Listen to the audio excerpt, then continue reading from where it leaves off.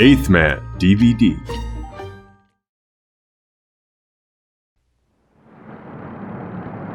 This is Beverly Hills.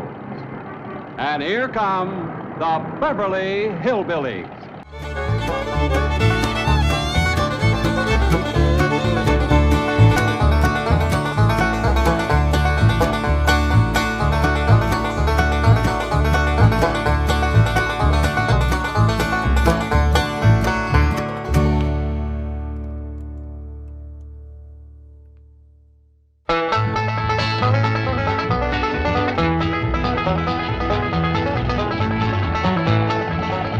Come on, let's find that house we bought.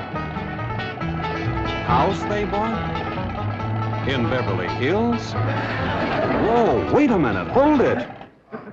How could a bunch of hillbillies possibly buy a mansion like this? Let's take them back to their home and see how this whole thing started.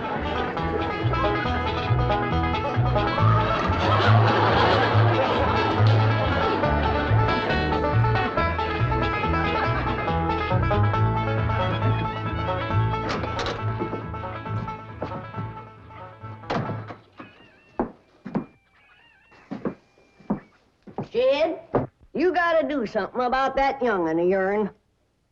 How'd that happen? Fighting with a bobcat. Get hurt? I reckon so. It went limping off on 3 legs. I swear I don't know what I'm gonna do about that girl. Well, the first thing to do is to get her into a dress. She's getting too big to be wearing man's duds. Looky here. She's done popped the buttons off of her shirt again. Well, Elly May carries herself proud, with her shoulders throwed back. It ain't her shoulders that's popping these buttons. Fully growed up, rounded out, female woman. Time she started acting like one. Well, one of these days, some boy will come along and start courting her. They came courting when she was 12. What did she do? She whopped the tar out of him. Well, it ain't fitting. Girl running around as wild as a cougar, wrestling, fighting, and hunting. She ought to be doing woman's work. Helping me with the steel. Yeah, real? I'll speak to her. Oh, that reminds me. Better go down and stomp out the fire under that mash. Hold on now, Granny. You ain't gonna stomp out no fire like that, are you? Huh? Oh, of course not. Don't want to burn my shoes. Pa?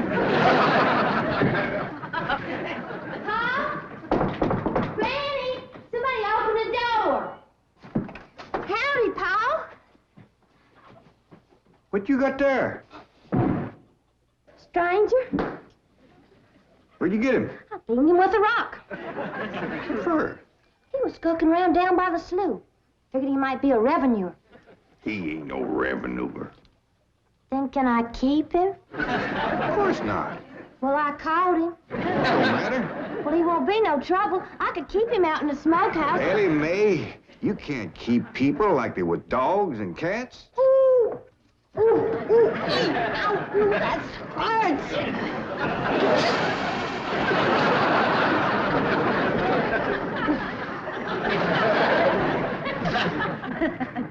Who's that? Some feller Elly found nosing around. Beamed him with the rock so it'd be easier to tote. Here, fellas from the petroleum company. What's a petroleum? I don't know. He asked me if he could do some wildcatting down by the slough.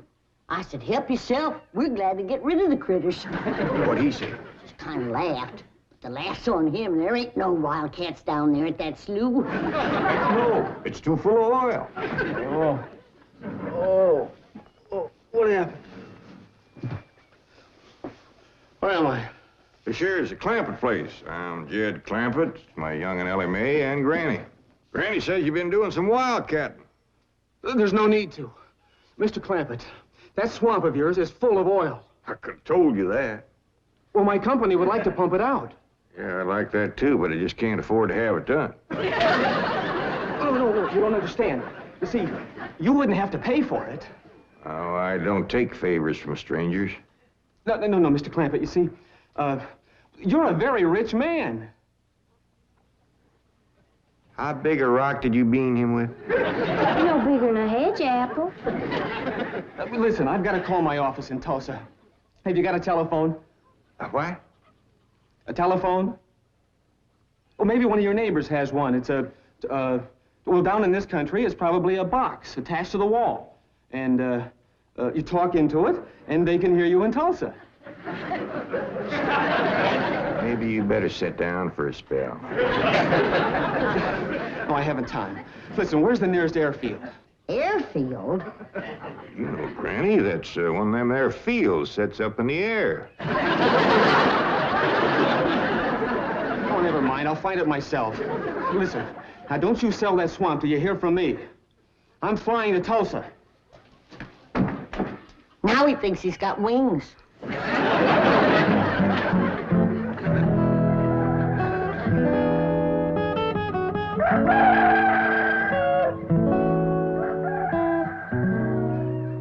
Morning, Granny. Watch them buttons, child. Granny! Them pigs of yours got into the corn. Did they drink much? I reckon they did. This here little fella was kicking blue blazes out of the mule. That's the trouble with razorbacks. They such a mean drunk.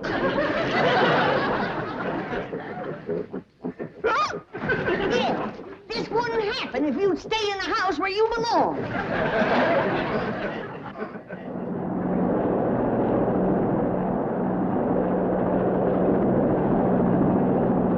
There it is, Mr. Brewster. On the tests and surveys, I'd say that's going to be one of the richest pools since East Texas. News like this is bound to get out. Let's go down and get Clampett's name on a deal. Where's the gun? Where's the gun? Oh, there. What's the matter? You want to see what just flew over Blueberry Ridge? What? The dad-blamedest biggest bird you ever laid eyes on. Probably just an overrode chicken hawk. Chicken hawk, nothing. That thing could make off with a hog. Hurry up, put that gun together. No room to land near the cabin, Mr. Brewster. It's too rocky and hilly. Then let's get the sling ready to be lowered.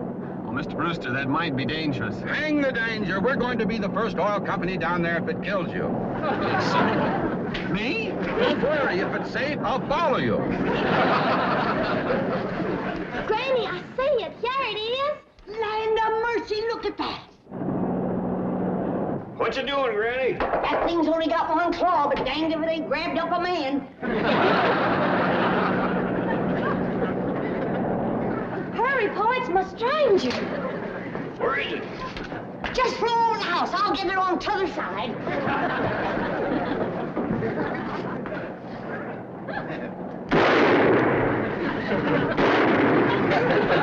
You kill it, Granny? No, but I made it drop that stranger.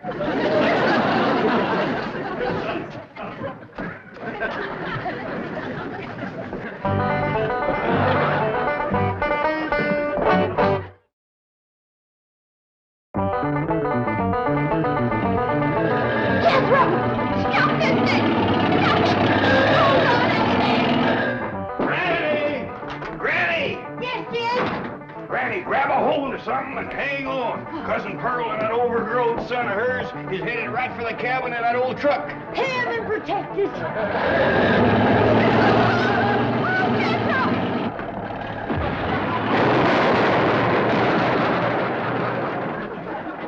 Did they hit us, Jed? No, but I think they sure want the chicken house. Oh, Jed, I'm sure sorry about the chicken house, but nobody got hurt. Jethro, I told you to get rid of them worn-out brakes. I did, Ma. That's how come we ain't got none. Get on out and lift the chicken house back on its foundation. Jed? Yeah. Jed, Elly Mae came running over to my place, and she said you sold the swamp to some oil company. Well, yeah, I guess I did. What did they pay you for it? Well, he ain't paid me nothing yet. The Brewster fella said he'd bring the money later. How much they gonna pay you? Well, he said that'd depend some on how much oil they could pump out. Well, he must have mentioned some figure. What was it? Now, Pearl, you know that old swamp weren't worth shucks. Jed Clampett, you got slickered and you're ashamed to admit it. That's just what I told you. Granny, how much they gonna pay him? All right, I'll tell you. He said it runs somewhere between 25 and 100. 25 and 100? I know it don't sound like much, but Mr. Brewster seemed to set great store by the fact he's going to pay me in some new kind of dollar. There ain't no new kind of dollar. Well, it's new to me. I've heard of gold dollars, silver dollars, paper dollars, but he says he's going to pay me in, what do you call them, Granny? $1 million. Yeah, that's it. $1 million? He wrote the whole thing out on this piece of paper. Here, you can see for yourself. I don't know nothing about that kind of stuff. Let's see here now. Thanks in heaven. Granny, give me the jug. It's empty, but I'll fetch some. I'll go, Granny.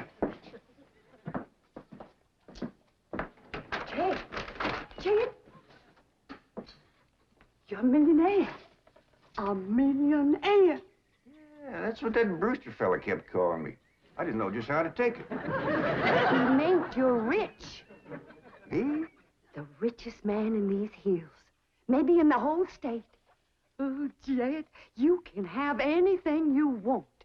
Do anything you want. Go any place you want. Yeah, that's another thing he kept saying. He said he reckoned I'd be moving away from here soon.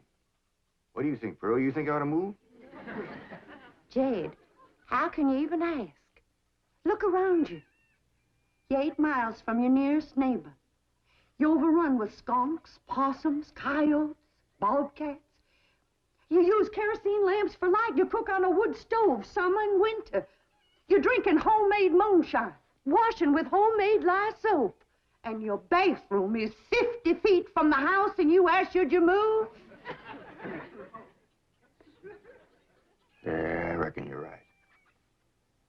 Man, be a dang fool to leave all this.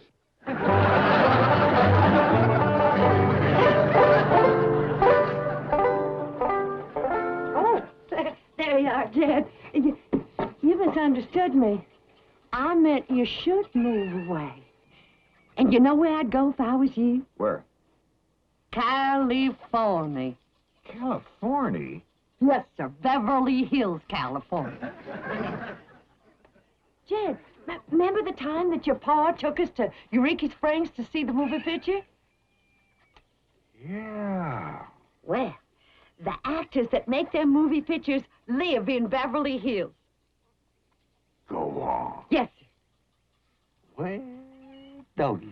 Ain't that be something? Living in the same neck of the woods with old town me.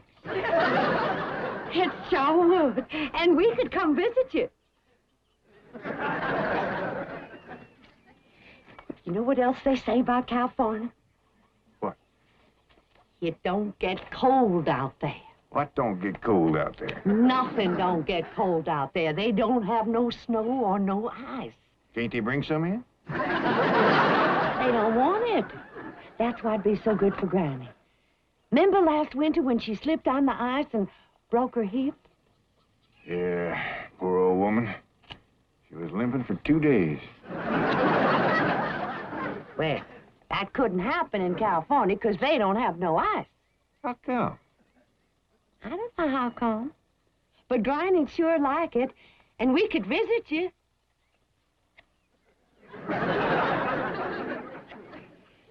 You know what else they say about California? Maybe Jethro know how come there's no ice. He's going to school. We could ask him. Jethro! Yeah, Ma. Come on over here. Speaking of school, Elly May could get herself a fine education out there in Beverly Hills. Yeah, Ma? Your rich uncle's got a question he'd like to ask you. What rich uncle, Ma? Your rich Uncle Jade. Jethro, how come there's no ice in California? Don't look at me. I didn't take it. You big dumb. Well, I didn't, Ma. Oh, get out of here. Well, you always... I didn't mean to. I was saying, Jed, folks claim California's got it all beat. Why, things grow twice as big out there. Jethro would be a whopper, wouldn't he? could help you move. He's awful handy at lifting and toting, and he could drive you out in my truck. I tell you what, Pearl. I'm gonna have to study on this. When that Brewster fella comes back, I'll ask him what he thinks. Well, your cousin is right about that, Mr. Clampett. Beverly Hills is a choice residential area, and lots of millionaires do settle there. Folks like me, huh? Well, millionaires. And movie stars, too. Oh, yes, yes. Is Tom Mix there? No, I'm afraid Mr. Mix is dead.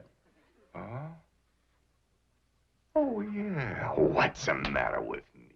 Remember, Pearl, he got shot at the end of that picture. Well, there are plenty other movie stars, and that's where Jed wants to live. Ain't it, Jed? I do like the notion of living in the hills. Never could stand flat country. Mr. Clampett, I think it only fair. That is, well, I think you may have a wrong idea about Beverly Hills. Is that where you live? No, my home is in Tulsa. Well, say, maybe you could get us a place there in your neighborhood. Mr. Clampett, let's not beat around the bush. You will love Beverly Hills. Then that's it. Can you steer Jed onto a good place? No, I can get the bank out there to handle it for him. He'd like a nice big place with plenty of room for his kinfolk to visit him. I would like a nice, roomy place if I could afford it. Oh, Mr. Clampett, with your money, you can afford the Taj Mahal. Okay, I'll take it. Well, no, you see, I was just making a little joke. Oh, well, go right ahead. Well, you see, the Taj Mahal is in India.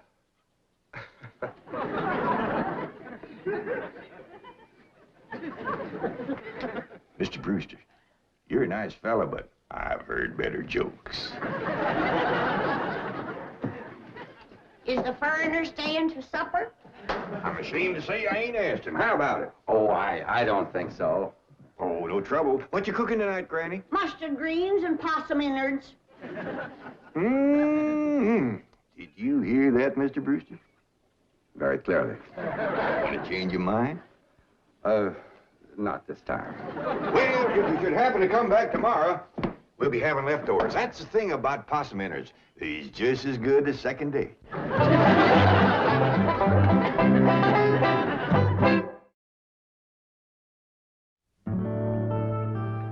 Elly, if old Duke sits there with you, there ain't gonna be room for Granny. Oh, that's all right, Paul. Granny ain't going. Who says she ain't? She says she ain't. That's right, Uncle Jed. She's a sitting on the back porch in her rocker, and she says that's as close to California as you're gonna get her. We'll see about that. Dang if I ain't got me the muliest women folk. We ain't never gonna get there.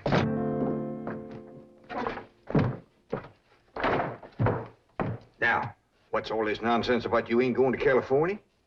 Ain't no nonsense to it. If the good Lord had wanted me in California, he'd have put me in California. Maybe he's just getting around to it. The book says he moves in mysterious ways. Well, if he moves me, I'll go. But you and Big Jethro ain't a budging me. Granny, this here Beverly Hills sounds like the kind of place you'd like. That Brewster fella says they got smogs out there. What's a smog? Well, me and Jethro figured out that's a small hog. And you heard what Pearl said. It ain't got no snow out there. You could run your still the year round. Run it the year round here. Yeah, but walking down through the snow to the still always makes you feel so miserable. I might feel miserable walking down, but the way I feels coming back makes up for it. Hey, damn it, Granny. We've been planning and talking about this trip for days. You never said you wouldn't go. Never said I wouldn't either. But that Brewster feller has bought us a house in them Beverly Hills. He sent our $25 million to the bank out there. Well, you just chase on out after it. I'm staying right here. And I ain't afeared neither. Granny, I ain't leaving you here alone. And I ain't a budging out of this rocker.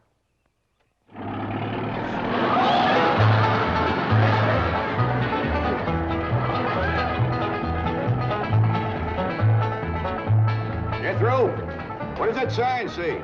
It says Beverly Hills. You hear that, Granny? We're Baer. They call them hills? Why, we got moles that can push up higher ridges than that. Well, leastways, it's hills. We'll be among our kind of folks.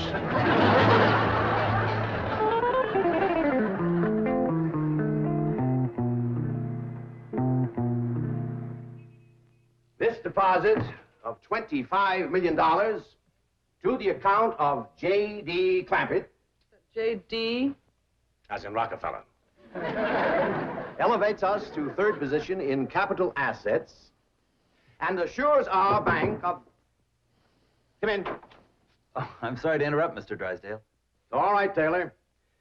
Well, are we all set to give the Clampetts a red carpet reception? Well, I'm afraid Mrs. Drysdale still isn't too happy, sir. Yes, I know. Oh, my wife is very upset that I got the estate next to ours for the Clampetts. Says I don't even know what kind of people they are. Do you? I know to the dollar what kind of people they are. They're my kind of people. Loaded. Taylor, have the gardeners got the grounds in order? Yes, sir. But I'm afraid that's another thing your wife is upset about. Oh? Well, you see, your gardeners have been working on their lawn all week. Why, they've mowed it, trimmed it, fed it, clipped it. I don't care if they lather it and shave it. This is the most beautiful mansion in Beverly Hills. I want every square inch of ground within those walls in apple pie... Oh. Yes? Oh, hello, Margaret. No, dear, I'm very What? Oh, good heavens, did you call the police? I'll be right there. What happened? The Clampett estate is being invaded by a band of outlaws. Invaded? Yes, they're holding the gardeners at gunpoint.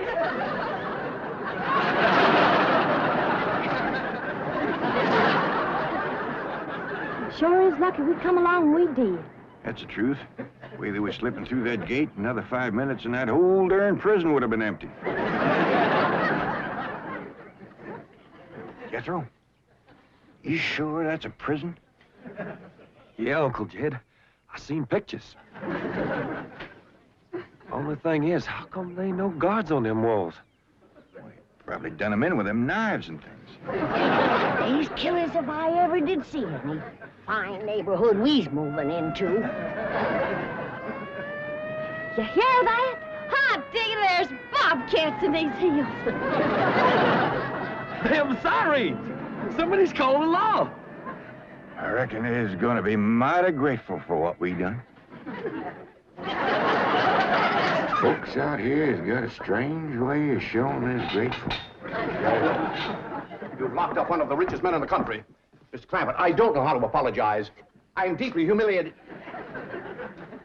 What have you cutthroats done with J.D. Clampett? I'm Jed Clampett, and I'd appreciate it if you let go of my Sunday shirt.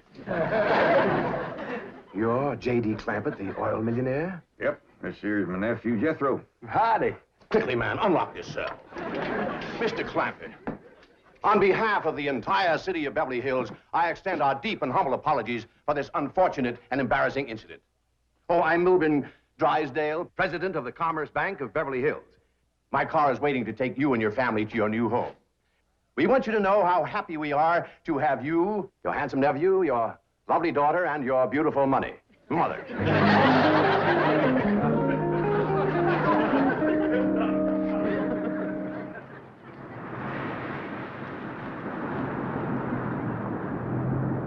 Wait a minute! Stop this car!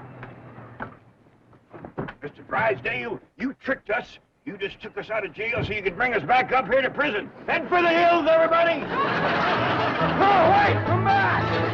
It's not a prison, it's your home! Now, wait! Mr. Clampett, listen to me! Wait! Come back! Friendly!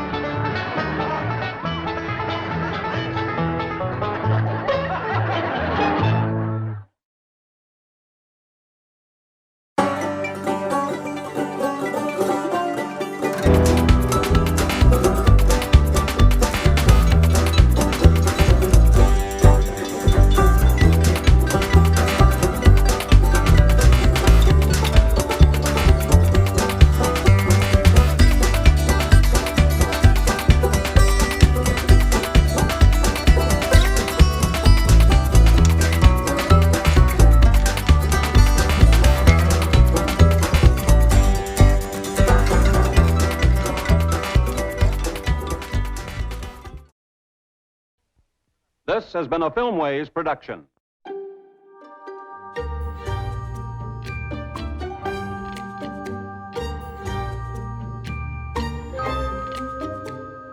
Eighth Man DVD.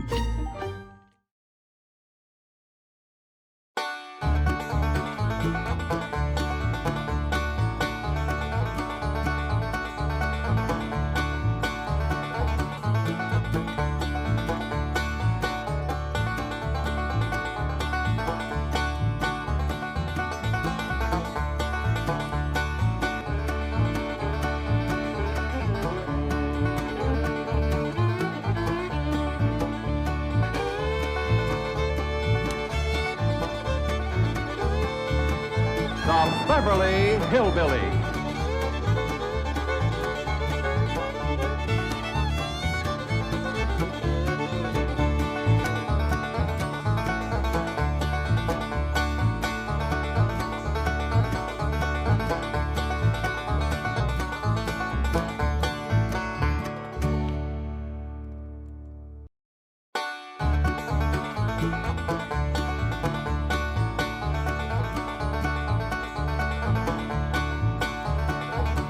Welcome. Howdy. Well, now, ain't that handy? That, Pa? Way the road takes a bend in here, runs right by the front door. No, Mr. Clampett, this is your driveway. It goes with the house. Is this thing a high? Oh, yes, indeed. It was built by John Barrymore, one of our finest actors. Pretty fair stonemason, too. Hey, Jed! This here is dandy soil. Fine, Granny. We'll commence plowing tomorrow. But this is Beverly Hills. Dirt is dirt. Yes, I know, but... Why don't we look around inside, eh?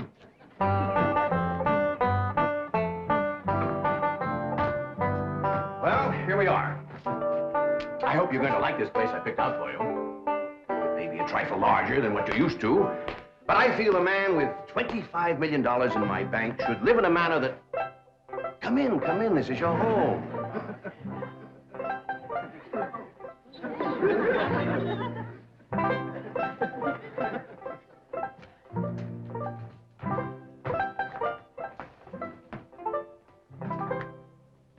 As I say, it may be a bit more than you're used to, but I'm sure you'll be comfortable. Now, my secretary will be over right away to help you with the hiring of servants or whatever problems you may have. She's a very efficient girl, Miss Hathaway. Jed? Jed?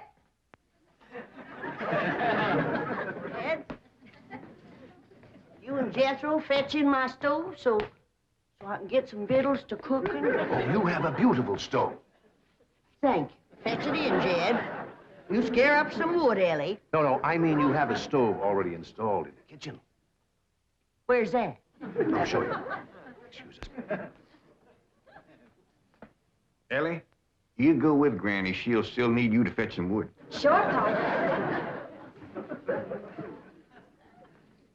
Uncle Jed, guess what? There's a whole nother house up here. Jethro, come down from there. Like as not that belonged to somebody else. This is your kitchen. Oh, and here's the stove. The last word in food preparation. And speaking of food, you'll find everything you could possibly want stored right in here. See?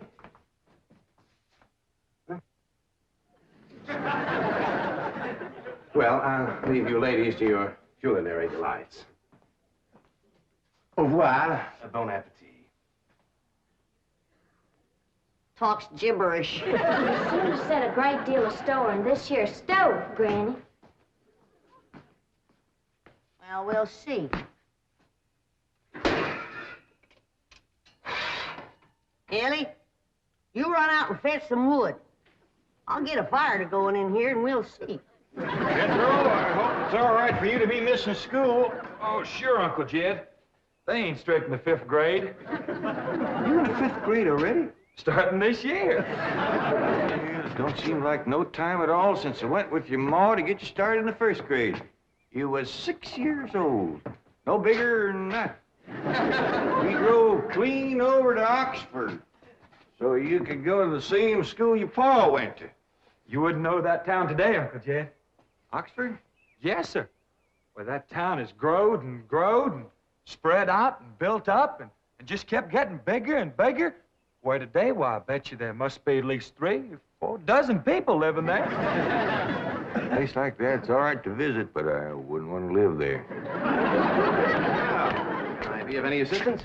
No, thank you, Mr. Drysdale. We were just talking about Jethro here getting back to school. Oh, well, we have some excellent educational facilities out here, Mr. Clampett. Where do you go to school, Jethro? Oxford. Oxford. Yeah, you see, Jethro's ma, that's my cousin Pearl. She married an Oxford man, so naturally Jethro, he goes to school there, too. I'm the champion crawdad eater. At Oxford? Jethro put away 3 buckets of crawdads. 4. And he's learned to cipher and everything. Cipher some for Mr. Drysdale. 1 and 1's 2. 2 and 2's 4. 4 and 4's 8.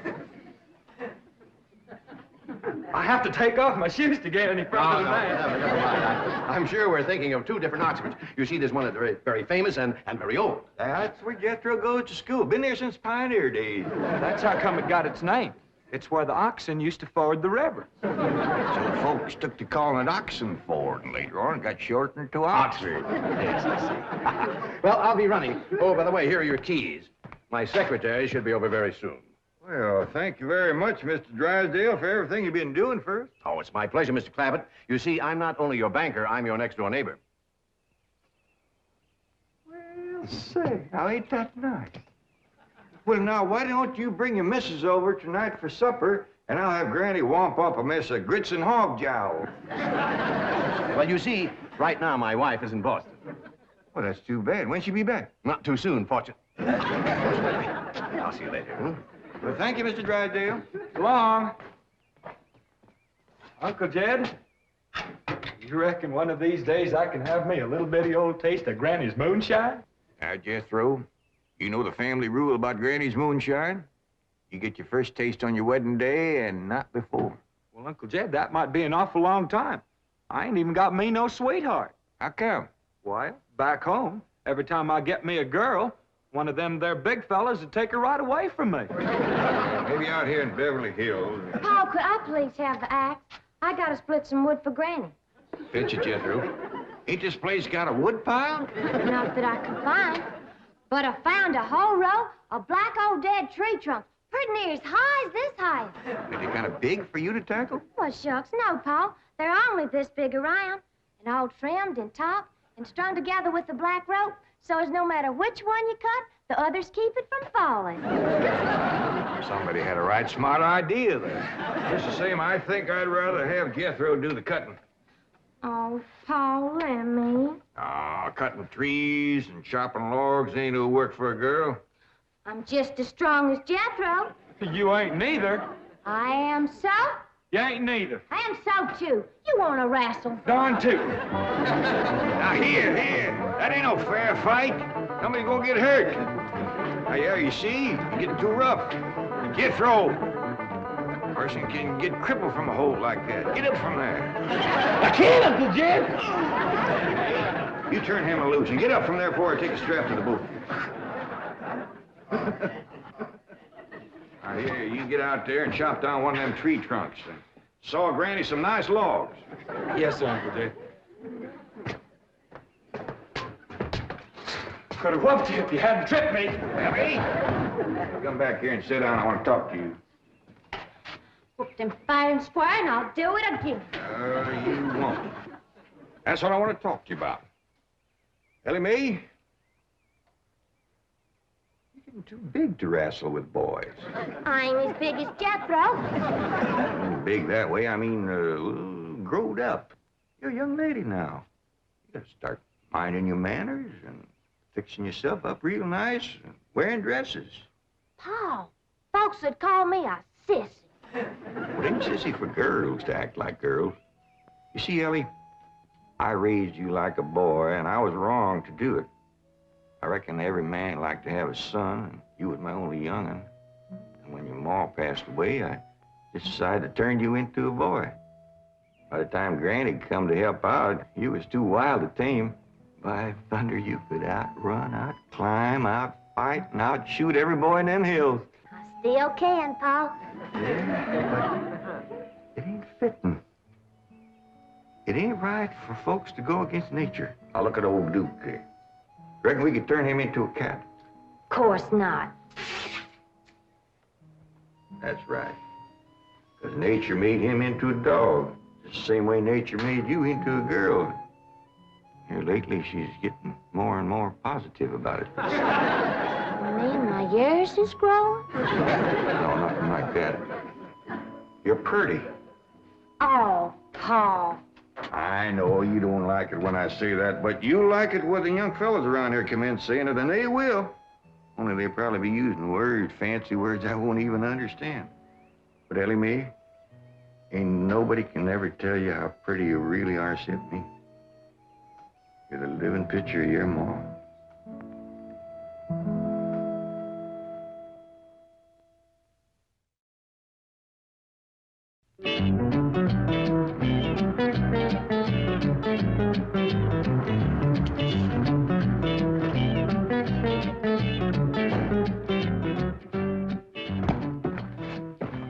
You still here? I thought you were going up to the Clampett estate. I didn't think it prudent for us both to be absent simultaneously.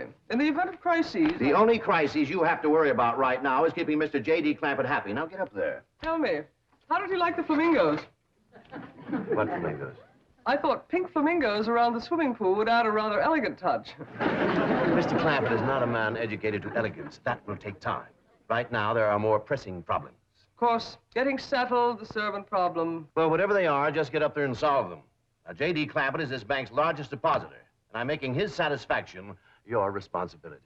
I accept the mantle of responsibility with which you have cloaked my shoulders. And I shall so conduct myself that if this great financial institution shall last 1,000 years, people will still say, this was their finest hour. Andy Wood, all right. Got a lot of pitch and tar in it. Ought to burn real good. Yeah. That flimsy grate holds up. Granny, this is the top of that tree trunk. You want I should split it up, too? No, just leave it outside.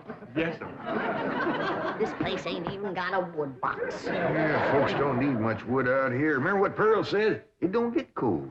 Yeah, I remember.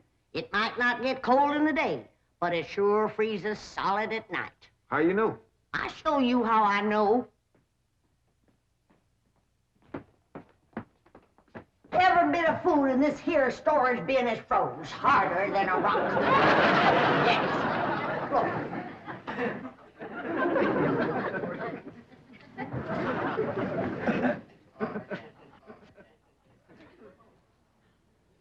Mighty thin-skinned hog.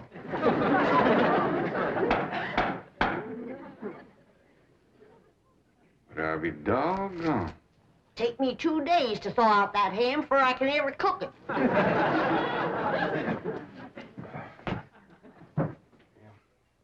People ought to know better than store food up against the north wall. Tomorrow we'll dig us a root cellar and we put all this stuff in it. Jethro, go on out there and catch us a chicken. Okay, Uncle Jed. How you know we got chickens? Place this size is bound to have chickens. They ain't all froze together.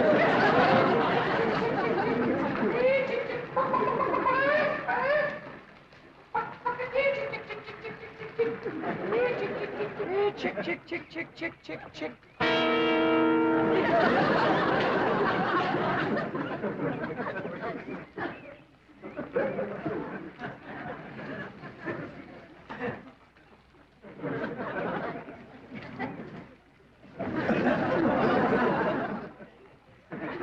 I keep a chicken.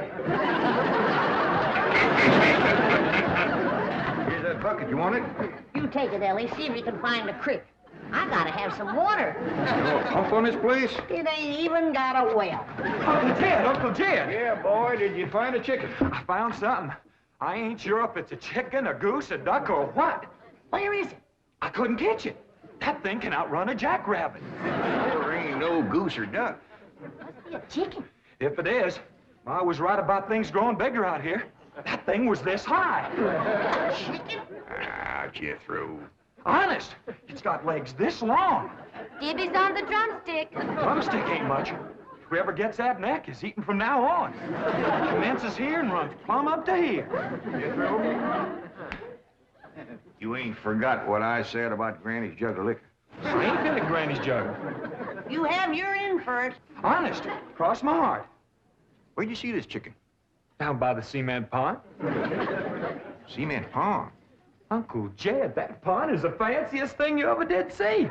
Why, they is steps, so's the cattle can walk right down into it and get a drink. And up at one end, there's a lady standing there made out of rock. And she's a-pouring water out of a jar right into that cement pond. Oh. Well, that's how come that big old pink chicken to get away from me. Flew right over the top of that there rock lady, landed in that pond, and swam like an otter. Just flapping them big old pink wings and hollering. What color did you say that chicken was? It's pink. Ain't I told you that stuff would stunt your growth? Miss Granny, I didn't touch a drop. You and me is going to the woodshed. Jethro, you swear to be telling the truth? So help me, Jefferson Davis. You take your hat off when you speak of the president. He ain't president no more. I'll have no Yankee talk in my kitchen. Now, Jethro, you and me's going back out there and corner that chicken. Granny, you get your fire to going. Elly Mae, you sweep up out front and keep your eyes open for that Miss Hathaway. I'm counting on her to take you in hand and get you in the right kind of clothes. Come on. Chicken.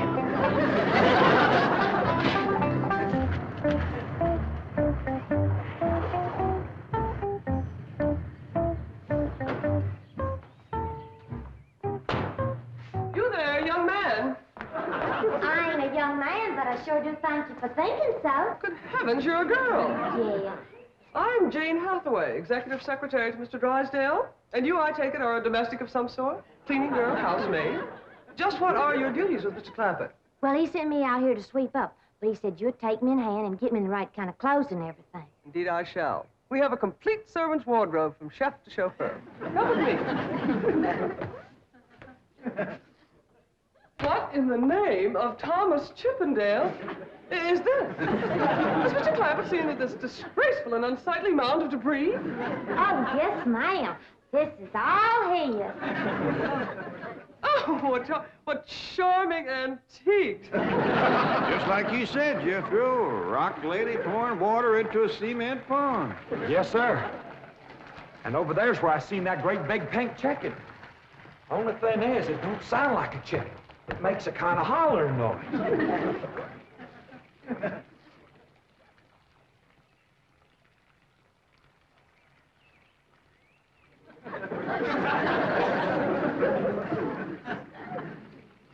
Reckon you'd make a hollering noise, too, if you was to lay egg like that. Man, oh, man. That's what I call an egg. And you won't have to worry about food now. Wait till she cooks this.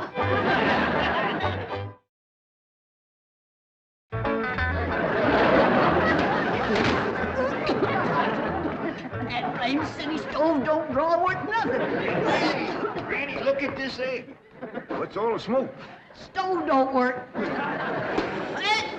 Probably just a stuffed-up flue. Ain't got a flue, ain't even got a stovepipe. Well, I'll get the shovel and a hoe and rake it out of there. You keep this egg.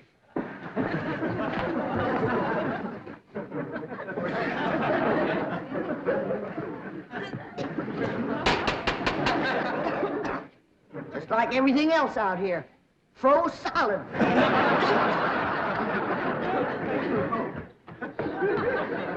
Really, my dear, you look quite charming. Well, I feel like a dead blamed fool. Just a moment. Yes, now I'll be right back. Oh, that was my pa. I take it he's a gardener. Oh, yes, ma'am. Pa just can't wait to commence gardening. Apparently. However, as though I admire his enthusiasm, I must forbid him access through the main entrance. Now, tell me about the rest of the staff. Is there a chauffeur? A what? Someone who does the driving. Oh, yes, ma'am. That's Jethro. Of course, I don't reckon he can stay around very long. He's got to get back to Oxford and go to school. Oxford? He attends Oxford University? Well, he just calls it school. Pa went to school there, too. Oh, yes. Old school time. Great pride, those Oxford men. Sorry I couldn't stop before. Granny was having trouble in the kitchen. Pa, do I have to wear this here stuff that Miss Hathaway... No, there can be no appeal from Mr. Clampett's orders. Thank you, ma'am. Glad to see you taking a firm hand. Elly May, that's right pretty. Makes you look taller. She's got me walking on pegs. We'll run in and show Granny. And get rid of those old clothes, dear. Granny, I presume, is the cook. Yes, ma'am, but she ain't too happy about it right now. I shall deal with her directly. Now, let's see. Maid, gardener, cook, chauffeur. Oh, I understand Jethro is an Oxford man. You bet he is. I'm quite anxious to meet him. Don't blame you. Fine-looking young feller. Single, too. And he's on the lookout for a girl. I am only interested in the intellectual rapport which I would naturally have with an Oxford man. I presume you went to Eton as a boy.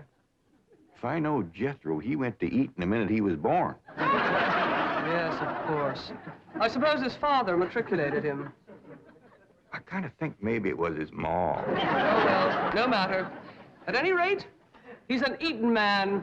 That he is. Matter of fact, Jethro won the Eton championship.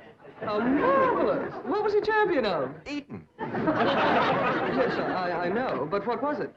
Cricket? Oh, no, it was crawdad.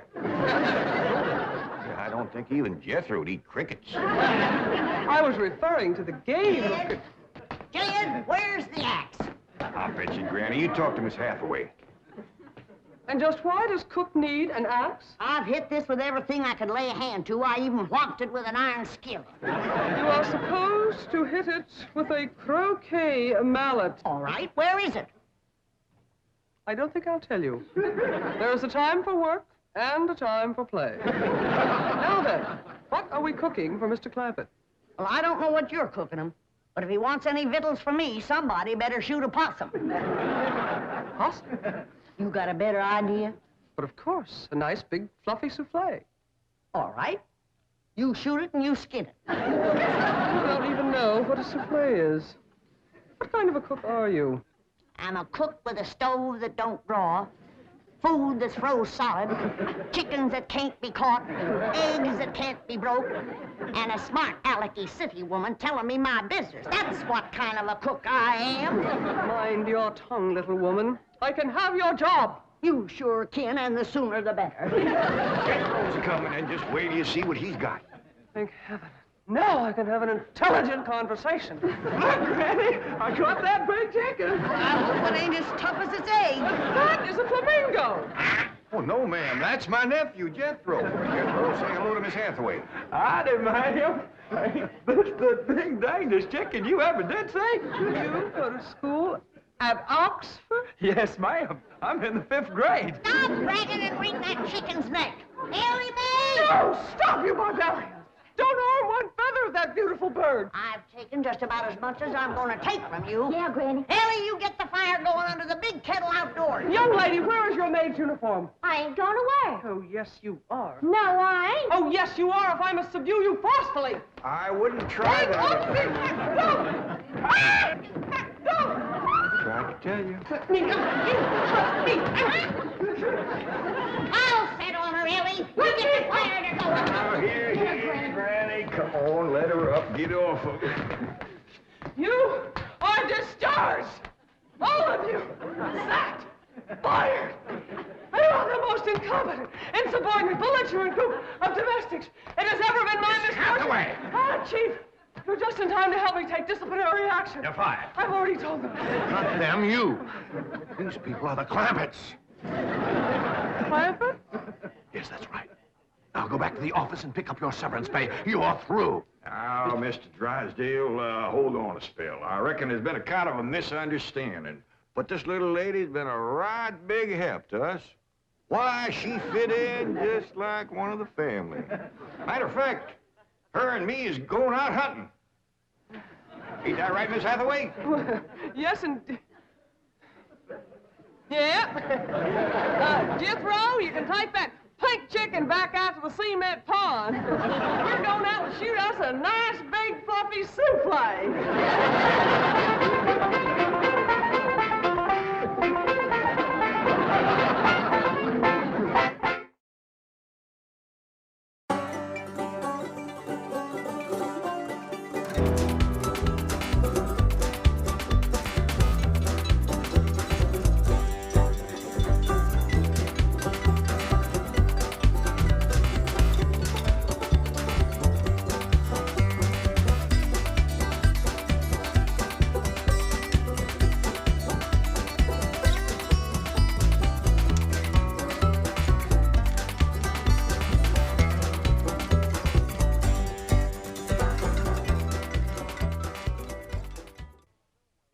This has been a Filmways production.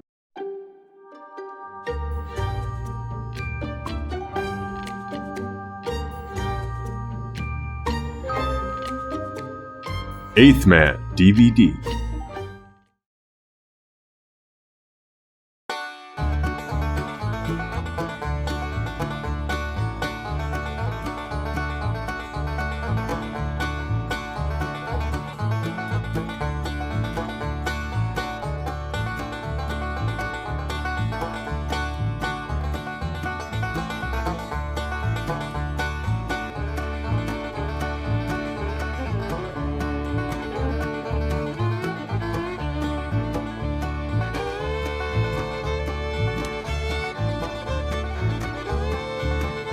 The Beverly Hillbillies.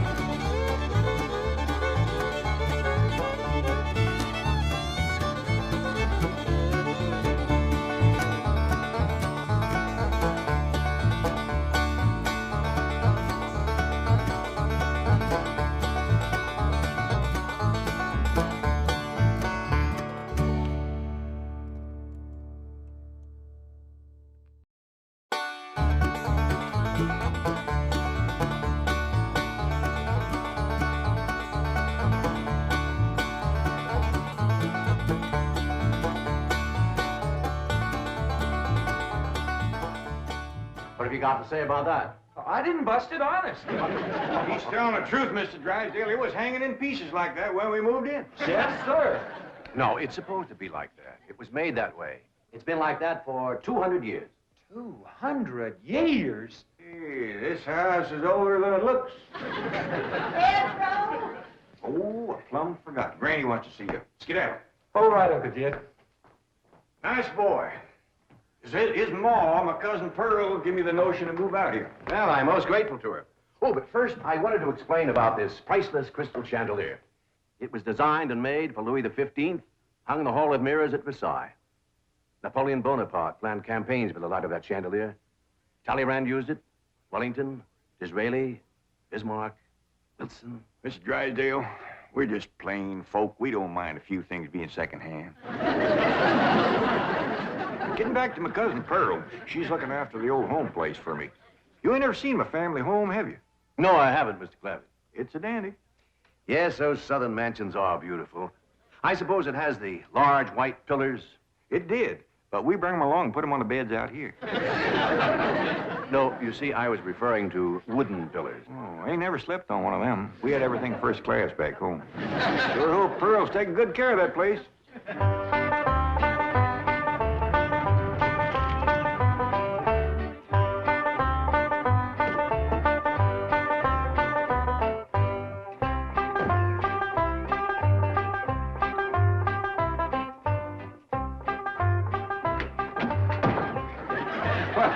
Hello there. Oh, why, you're Mr. Brewster from the oil company that paid Cousin Jed all that money for his swamp. 25 million to be exact. You ain't here to back out, are you? No, indeed. Your cousin's money is safe in the bank in California. I just thought you'd like to know that I heard from the bank, and your family arrived in Beverly Hills safe and sound. Oh, that is good news. My son Jethro drove him out, you know. Yes, I know he did. Oh, I have something here from the bank. I think you'll enjoy it. For me? They told me at your house I'd find you here. Yeah, well, I promised Cousin Jed I'd keep an eye on the old home place for him. It's a long trip from my house, but I'm glad to do it for Jed.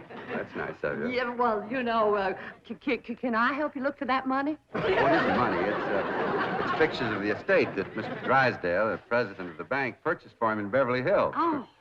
This is now the Jed Clampett estate. Land to mercy, look at that. Why, it's bigger than the state capitol. Quite a change from this place, all right. What in the world is that? Oh, that's the swimming pool. Swimming pool? Yes, quite ornate. Oh, my son Jethro's gonna like that.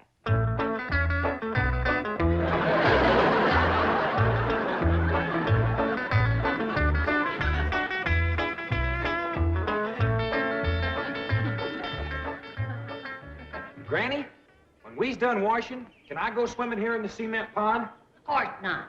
I don't allow nobody splash around in my wash water. Ain't there no place else you can wash? This cement pond's the only water we got. Place ain't got a well, it ain't got a creek. Ain't even got a rain barrel to catch what comes out of the sky. Oh, when that banker fella seen me unloading your wash tub and scrubbing board, he said, why, you can throw that away. We don't use them things here in Beverly Hills. Now, you listen here to me, boy. I don't care how other folks live in Beverly Hills, but us Clampetts is gonna be clean. Yes, ma'am. We may not have it as nice as we had it back home in the cabin. Pump right in the house and everything. But we ain't gonna lower our standards. No, ma'am. Here, wrench these things out for me. We gotta get this tub back to the kitchen for Elly's bath. Yep. Being clean is a strict rule with your Uncle Jed. Let me look you over. Many the time we've been down to our last piece of fat. I'd say, shall I cook it to eat it, or shall I render it down for soap? He'd say no, render it down for soap, Granny. The Lord will feed us poor folks, but we gotta do our own washing. But Uncle Jed ain't poor now, Granny. He got $25 million. How long do you think that's gonna last if we go throwing it away on store-bought soap? Waste not, want not. Now, here's a view of the entrance hall. My stars and garters. Why, it's a palace. Whoever would have thought that my cousin Jed would be living in an estate like this? Well, the credit is yours. You're the one who talked him into moving. Oh, well, I put the notion in his head, but it was really kind of Elly May when. Yes, his daughter will have a wonderful life as a Beverly Hills debutante. Can't you just see that beautiful girl descending this magnificent stairway? I sure can.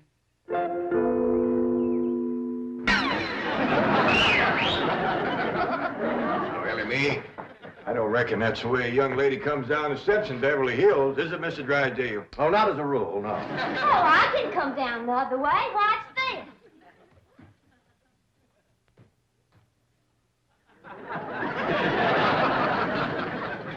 How's that? Well, that's not exactly what I had in mind. Well, show me. No, my secretary will show you. Oh, she's in town doing some shopping for you. Oh, what's she getting me? Now, that's going to be a surprise, Elly, but it's some things you've been in needing, and they're going to be pretty, and you're going to like them. Things I've been a-needing? A set of muskrat traps. A three-blade frog sticker? Nope. A ready-made slingshot. Now, Elly, you way off the track. Now, you wait till Miss Hathaway gets here, and you'll see. Yes. Well, I'll be pushing along to the bank.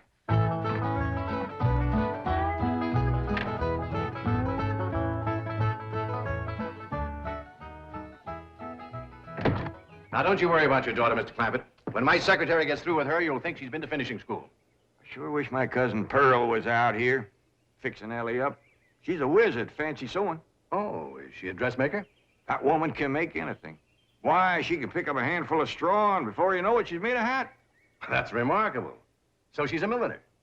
Oh, she's a Clampett. Married a Bodine. I don't recall knowing the milliners. Milliners are women who make hats. That's Pearl, all right, but she's a Clampett. You talk about making hats. Pearl made herself a hat one time that's shaped just like a bird's nest. And in there on the nest was this blue jay a-setting on her eggs. Well, sir, they come from everywhere to see that hat, to study it, to see how Pearl made it so as they could copy it. Boy, there was dozens of them from all around. Hat designers? No, blue jays. Never did catch on too good with people. For a while there, Pearl couldn't hardly go out of the house without a bunch of blue jays taken out after her. Sure wish she was out here. She'd have Elly slick as a picture in a catalog. Yep. I ought to be out there in Beverly Hills helping Cousin Jed. Well, he certainly has plenty of room for you. This mansion of his has 32 rooms and 14 baths. 14 bathrooms? Yes. A sunken marble bathtub. I can just see Elly May having herself a bubble bath in there. I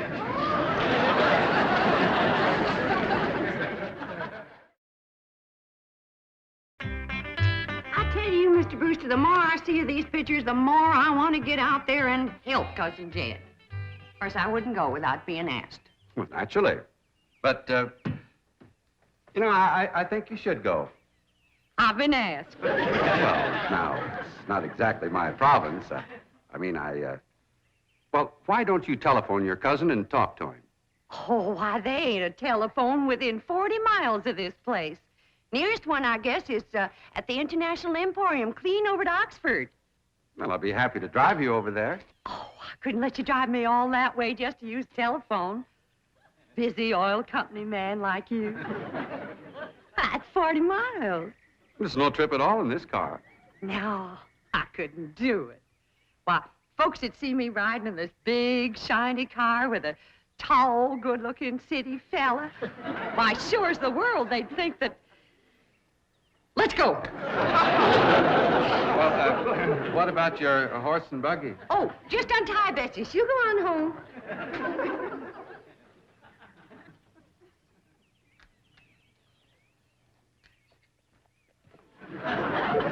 Well, Bessie's headed for home, all right. Mrs. Bodine, how long has your buggy been hitched there? About an hour. Why? Why, Blue Jay built her nest on the seat, and she was sitting on her eggs. Oh, shoot. I wanted to wear that.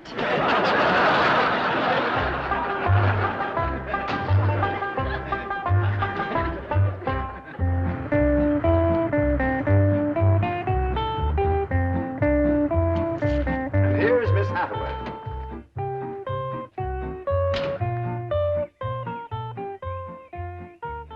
Mon capitaine, je suis retour. Fine. Ready for Elly May?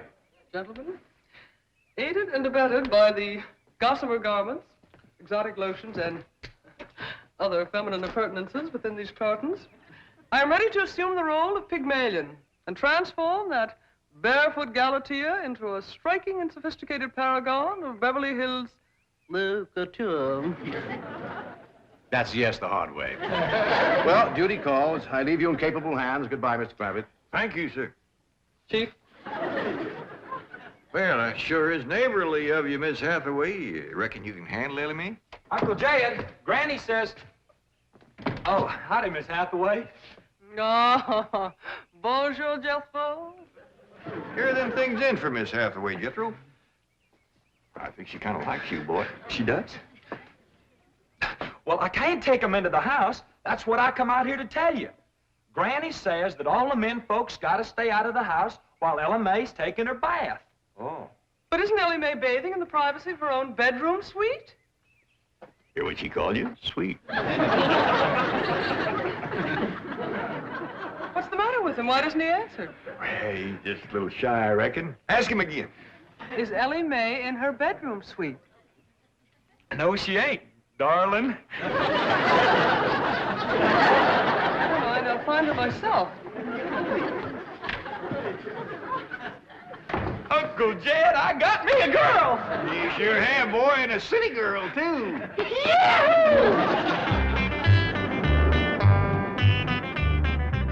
Some city girls I were about. Jethro's such a good-looking boy. Every girl in the 5th grade was after him. I hardly think anything serious can develop between boys and girls in the 5th grade. Oh, I don't know. So far this year, there's been 3 couples out of Jethro's class get married. Married? 5th grader?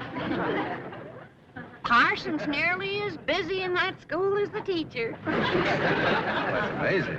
Oh, I've heard of... Wouldn't you know it? There's that Snoopy Alverna Bradshaw and her big mouth daughter sitting on my front porch. Oh, I can just hear the stories they'll start going around if they see me in this car here with you. Yoo-hoo! Alverna!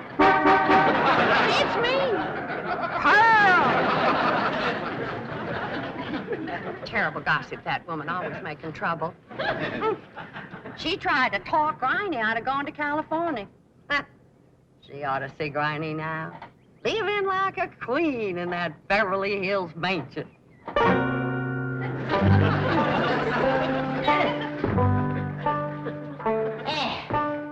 I should have listened to Alverna Bradshaw and stayed home.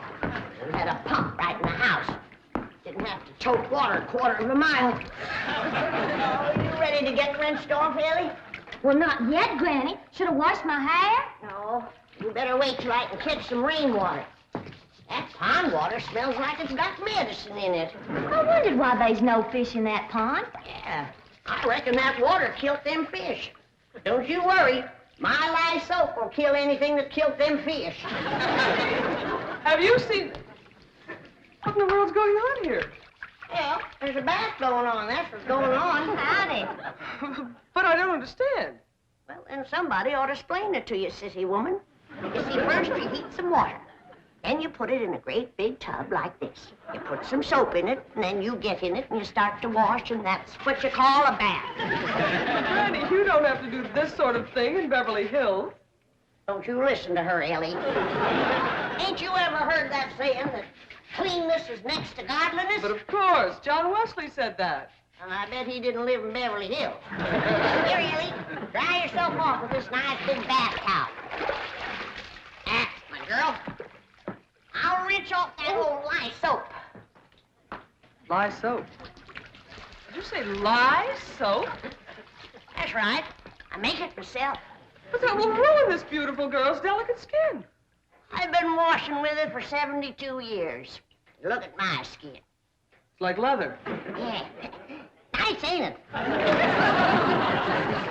Granny, I hope you will forgive my momentary bewilderment at this primitive form of ablution, but please let me explain.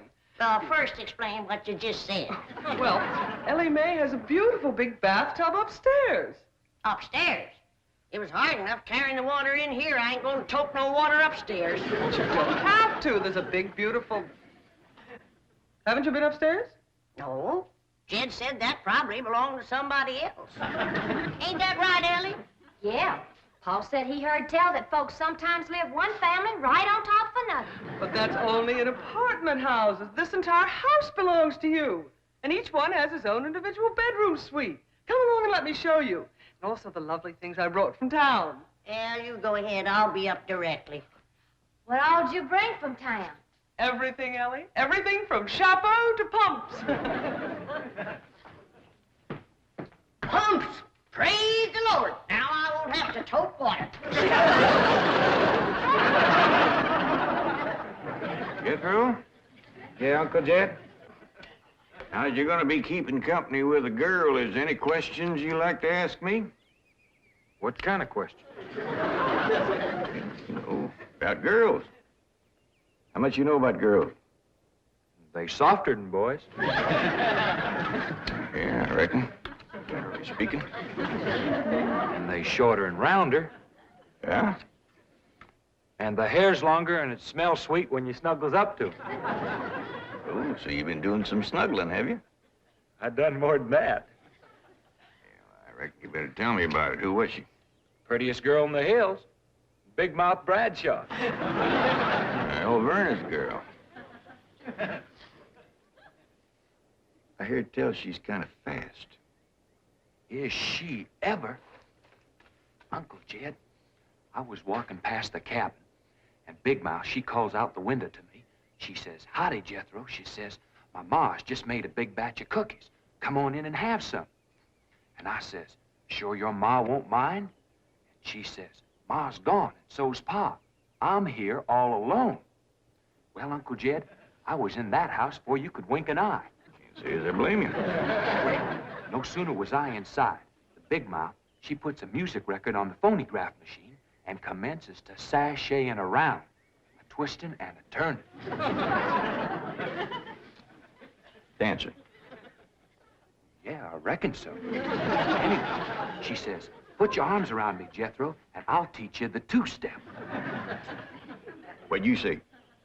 I says, listen, big mouth, I says, here we are, all alone. Your ma and your pa gone, and you think that I'm going to waste my time dancing? I says, not me, sister. Bring on them cookies.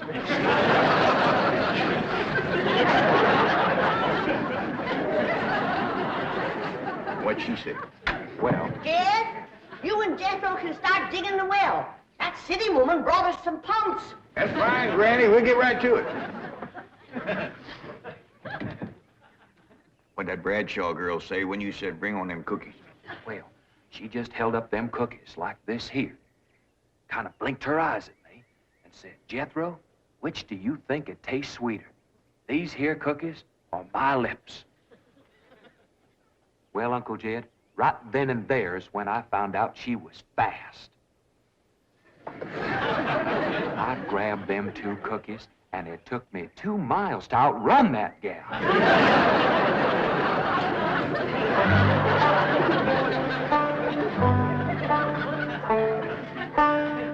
Jethro,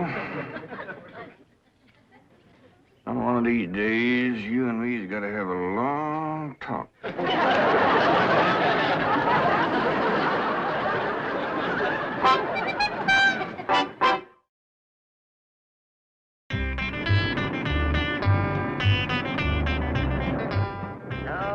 Yes, he's a lady killer, that bar of mine. While Werner Bradshaw's daughter chased him all the way home one day. Sounds like Jethro has a lot of charm and sex appeal. Oh, he has. It's funny how a daughter can take after her father and a boy can favor his mother. Yes. I ought to be out there looking after Jethro. You know, Jed's gonna need him to help garden a place this big. Well, most Beverly Hills mansions have regular gardeners. And, of course, a complete sprinkling system. Sprinkling system? Oh, yes, indeed. That entire lawn is crisscrossed with underground pipes. Land to mercy.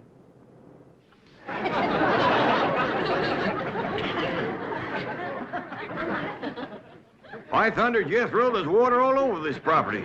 Ain't too deep, neither. I know. Should I commence to digging? Well, now, let's get as close to the house as we can. That way the pump won't have so far to pull. Clampett? Jethro? Oh, here comes your sweetheart. It's Clampett. I cannot handle that daughter of yours. What happened? I opened that box of beautiful clothes, turned my back for a moment, and she bolted like a wild colt. I was afraid this would happen. Where is she? She's up there. I'll go right up and talk to her. Jethro, have you been upstairs yet? No, ma'am. Then you've got a surprise coming to you. What is it? Your sweets. So are you. No!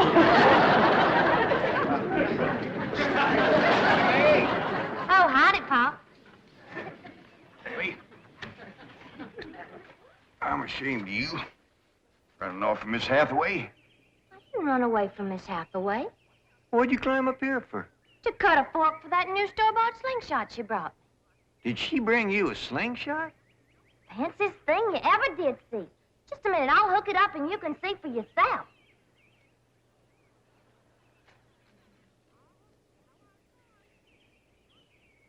Look at that. Doggone. A store-bought, lace-trimmed, double-barrel slingshot. Ain't it a doozy? I don't know how good I can aim it, but it'll sure throw a heap of rocks. Yeah, they really need me out there. Why, I could work wonders for Elly Mae with my fancy sewing and beauty secrets and hairstyling and everything.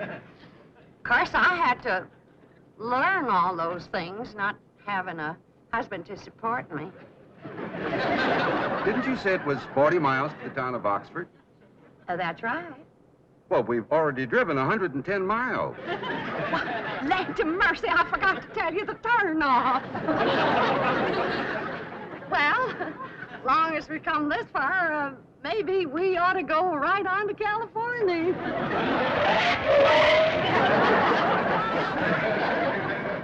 I tell you, Granny, there's so much water here, you could shoot a load of buckshot in that ground and bring up a dozen springs. I'll be right back.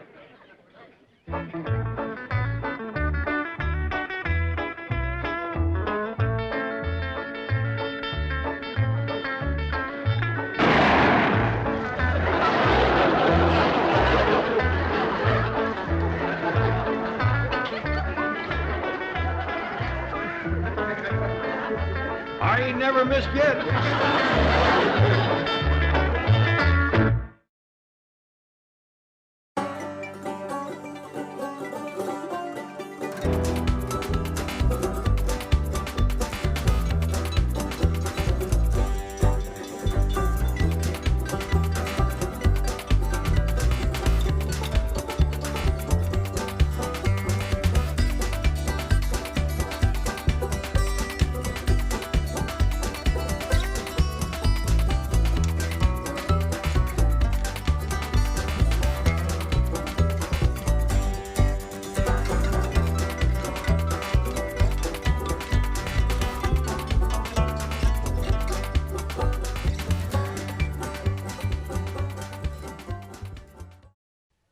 This has been a Filmways presentation.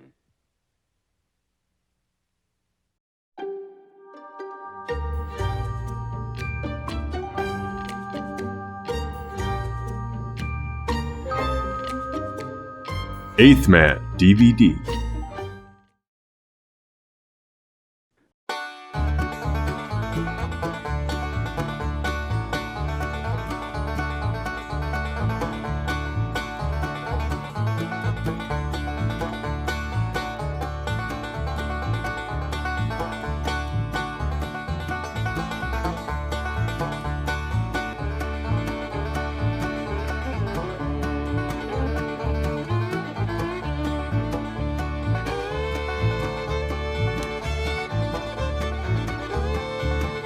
The Beverly Hillbillies.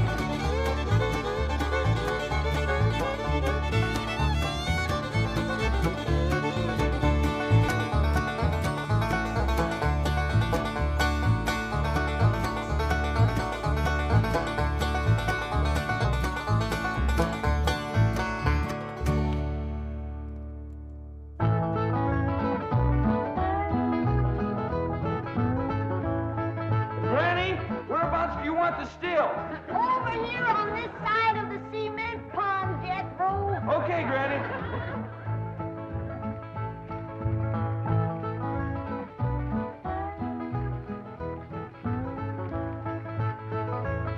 Come on. We's waiting.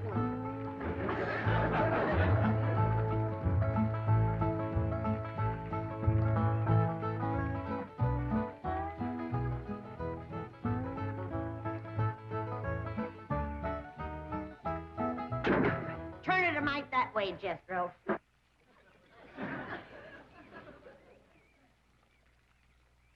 Only one bad thing about putting you still here, Granny. What's that? Drysdale place is downwind. The smell of your corn liquor or brewing is going to drive poor Miss Drysdale right out of her mind. She's a drinking woman. How do you know, Uncle Jay? Well, he kind of let it slip by. Remember when we was unloading this from the truck? Yeah? He says to me, what's that? I said, that's a still for making corn liquor. He turned kind of white and trembly, and he says, oh, please don't ever let my wife see that. I reckon she just can't leave the stuff alone. Some folks like that. Terrible. Come to think of it, that's how come she's in Boston. What kind of drinker? Yeah. Miss Hathaway says she goes all over every place looking to get cured. Damn city cure's no good. The minute you go to taking it away from them, they want it all the more. I could cure Mrs. Drysdale of her drinking in 2 days. Oh, Granny. I just telling her she could have all she wanted. When they find out you don't care if they drink, they don't care to drink. That sure would be a blessing. Pa? Over here, Elly, now. No more talk about drinking. Hey, look, everybody. Ella Mae's wearing a dress. Pa, Mr. Drysdale's in the house to see you. All right. My, ain't she pretty? Yeah. But, Elly, you're showing too much Baer high. Well, that ain't her fault, Granny. She just got the dress on backwards. Elly, honey, put it on the other way around. All right. Hold it. Hold on. In the world kind of a dress is that? Well, Miss Hathaway says it's a California sundress. Wouldn't let no son of mine wear it. Daughter neither. Granny, you'd best get her into something decent whilst I talk to Mr. Drysdale. Uncle Jay, can I go swimming in the cement pond? Oh, I reckon so, Jethro. But this ain't like the swimming hole back home. You can't go in there without no clothes on. I can't? No, sir. Okay, Uncle Jay.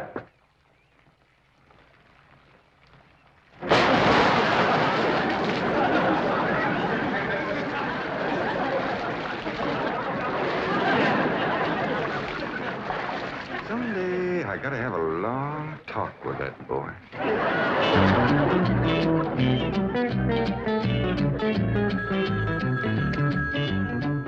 Drysdale's office, Miss Hathaway speaking. Boston. That must be Mrs. Drysdale. No, don't put her on. She'll only make my life Mrs. Drysdale. How are you? How are things in Boston? Oh, the doctors here are just as silly as the ones in Beverly Hills. They insist there's nothing wrong with me. They've got me so depressed.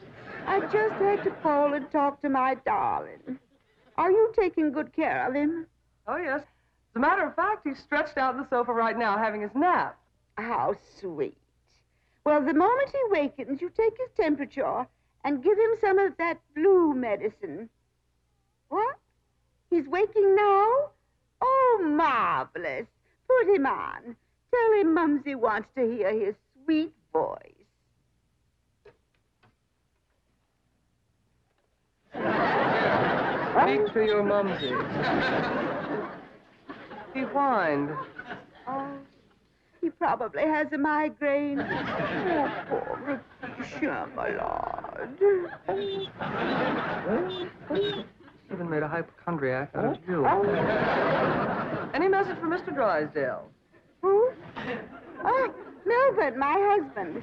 Yes, well, isn't he there? No, he's up at the Clampett estate. Clampett. They bought the place next to yours just about the time you left for Boston.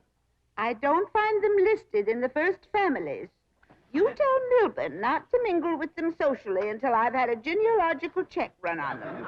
We don't want riffraff living under our very noses. For pain, one swaller. Don't open near fire. I'll be right in, Mr. Drysdale. Thank you, Elly Mae. Granny, this is quite an array of medicines you have here. Yep, them's all the remedies I made myself. I wish you'd make something to help my wife. She's a terrible hypochondriac. Oh, what's the Elly, you run along now. I'll join you directly. Yeah, she goes from doctor to doctor to doctor. Well, I reckon the doctor can't help what's ailing her. Of course they can. It's psychosomatic.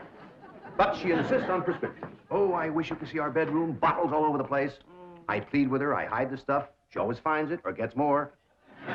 You think that's a lot of bottles? You should see my wife after a trip to the pharmacy. Why, she's so loaded she can hardly stagger up the stairs. Sit down, Mr. Drysdale. Set yourself. And she has a dog. A perfectly healthy poodle. Now, would you believe that she Don't tell me. laps it up just like she does? Lord, look. You're sure toting a heavy burden. Now, maybe I can help you. Now, if she was to think that every time that she was to... You can just wear that barrel till your clothes get dry. What happened to Jethro? Get too close to a skunk? He jumped in the pond with his clothes on. Mr. Drysdale, I'm sorry to kept you waiting. Did Granny tell you about her complaints about the kitchen? Jed, I'm ashamed to mention my piddling troubles to a man bowed down with the misery he's got. You know his wife.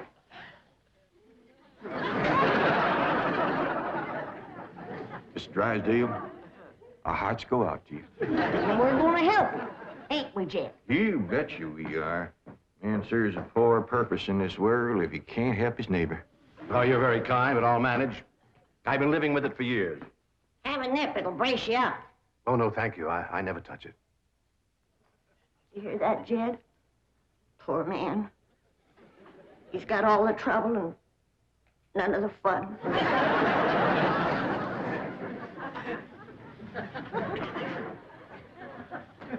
There goes a soft-hearted woman. Yeah. Now, about her complaints. Oh, yeah. Well, for one thing, that electric meat grinder has been giving Granny a heap of trouble. Electric meat grinder? Yeah, this one right here in the dish trough. Oh, it grinds the meat all right, but then you can't find it. It goes down that pipe. Granny lost 2 squirrels and a rabbit in that thing. That's a disposal. You only put things in there that you don't want. Now, Mr. Drysdale, that ain't altogether true. Granny sure wanted them squirrels and that rabbit. And another thing, this here sideways pump don't work at all. We must have carried in a barrel of water to prime that thing, but it didn't work. Oh, there's another thing. Every once in a while, this little thingamajig here makes a ringing noise like that. There it goes again. Well, that's the telephone. Someone's calling you. I don't hear him. They're calling you on the telephone. Say hello into it. Hello. You have to lift the receiver first. Now say it.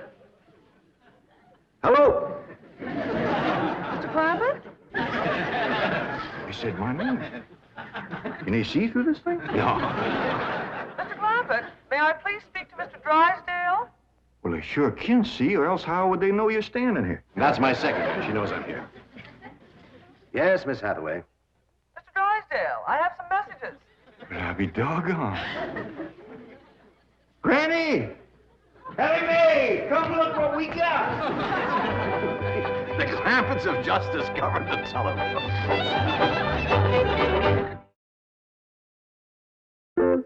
Yes, indeed. This is a marvelous invention. With this instrument, you can talk to anyone, any place in the civilized world. We talk to my cousin Pearl? Oh, yes, of course. Right now? Yes? Elly Mae, run out back and fetch Jethro. Oh, wait a minute. He might not have his clothes on yet. Oh, I'll get him. Jed, is he greening us? Can we honest to goodness talk to Pearl on this thing? You heard what he said. Hello, Pearl, you old rascal. What you doing back there? Oh, there ain't from this here's Elly. Oh, ladies, first, you gotta pick this thing up. Hello, Pearl, you old rascal. What you doing back there? Oh, there ain't from this here's Elly. What's she saying? You saying a word, you just humming. She ain't even humming it, too. Shut up, humming, and say something. Jethro will be right in. You ready to call Pearl? You've been a calling, but she just hummed. That's dial tone. First, you've got to dial long distance like this. Okay. Howdy, Pearl. Hello, Pearl, you old rascal. What you doing back there? Oh, there ain't from this here's Elly. This is long distance. We know that, Pearl. Oh, I believe you have the operator. What's Pearl's number? Number? Operator. Just a moment, please. Hey, folks, Mr. Drysdale told me what y'all was up to. You can't talk to Ma on that thing. Well, look who's getting too smart for his britches. Too big for him, too. Mr. Drysdale says we can talk to her. Yeah, you think you know more than Mr. Drysdale? Well, I know Ma ain't got no telephone. Excuse me, call operator. You sure spoil things. Yeah, who asked you to butt in? I'll get it. I know what to do when it does that. Hello? Yeah, he's here. Well, for goodness sake. Well, sure. Well, howdy there, Miss Drysdale. This here is... Margaret! Oh, how wonderful. What? Man? Oh, yes, the telephone man. Well, how are you? I'm worried, that's how I am. I'm afraid, Milburn, that you've let the wrong kind of people move in next door to us, and I'm dreadfully, dreadfully upset. Now, dear, you mustn't let yourself get into this condition. Donna, control yourself. No, dear, you mustn't come home yet. No, not until we get them in shape. I mean, get you in shape. I'll let you know. Now, we'll wait until you're cute. Milburn, I want to meet the Clampetts as soon as possible. Now, when will that be? What about Christmas? Next year. Milburn, this conversation is making less and less sense. Now, I want the truth about the Clampetts, or I'm flying home immediately. Now, Margaret, please control yourself. I don't want you flying. No, please, dear, please, stay on the ground. Dear, why don't you lie down and take a sedative? And I'll call you from the office. All right. Goodbye. I'm sorry, my wife. We understand. Well, I'll see you later. Keep your chin up. Poor man. Don't it just tear your heart out? He is so ashamed of his wife, he don't even want us to meet her. What he says, she won't be cured till Christmas of next year. You gotta help him, Granny. I still say I could cure Mrs. Drysdale in 2 days. Sure be worth a try if we could get her out here. Kid, misery loves company. And if that poor, miserable woman thought that she had a drinking friend living next door... Granny, you ain't ever down more than a thimbleful in your whole life. I know, kid. But it'd be worth a little white lie to help a neighbor and save a marriage. But how?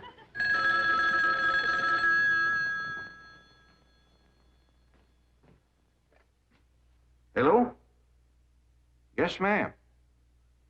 Ain't that a stroke of luck, Granny? It's Mrs. Drysdale again. Well, no, ma'am, he ain't here, Mrs. Drysdale, but Granny and me'd like to talk to you. We your next-door neighbors, the Clampetts. Listen, honey, I got my still set up not 50 feet from your back door.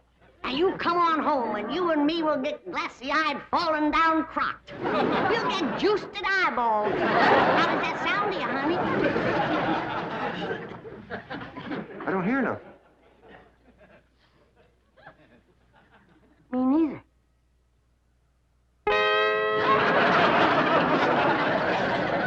What do you mean my wife's on her way from Boston? That's the message I got when I tried to put through your call. She's on a jet, right? Never mind the grisly details.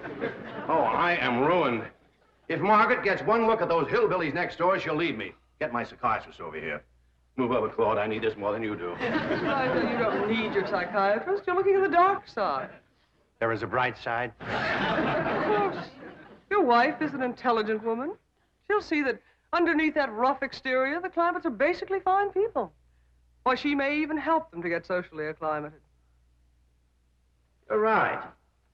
I don't need my psychiatrist. You do. Your wife will take... My wife, through whose aristocratic veins flows blood the color of bluing, considers anyone whose ancestors did not arrive on the Mayflower immigrants. She does make rather a fetish of the family tree, but... But nothing. I'm stuck. I'm either going to lose my wife or my largest depositor. That's what makes the whole thing so difficult. You know, I like the Clampetts, but I love my wife. Isn't life weird? She's a snob, she's a hypochondriac, she's not young and beautiful, but I love her. And now I do need my psychiatrist. Now, Mr. Drysdale, as we used to say at Vassar, tout est bien, tout est clair. Courage will light your path. Yes, I know what I have to do. I'll go to the airport. I'll take Margaret in my arms. I'll look her in the eye and lie like a rug. I'll tell her the Clampetts have left town and put her back on the plane. I beseech you, do not become enmeshed in a web of lies. But it won't be a lie if the Clampetts are tricked into actually leaving town. But they're just getting settled. What could possibly induce them to leave town? That's your problem. Me? You expect me? But they like you. Finagle them into going to Palm Springs for a few days. No, no. I will not help you spin your deceitful web. Miss Hathaway, would you rather be an unemployed secretary or a spider with a rage? You know, I think the Clampetts might enjoy Palm Springs. Palm Springs? Where's that? It's about 125 miles from here. In the desert. Desert? Yeah, remember we crossed on them on the way out here. All that sand? Yeah, I remember. You ain't getting me to no desert. Trees were so far apart, the woodpeckers had to tote lunch. But this is different, Granny. This is a beautiful resort with lots of trees and fine hotels and swimming pools. We got a pond for swimming right here. Elly's out swimming right now. You didn't jump in with the clothes on, did you? I don't know. Oh, surely not. She promised to wear the lovely swim ensemble I got her. Yeah, she done just like Jethro. Here she comes with the dress shrunk clear up to her. Granny! What's the matter? All her hair come out. What? It's true. Elly lost her beautiful hair. Heaven help her, she's bald as an eagle. Elly May, take off your bathing cap. Oh, praise be. All right, but Elly, you hadn't ought to went swimming with your clothes on and shrunk up that nice dress. This ain't a dress, is it, Miss Jane? No, dear, it's a beach jacket to wear over a bathing suit. Elly May Clampett. Cover up your nakedness, child. That's the way everyone goes swimming out here. It's perfectly proper. Well, you wouldn't catch me in nothing like that. Me neither. Mr. Clampett, how would you like for a member of your family to become Princess of Palm Springs? What? They're holding a beauty contest at the Springs this week, and someone in this very room has the face and the figure to win. When the judges see her in a bathing suit... I told you I ain't putting on no bathing suit.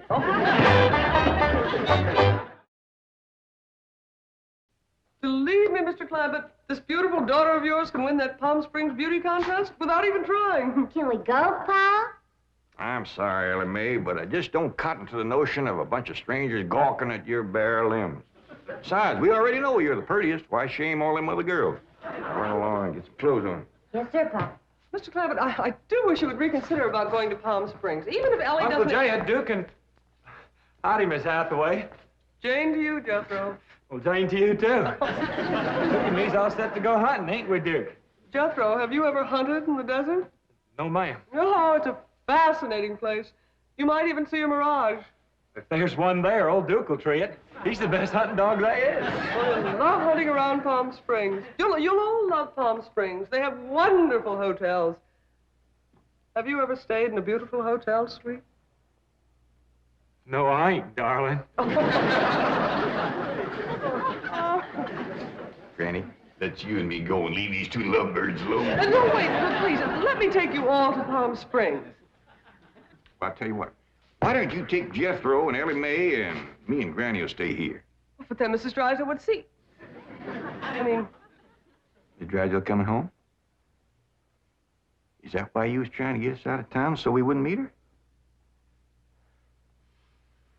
Yes, that is the reason. I'm so ashamed I could die. Well, now, don't go to crying about it.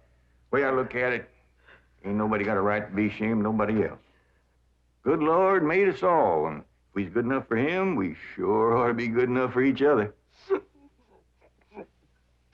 I hold back on them tears. You's among friends. Well, I remember a long time ago hearing a fella say it. He said it just about right. He said, there is so much good in the worst of us and so much bad in the best of us that it don't hardly... Boo! Well, go ahead and bawl. It'll make you feel better. I'll tell you what. If this means so much to you, we'll all pick up and go to them Palm Springs with you. Oh, bless you. Mr. Drysdale will be so happy. I'll go help Elly May pack. I'm telling you, that Miss Drysdale must be a mess. She's gonna need our help, Jed. This is a poor time for us to be a-leaving. Yeah, we gotta help her once we get back. Right now, we gotta respect Mr. Drysdale's feelings. Jethro, you go get the truck ready. Okay, Uncle Jed.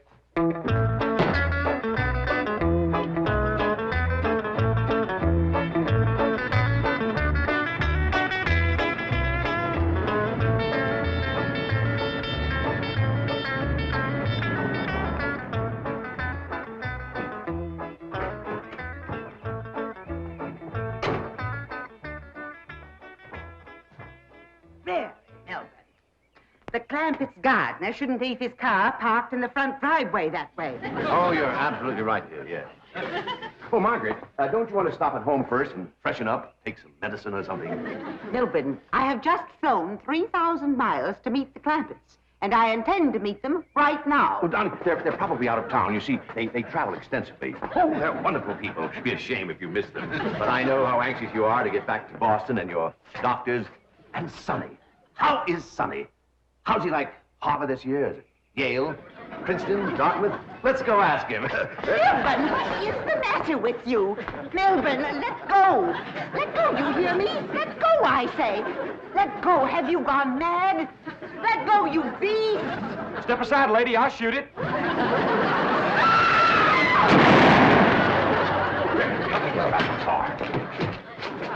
What'd you shoot, Jethro? I think it was a fox.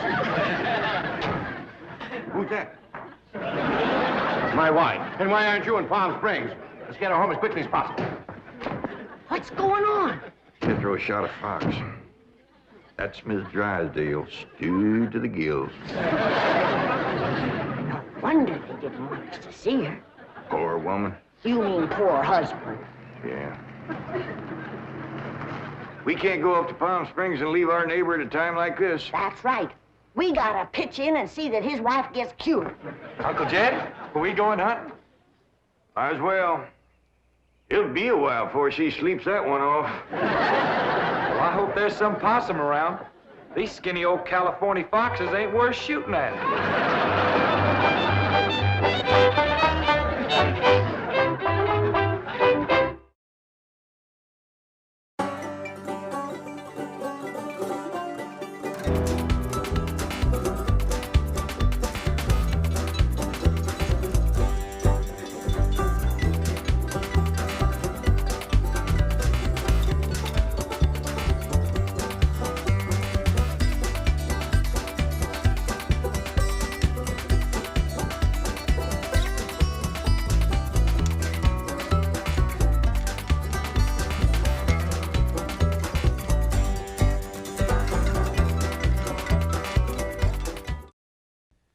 This has been a Filmways presentation.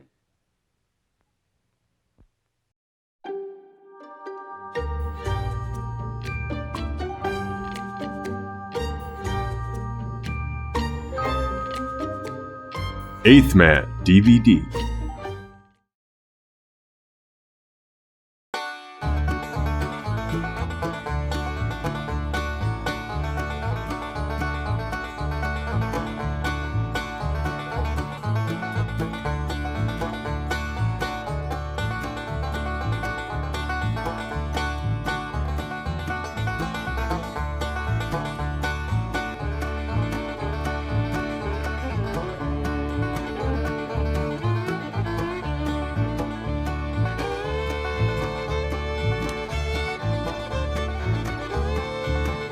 The Beverly Hillbillies.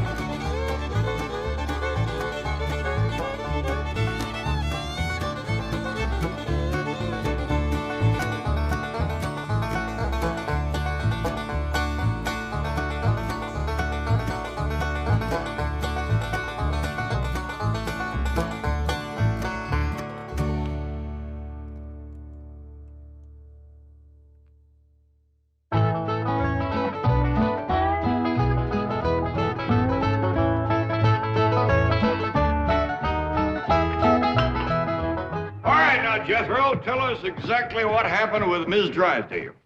Well, I come around the side of the house, and I see this here lady fighting with a furry-looking varmint. Turned out it was Miss Drysdale. No, Uncle Jed, it was a fox. Lady was Miss Drysdale. Oh, yeah. So I grabs up the shotgun, and I says, step aside, lady, and I'll shoot it. Well, instead of that, she whipped around and throwed that thing in the air. Well, I shot it on the fly. With both barrels. Blew my wife's fox fur to shreds. I wonder if she fainted dead away. I caught her just in time. The chauffeur had to help me get her into the car. She was out like a light. She was stewed to the gills. You said it took 2 men to get her back in the car. You know, Jethro, could be that there fox was Miss Drysdale's pet. Why in tarnation would she want a sneaky old fox for a pet? Them kind of people are liable to do anything. What kind of people? Ask your pa. Well, I reckon I can't protect you from the ugly side of life forever. You see, Miss Drysdale is what city folks calls what was her husband called it, Granny? Hypochondriac. Yeah, that means she drinks a little. A little? Her own husband said her bedroom was full of bottles.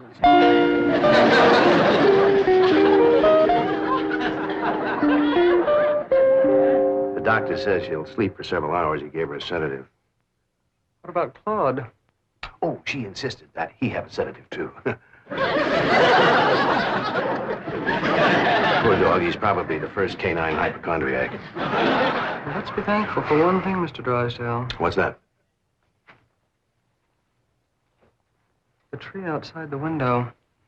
It completely obscures her view of the Clampett estate. Yes. And if that tree should ever lose its leaves and she gets one look at those hillbillies... It shall not happen. The Clampetts have agreed to accompany me to Palm Springs. Fine, fine. Now, you keep them there until I get Margaret back to Boston. Can do and will do. Maybe it's for the best that you know about that poor woman next door, Elly. Now you can pitch in and help us get her cured. Yep. I'll need you to help find the makings from a sobering up mash. That's what I'll give her first. But Miss Jane said she was taking us to Palm Springs. Folks don't run off and leave the neighbors when he's in trouble. What all you gonna need for your sobering up mash, Granny? Well, most of the stuff I got. But it takes pecan root, wretchweed, sourdough, skunk oil, chimney soot, spider webs, horsebeard, snake wart, pepper leaves, chicken gizzards, stump water, coal oil, slippery elm ooze, and turpentine, and a few more things that's secret. Oh, and the biggest toad you can find. Granny, you use a live toad? That's just for testing. I give it a swaller to see how far it jumps. Last time Granny used a sobering up mash, set a new record. Clean over the top of Elverny Bradshaw's clothesline. That's tall jumping for a toad. Oh, this wasn't no toad. This was Elverny's husband, Homer. It was him Granny was sobering up. Well, Elly, if you're going out in the brush hunting stuff for Granny, you'd best put on some old clothes. Okay, Pop. Well, let's get it going.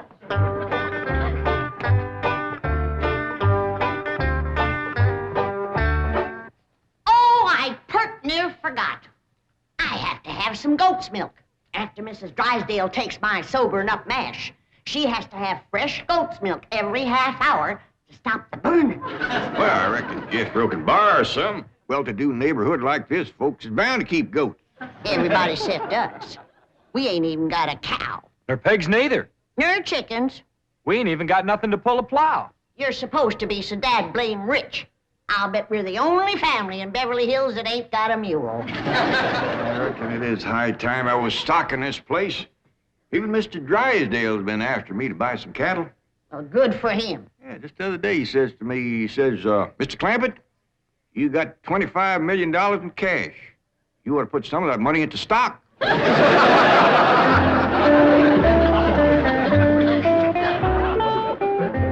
Well, we better get busy now if we're going to find... There goes that music again. Jethro, did you ever find out where that's coming from? No, sir, I didn't. Every time I went to looking for it, somebody always come to the door.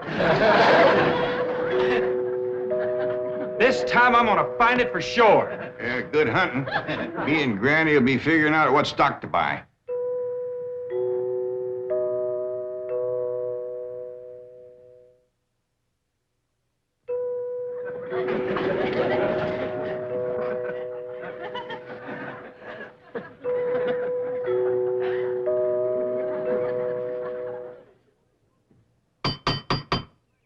Doggone it, never failed. Howdy, Miss Hathaway. Oh, please stop calling me Miss Hathaway. Now, if I can call you by your first name, Jethro, surely you can do the same for me. But, please? Well, howdy, Miss Jethro. How about calling me Jane? I like that better. Well, are we all set to leave for Palm Springs? No, ma'am. Uncle Jed and me's going to town and buy some stock. Stock? Yes, ma'am. Mr. Drysdale, he told Uncle Jed he had ought to put some of his money into stock. He dictated a memo on that. But you needn't waste time driving into town. You can order your stock by telephone. Now, here are Mr. Drysdale's recommendations. He doesn't want your Uncle Jed to get a bum steer. Oh, Uncle Jed, he wouldn't buy no bum steer. He should be cautious in a bull market. You gotta be careful with cows, too. Jethro, you have the most delightfully bucolic sense of humor. Now then, would you like to ride to Palm Springs with me, or would you prefer to drive and meet me there? Jethro? Oh, yes, ma'am. Would you like to drive your own car? Oh, yes, ma'am. I like to drive. Very well. I have typed out explicit directions. I've even drawn a map showing the exact location of the hotel. They have a lovely pool, and... Jethro. Oh, yes, ma'am? I'm taking a bikini to Palm Springs. Is that faster than a train? Jethro, you dear naive boy. You shall see when we go swimming. You Tarzan. Me Jane. No, ma'am. I'm Jethro Bodine. I almost hate to see you change. I ain't gonna change. Oh, yes, you will. Under my tutelage, you will become an educated man of letters. Someday I shall introduce you as Jethro Bodine. B.A., M.A., Ph.D.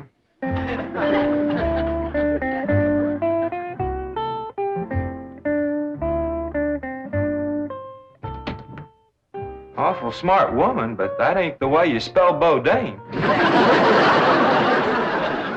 All I know is this is the kind of stock Mr. Drysdale thinks is good. What does that say? IBM. What's that spell? IBM. What's an IBM? I don't know. Next it's got, Us's. Us's? Well, that's what's wrote there. USS. That makes sense. Maybe it ain't Mr. Drysdale's fault. Just between you and me, that Miss Hathaway can't spell for sour grape. I don't need this list nohow. Me and Granny's already figured out what we want. That's right. A pair of goats, 3 pigs, 4 cows, a bull, a mule, and a dozen chickens. Reckon we can get all that on the truck? Don't have to. Miss Hathaway says just call on the telephone and they bring them out. Oh, now, ain't that nice? Hello? Jed, I watched that banker feller. You have to stick your finger in them holes and spin her a while. All right.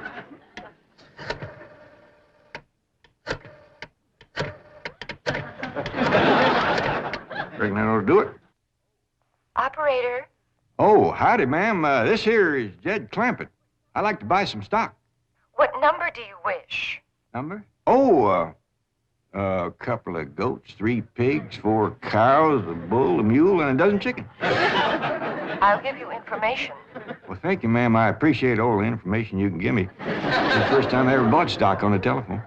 Perhaps I'd better connect you with the supervisor.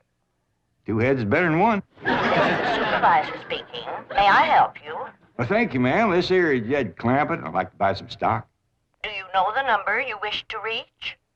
Well, that's more or less up to the animals. But the number I want to start with is a couple of goats, 3 pigs, 4 cows, a bull, a mule, and a dozen chickens. This sure is a dandy pin, Jethro. As soon as Elly gets back from the Drysdale, she can milk this here goat.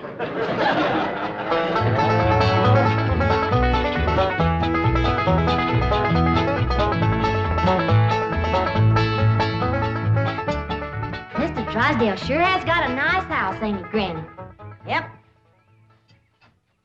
Nice house, nice car, nice job. But the evil of drink has sure laid a heavy hand on his heart. Never forget, Elly, drinking is a curse. But you take a drink now and then, Granny.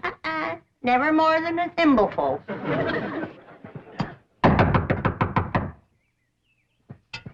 Oh, Elly, you might have to hold Mrs. Drysdale while I spoon my sobering up mash down her. I'll throw a double scissors and an arm lock on her. Just so you don't cut off her wind, if she can't breathe. Yes? Howdy. We've come to see Miss Drysdale. I'm sorry, madam, but Mrs. Drysdale cannot be disturbed. Are you her kin? I'm a butler. Oh, That must have been her maiden name. You were taking care of her, are you? I am a butler, madam. Well, I'm glad to see that her family ain't ashamed to help her. Whom shall I say called? Well, this here's Granny, and I'm Elly Mae. Pa and Jethro would have come too, but they're busy with the cattle. Very good. Hold on now. We've come to see Miss Drysdale. Mrs. Drysdale is indisposed, madam. She is not receiving. Oh, still sleeping it off, huh? Well, when she comes to, you just spoon half of this down her and then stand back. Yeah, she'll commence to doing some tall jumping. Don't bite you. We'll be back later with the goat's milk. Want me to stay and help you do for Miss Drysdale? We are managing, thank you. Are you doing the washing and the cleaning and the cooking for her? Certainly not. Oh, just letting it pile up on her, huh? I am a butler.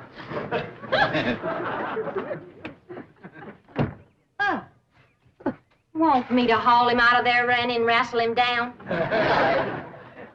Kin folks have certain rights. Family comes first. He sure is proud of that family name, ain't he? Yeah.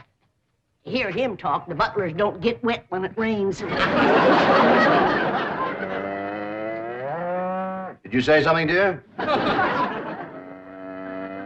Well, speak up, dear. Can I get you something? Come in. I beg your pardon, sir. The butler said some people from a ranch brought this for Madame. From a ranch? Well, he said they mentioned cattle. They called themselves Granny and Elly Mae. The Clampetts, they haven't gone to Palm Springs. Jethro, get him in through that gate. That's the way. Suey, pig, pig, Ah! Get in there. get in there, pig, come on. Pig. That's the way. Suey. No, surely not. Marie, tell me I'm hearing things. You're hearing things, sir. Cows, chickens, pigs, goats. Never mind.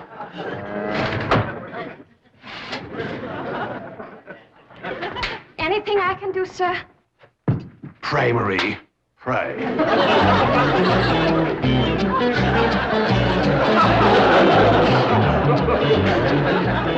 Hold your horses, I'm a-coming. Oh, howdy, Mr. Drysdale. Did your wife take May? Where's your father? He's tending the cattle. He brought cattle into this beautiful estate? No, he called on the telephone, and some men brought him in a truck. Yes, sir. I'm just fixing to go milk the goat. Come on out to stock pen.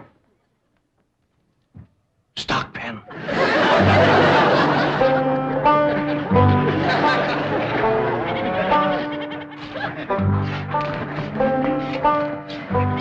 Yes, sir, Mr. Drysdale. I finally took your advice and put some of my money in stock. How's that goat milk, Elly? Just fine, Pa. As sure as a dandy pen, Mr. Drysdale. Yeah, good stout fence around the outside. Of course, that one across the middle ain't so much. Bulls already jumped it twice, and it ain't even mating season.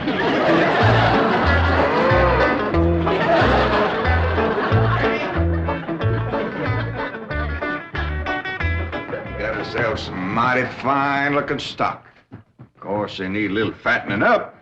Mr. Drysdale happy to see him? Granny, he was so happy he couldn't talk. He just kind of hung on a fence and made little gurgling noises in his throat. Well, that poor man has some joy coming to him. I'm glad to be able to help him to forget his trouble for a spell. Here's the goat's milk, Granny. Oh, good, Elly. Now, you run that right over to Mr. Drysdale. That sobering up mash smarts considerable unless you follow it up with fresh goat's milk. Elly, Mr. Drysdale ever find his tongue? Yeah, Pa. Whilst I was milking the goat, I heard him kind of mumbling like he was giving thanks. He says, "Oh, what have I done to deserve this?" Lord love him. Ain't that pitiful?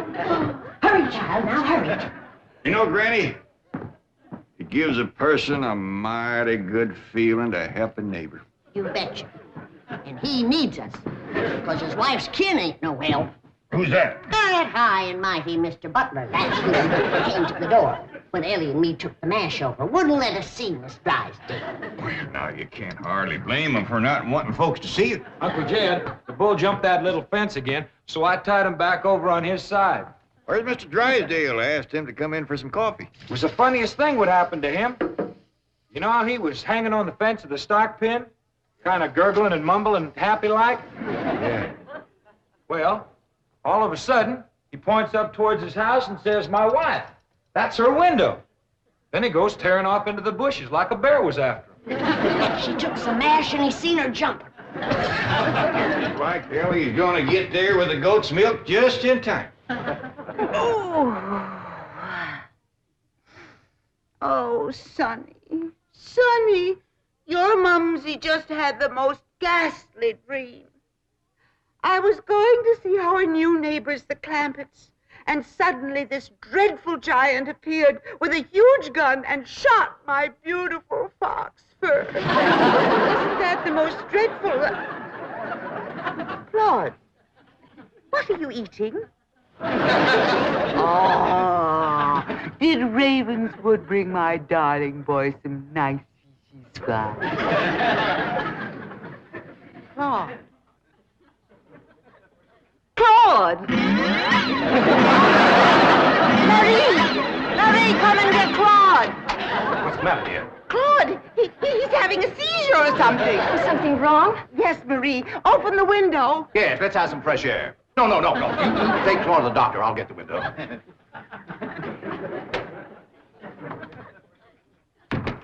Well, darling, how do you feel? Dreadful. My nerves are shattered. Open the window, dear. Well, it might not be good for you, Margaret. Oh, don't be silly, Milburn. I need oxygen. Besides, I adore the fragrance of that jasmine that grows on the fence of that tennis court next door. Now, open the window. All right, dear, but first I have a surprise. Surprise? Don't move. I'll be right back. Granny, that there butler fellow wouldn't let me through that door again. And he wouldn't take this milk, neither. Why not? He said he wouldn't touch nothing more from us without it was sterilized. What's sterilized? Oh, we had that in school once. That means soaked in alcohol. Alcohol? Appears to me like Mr. Drysdale's got 2 drinkers on his hands. Mrs. Drysdale must be in terrible shape. Fighting mean. Scratching and clawing people and everything. How do you know? I heard her yelling and screaming clean from upstairs. She says, "Marie, Marie, come and get Claude." Sure enough, pretty soon, this poor girl come a-running down yelling, "Take me to the doctor. I got Claude." Family or no family, that woman needs help, and by thunder, she's gonna get it.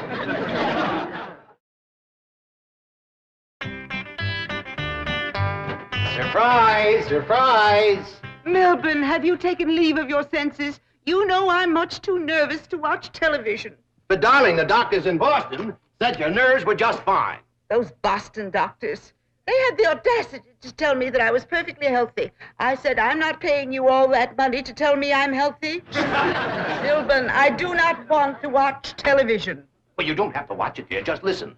There's an exciting Western on. Western? Milburn, shut that off and open the window. I will. Oh, there we are. Milburn, are you going to open the window or am I? I am, dear.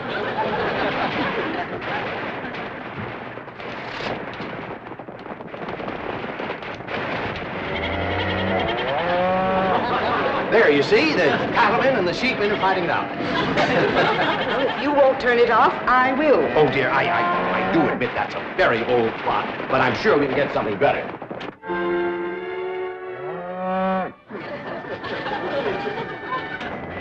That medical program, go back to that. Well, don't you think that's a bit depressing? I want the medical program. All right.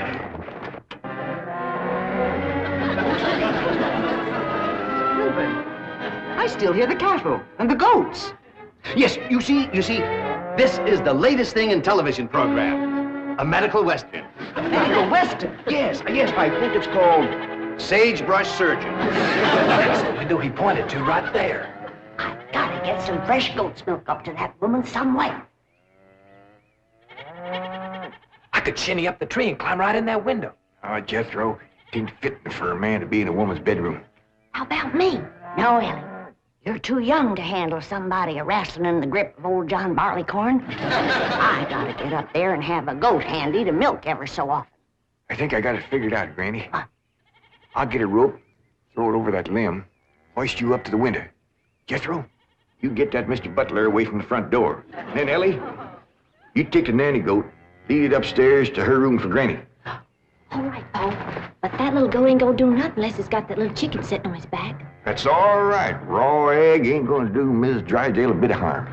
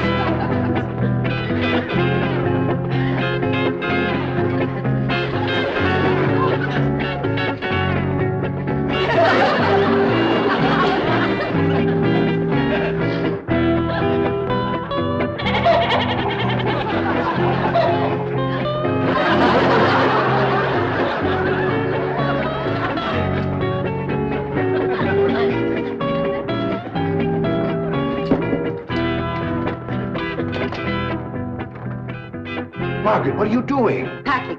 I'm leaving immediately. Oh, don't leave me. I love you. I love you too, Milburn. Why don't you come to Boston with me? You haven't seen Sonny for a long time. I don't understand. Why have you suddenly decided to go back to Boston? To see those doctors. Let them dare to tell me now I don't have a nervous condition. I'm even having hallucinations. It's wonderful. Hallucinations? I just saw a witch fly by that window, and there's a goat in the bathtub with a chicken riding on its back. Oh, you couldn't see them, dear. Only someone with my shattered nervous system. There goes the witch again. Oh, Milburn, I'm the happiest woman in the world. It's marvelous. Wait until those doctors hear this. Can't get in the attic and she won't open the window. Heist me up again. Here, Milburn. Let's have a vitamin toast to my coming triumph.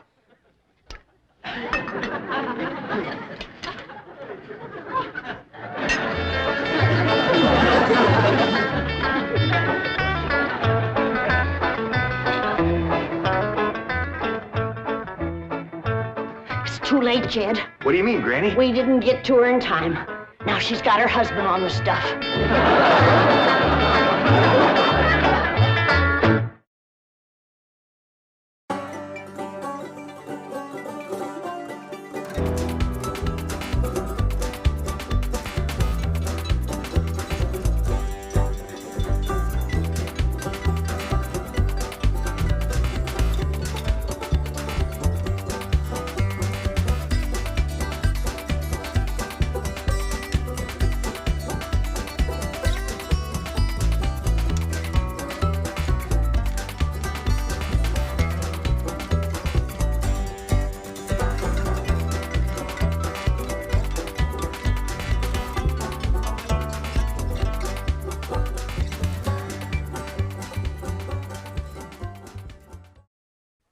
This has been a Filmways presentation.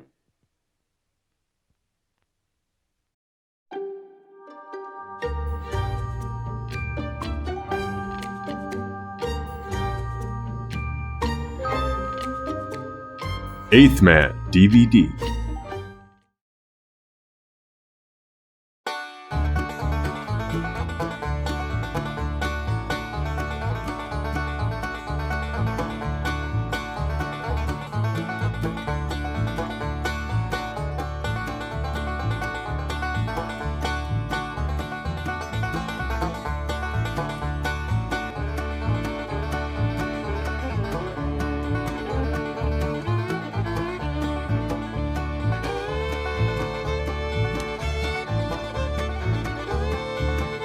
The Beverly Hillbillies.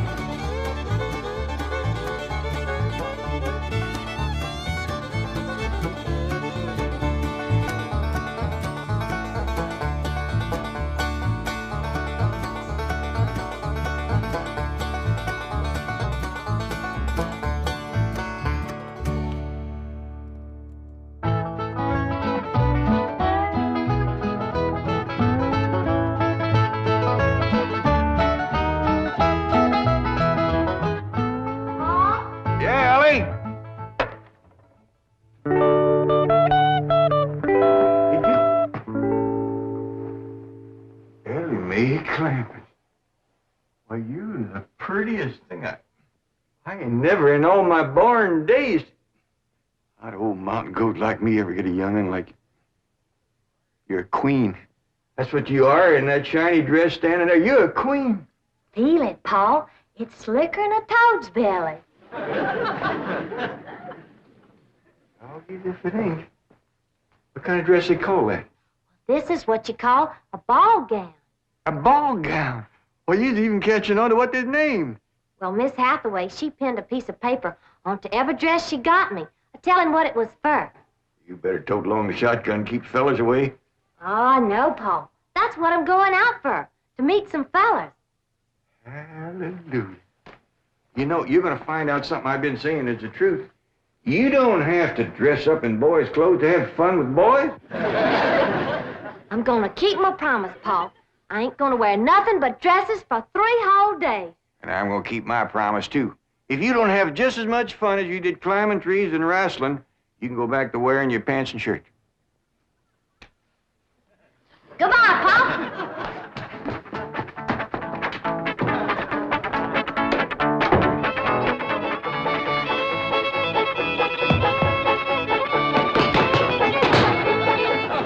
What you doing? Killing ants? Hey, this place ain't got no ants. I'll tell you something else it ain't got. That's me. I'm gonna pack up and go home. Wait a minute. Hold on there. This is home. Not to me, it ain't. And for my part, they can give Beverly Hills back to the Indians. Or whoever else was fool enough to come here in the first place. Come on, let's go in here and sit down, and we'll talk this whole thing over. You just got your back up because the police made us get rid of all our cows and pigs and chickens and stuff. Well, that didn't help none. But if they don't allow folks to have stock, why have they got that all-fired fancy stock pen down there? Well, Granny, it turned out that there was something called a tennis court. What in tarnation is a tennis? I don't know, but one of these days we'll get us a pair of them and go to raise them out there. Well, you go to raising them. I'm going back home, where I can get some good things in life, like hog jowls and possum shanks. Now, hold on, Granny. Jethro's out hunting possums right now. He won't find none. I've been all over these Beverly Hills, and I tell you it ain't easy. Climbing fences and walls and jumping over hedges to get around those cement ponds where there are a lot of half-naked women laying there smearing themselves with oil and yelling at you to get out, get out. I tell you, Jed, this place is full of the laziest, greasiest, unfriendliest mess of people I ever did lay my eyes on. Here's Jethro. Hi, boy. What'd you get? I got chased by a fellow with a club. Now, you hear that, Jed? It says Beverly Hillbillies picking on a little boy like Jethro. Come on, Jethro, load up the truck and let's head for home. Hold on. I think I know what's ailing you two. You're just plain old homesick. Well, I'm sick of this home, I can tell you that. Yeah, now, I got a surprise I've been kind of saving. I reckon now's good time as any to let the cat out of the bag. We need pigs and chickens, and he gets us a cat. Now, that ain't the surprise, Granny. The surprise is Pearl's coming out here.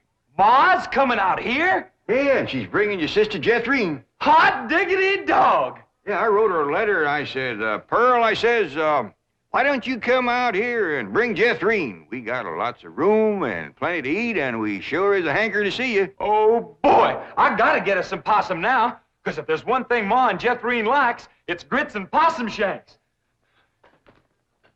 You don't look particular cheered up, Granny. Jed, you might fool that boy with a story like that, but not me. What do you mean? Since when can you write letters? Well, now, hold on, Granny. Now, wait a minute. Wait a minute. Granny, I didn't write that letter by hand. Held the pencil twixt your toes, did you? No, I wrote it by a new way. The banker's secretary showed me. It's called dictation. What's dictation? Well, it's wonderful, Granny. You just talk, and she writes it down. She sure must write fast. Yeah, with a bad hand, too. She got a bad hand? This one, she calls it her shorthand. I don't care how many letters you dictate, Jed. Pearl ain't a-coming out here. Leastwise, not right now. Well, sure she is, Granny. She's looking to find a husband for Jethrine. I'll tell you who Pearl is looking to get a husband for her. Pearl. And I think she's got her cap set for that oil man that bought your swamp. Mr. Brewster? Why, he lives clean over to Tulsa. Yeah, but pumping oil brings him over to your place. And I'll bet you pigs to polecats that when he shows up, Pearl ain't fur behind.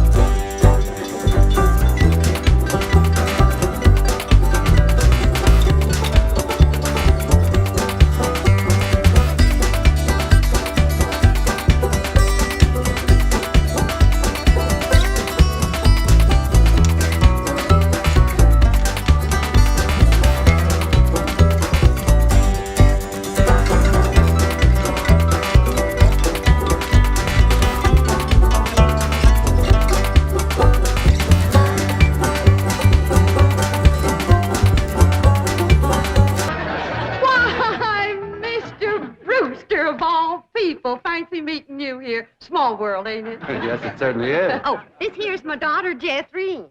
This is Mr. Brewster, dear. I'm pleased to meet you, young lady. Hi. May I give you a hand, Mrs. Bodine? Oh, thank you. Stay in the buggy, dear. Careful now. There we are. Well, I see you girls are on your way to a Halloween party. What kind of party? Halloween. What's a Halloween?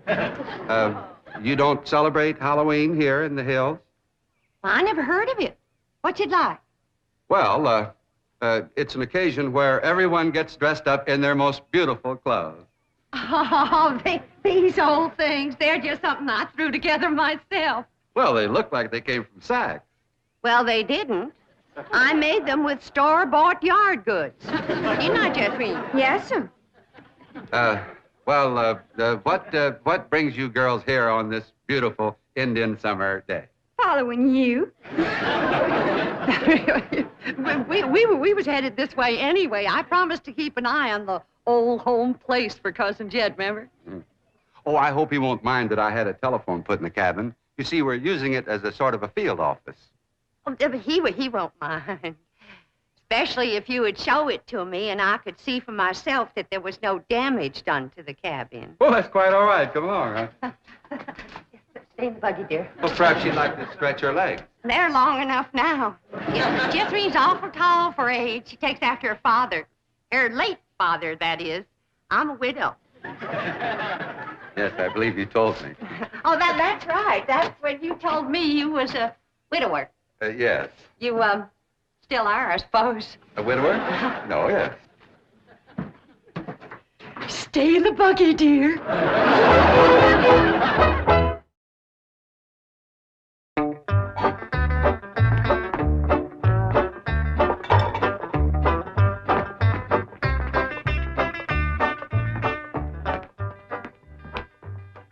I'm going back where I should have stayed in the first place.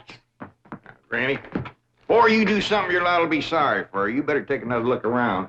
See all the nice things we got here that you wouldn't have back home. Like what? Like this great big cooking room, for one thing.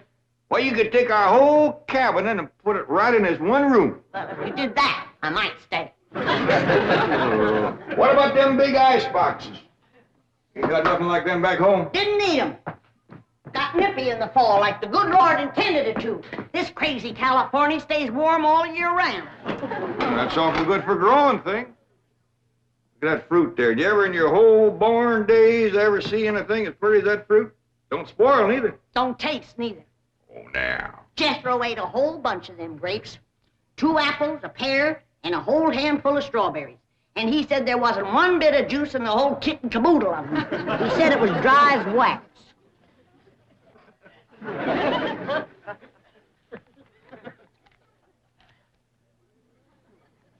Here's a mite dry and gummy. Maybe you ain't supposed to eat this fruit. That's the trouble with this miserable place. You ain't supposed to do nothing. You ain't supposed to have cows or pigs or chickens. You ain't supposed to fire up the still and make a little moonshine whiskey. Answer me, what can you do in this Beverly Hills? Well, you can do lots of things, Granny. Things you couldn't do back home. Name one.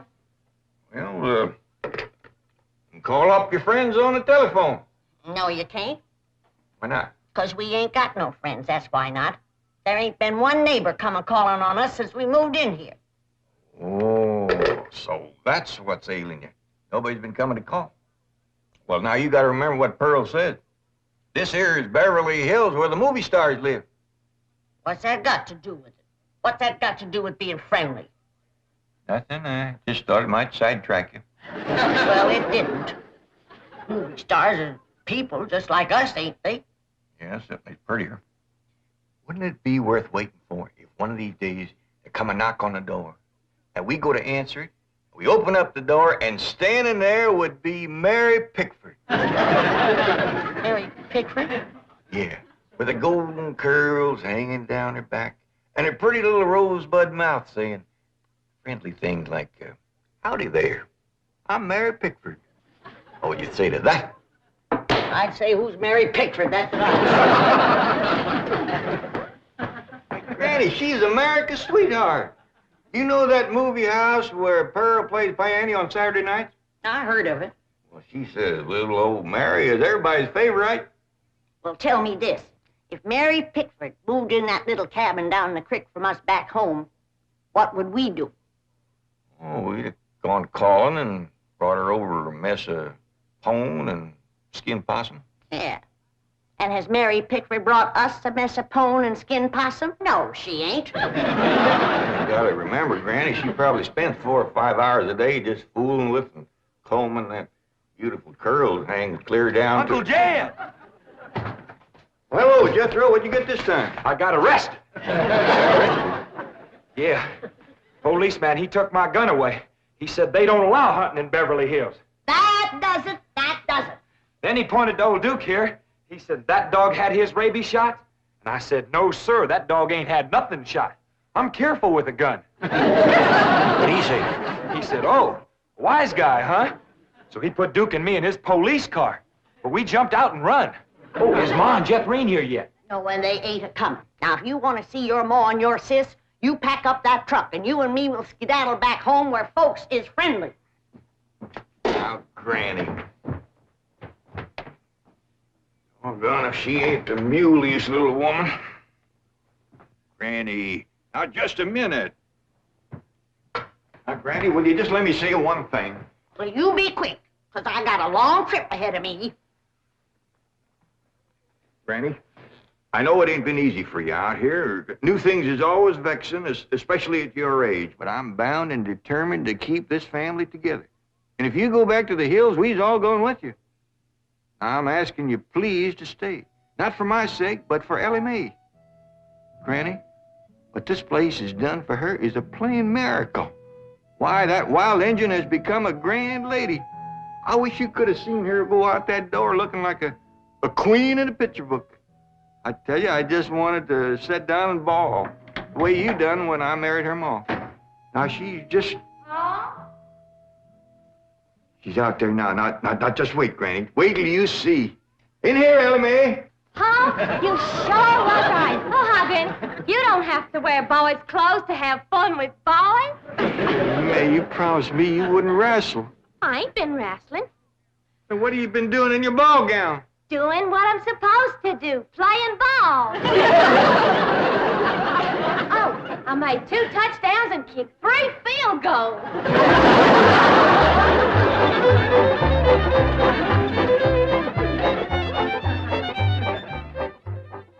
Well, your cousin certainly seems anxious for you to come to Beverly Hills, Mrs. Bodine.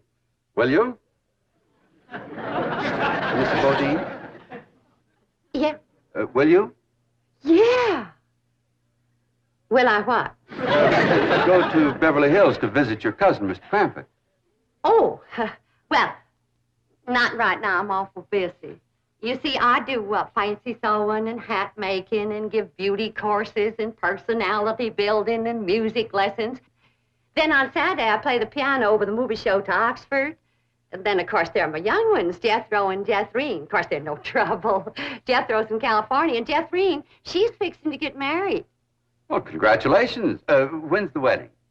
Soon as she finds a fella. Well, you certainly are a busy woman, Mrs. Bodine. Yeah. As Cousin Jed used to say, Pearly Tay, The fella that gets you sure don't have to worry about supporting you. This is the phone I was telling you about. It's called a field telephone. Now, with this, I can communicate directly with the men working at the drilling site.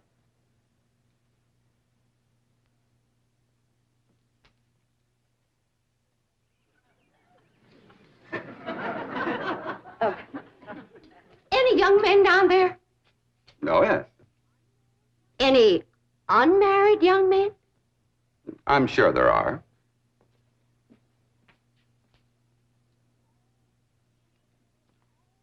Any tall unmarried young men? Well, they're probably all sizes. Yeah. Suppose it gets pretty lonesome working down there. Well, it's very likely. This is rather an isolated area. Any specially tall, specially lonesome, unmarried young ones? I don't think I can call any by name, no. Uh-huh.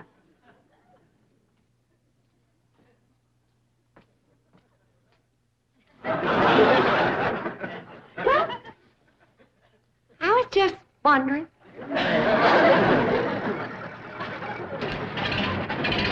Excuse me, ma'am. Could you tell me where the oil drillers are working today? Well, now. What have we here? Rebecca of Sunnybrook Farm, and pretty, too. You know what, honey? I got something here just for you. A genuine French garter imported all the way from Paris, France. They usually sell for 50 cents, but, honey, you can have it for a quarter. Listen, honey, I'm gonna be around a couple of days. You busy Saturday night? Well, you are now. And there's a dance over in Hooterville. Ooh-wee! I bet you're an armful of mama. I mean it, honey. I like big girls. You just do things to me. You carry me away. All right. Hey, what's going on here?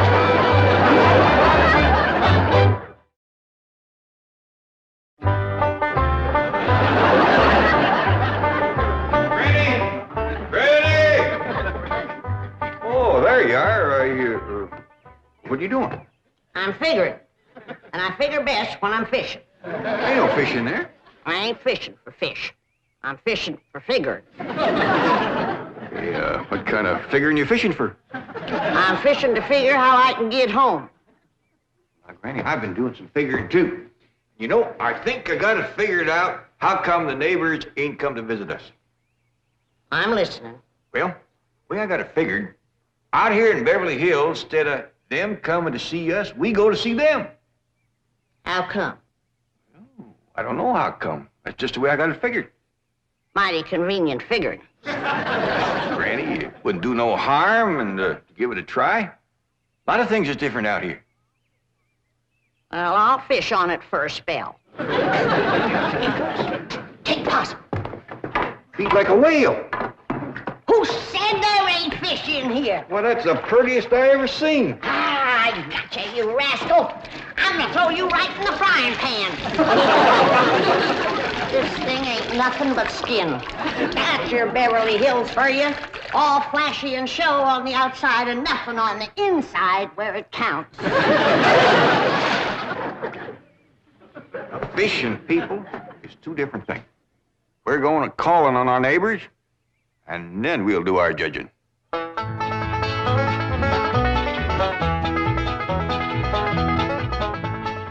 Well, let's see now. Which neighbor shall we call on first? Mr. Drysdale's off in Boston with his missus, so let's go this way. If you ask me, let's go back that way. Now, Granny, you promised. Come on, everybody, let's go. You reckon they'll give us a mess of pone or something, Pa? Or maybe some salted down possum. Probably so lie on us.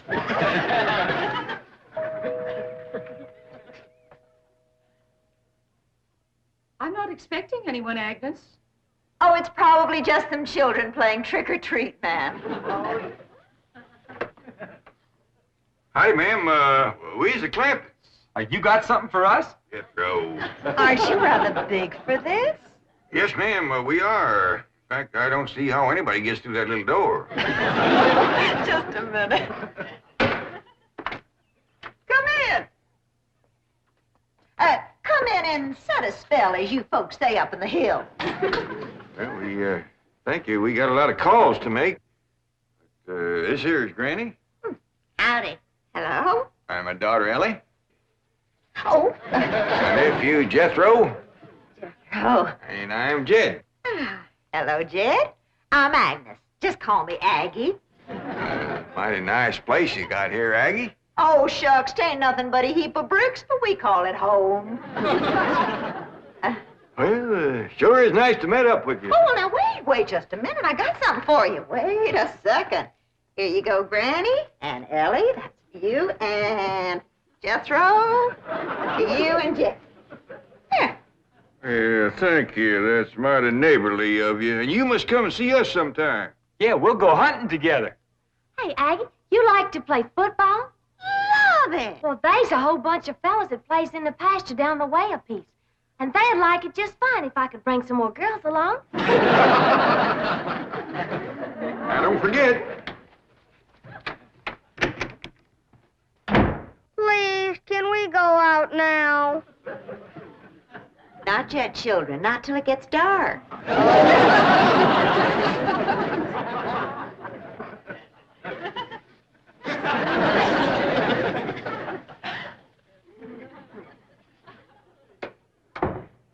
Ain't that the most pitiful thing? Heart-rending. Just heart-rending. Nice-looking woman. Friendly as you please. But them young'uns is the homeliest I ever see. Wonder she didn't want to come a-calling on us. Yeah. Reckon I'd stay home, too, if my kids looked like that. Kid, I ain't never gonna say a bad word about nobody. I know what you mean. Diggies, every house we went to, they was nice to us, wasn't they? Sure was, Jed. Hey, listen, everybody. I got an idea. Let's call up Cousin Pearl and tell her to come on out here. Uncle Jed, you can't call Ma on the telephone. Drysdale said we could call anybody we had a mind to. Well, Ma, she ain't got no telephone at home. Don't matter. She ain't never home nohow. The way I look at it, you can't never tell what you can do until you try. Don't forget to spin the wheel.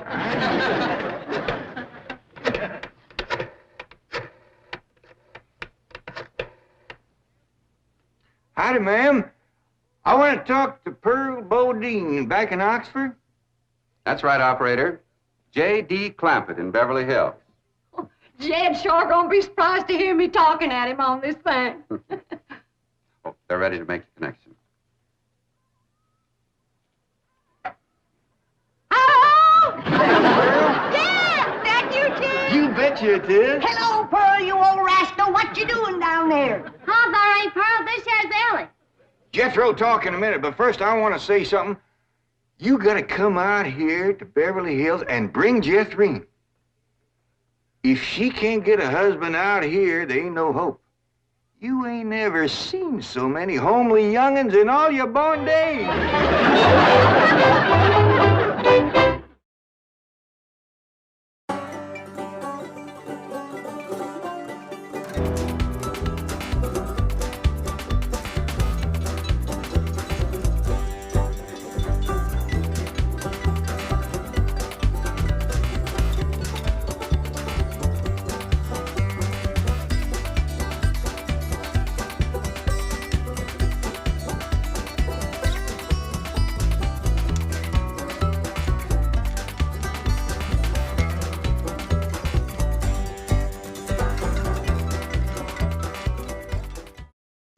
This has been a Filmways presentation.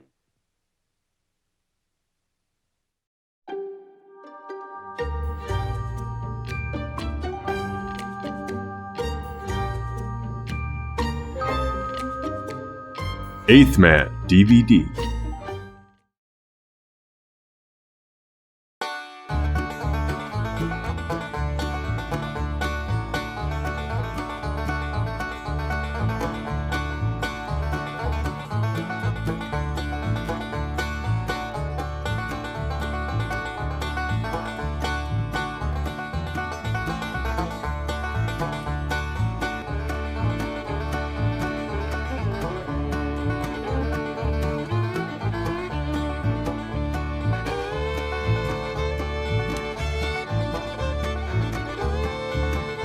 the Beverly Hillbillies.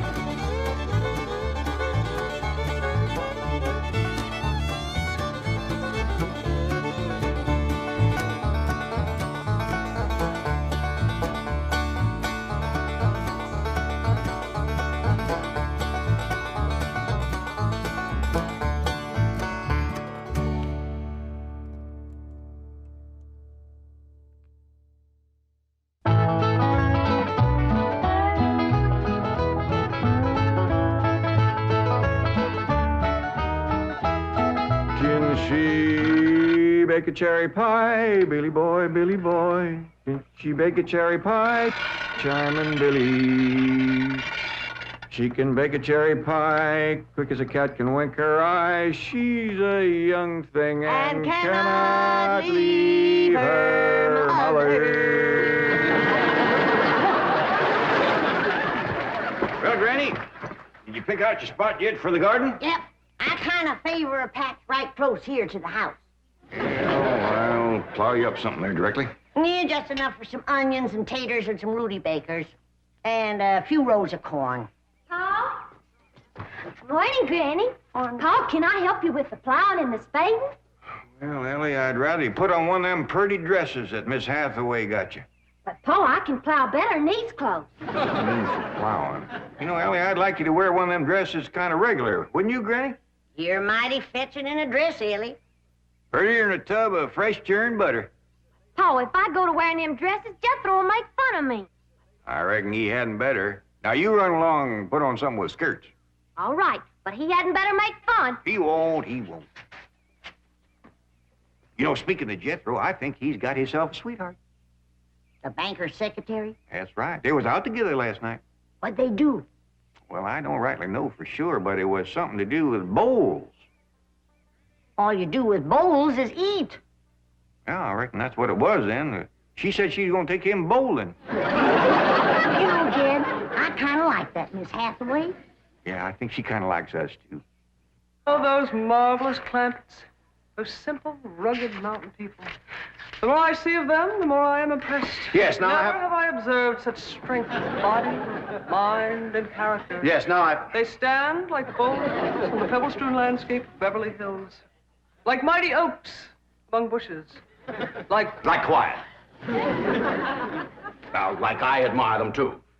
But those boulders need polishing, and we've got to put some city leaves on those oaks before my wife gets back from Boston. Incidentally, in any endeavor requiring physical strength, they are most exceptional. I took Jethro bowling last night. Here's the bill. $3,000. How many games did you bowl? Well, you see, what happened was this. I said to Jethro, Pick up that bowling ball, she says, and see can you knock over them pins down yonder. They's just sticks. Anyway, I snatches up that rascal, draws back, and lets her fly. Did you knock down them pins? Yeah, the pins, the pin boy, the end of the building, a brick wall, and a signboard down on Sunset Boulevard. I bet you Miss Jane didn't do that good. Well, she didn't even try. But she just looks at me and says, Jethro, you're strong as an ox and twice as handsome. Ain't no two ways about it, Granny. That city girl is sweet on this boy.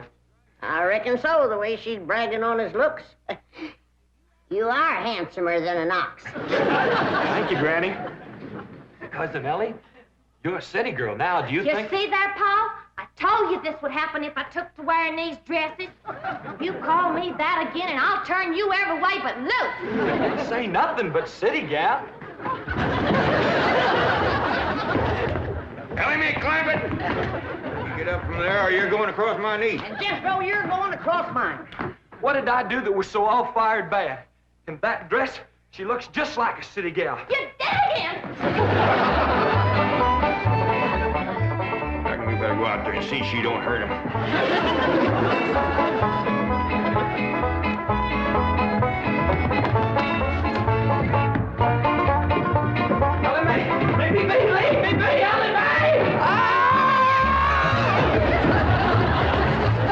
Jethro, now that we living in the city, you got to learn to use the steps. Don't You'll be happy to know that I'm making splendid progress with Elly Maid. She's turning into quite a lady. Fine. But it's Jed, Granny, and Jethro we've got to work on. Clothes, manners, the works. What have you done about servants? That's a problem, Chief. They're basically opposed to the whole idea of able-bodied people letting others do their work for them. Well, that's a refreshing attitude. But we've got to get a skeleton staff in there somehow. A combination butler and valet with Jed and Jethro, who help them assemble a wardrobe, teach them how to... Ravenswood. Your butler? Oh, he's never been my butler. Came with my wife like an overweight dowry. Been in her family for years. And with Margaret in Boston, I can certainly spare him, plus her upstairs girl, Marie. I doubt if you can sell Mr. Clampett on the idea of servants. Get him on the phone. I'll make him think he's doing me a favor by taking him off my hands for a while. Right, Chief? She hadn't ought to thrown me down on my head like that. What if I'd have been carrying a frog in my hat? You ain't supposed to be wearing your hat in the house. Well, Granny, where's a fella gonna carry a frog? They jump out of your pockets. Hello? Oh, howdy there, Mr. Drysdale. Glad to have you back from Boston. Your missus come with you? Oh, well, that's too bad. I know her and Granny had hit it off like two sows in a mud waller. Yes, I'm sure they would. No recipes? No, my wife doesn't do much cooking. No, I doubt if she ever made grits and hog jowls. Well, how about mustard greens and possum belly? No fooling. Pone and squirrel shank? Boiled chicken hawk. Well, say, she don't do much cooking, does she? No. Well, the reason I called Mr. Clampett is I have a butler. Well, he really belongs to my wife's family, but he's been with us ever since we were married. And I was wondering if you'd let him come and stay with you for a while. You mean board with us? Well, I guess you could call it that. Who's gonna board with us? Just a minute. Some kin of Miss Drysdale named Butler. Oh, why, we be just... That's that no good fat rascal that wouldn't let Elly and me in to help Miss Drysdale when she was sobering up. Hello? Granny was talking at me, but she's done now. Oh, no, she ain't. Just a minute. Granny, let me hear the men out, and then we can talk it over. Yes, sir, Mr. Drysdale, I'm a-listening now. Well, in addition to Ravenswood, he's the butler, you can also have my wife's upstairs girl, Marie. Margaret may be away for some time, and I have absolutely no use for him. Well, I sure would like to oblige. Me and Granny will talk it over, and I'll call you. Oh, thank you. You'll be doing me a great favor. I was glad to help out when I can. Thank you again, Mr. Clampett, and goodbye.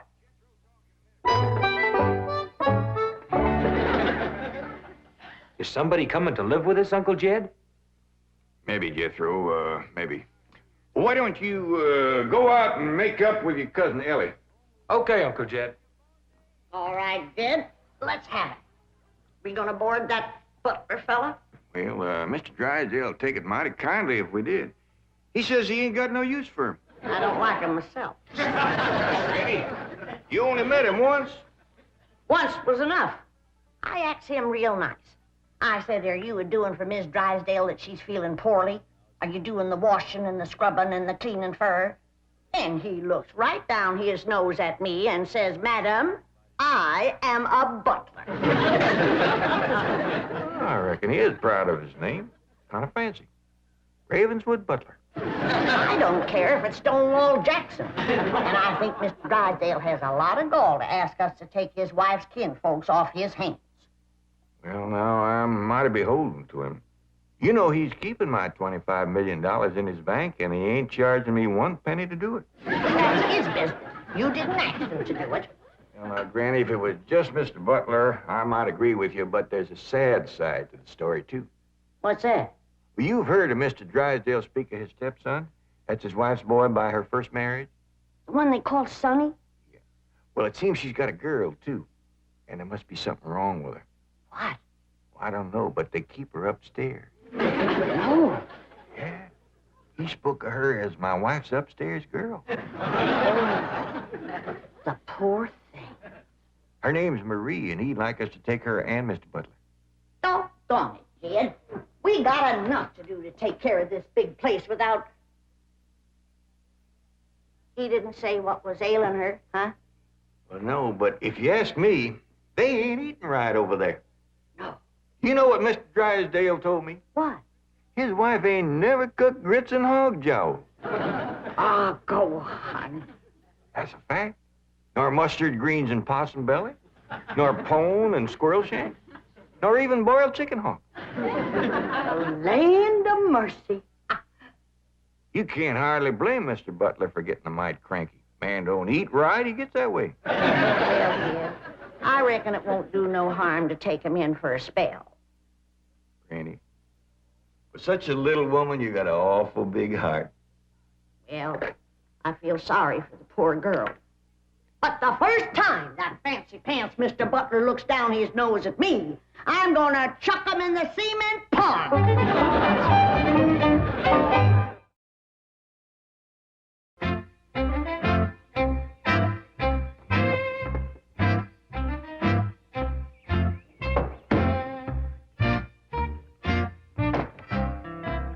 Now, I'm doubling your salaries for the length of time you stay at the Clampett home. But if one word of this gets back to my wife in Boston, you're both out of work with no references. Actually, you will find the Clampetts to be basically fine people. All they need is a little polish. Polish. They need sandblasting. However, I think Miss Hathaway's plan may overcome their initial resentment of wearing city clothes. Yes, I think I have devised rather a clever strategy. To put it briefly and succinctly, my strategy is as follows. I shall propose to the Clampetts that they sit for a family portrait. As you know, my hobby is painting. Now, I shall suggest to the Clampetts that their attire match their background, which is, of course, their beautiful mansion.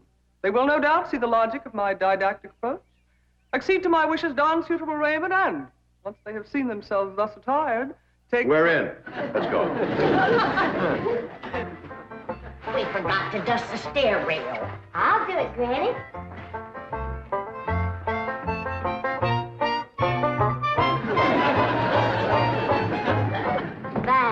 Wearing boys' clothes does come in handy sometimes. Hi, Ginger Granny. I think we got her all spick and span for the company. They ain't a speck of dirt no place. Can I go swimming now? Me too? As soon as we help Granny clean up the kitchen.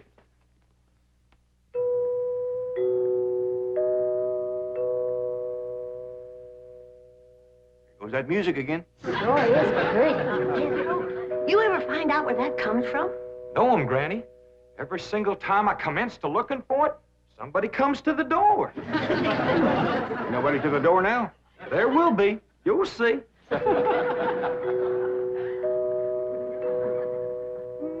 Doggies, that's nice. Let's all pitch in and see can we find it. You're wasting your time. I'm a-telling you, before you can find it, somebody will come to the door. There, you see? Happens every time. Now remember, Ravenswood, I'm counting on you. Don't fail me. You have my word, sir.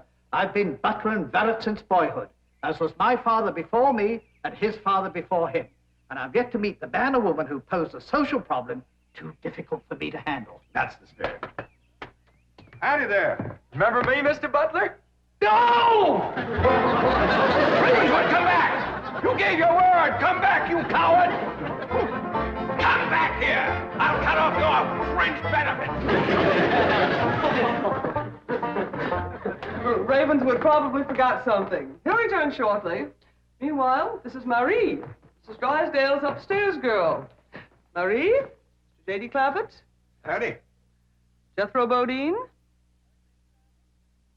Elly Mae Clampett? And Grandma Clampett. No, ma'am. I am a Moses. Pardon? Granny's related on my wife's side. They's the Moses family from Tennessee. Then your name is Granny Moses? Grandma Moses. That's right. There was a very famous Grandma Moses who painted primitives. I've whitewashed a few myself. I'll show Marie to her room. Listen, Marie, honey. Over here, you've got the run of the house. You don't have to hide upstairs. Ain't nothing wrong with that girl, but what some good cooking will cure her. She's half starved. Poor thing is so weak her knees keeps a buckling on her. She's kind of pretty, though, for a skinny girl. Just wait till she gets a mess of Granny's grits and hog gels. That'll fill her out. Well, I'll get some of cooking. Guess that butler fellow will be coming back directly. Oh, and Granny, we have some of that salted down possum belly that Ma sent us? Well, I reckon it is kind of a company meal.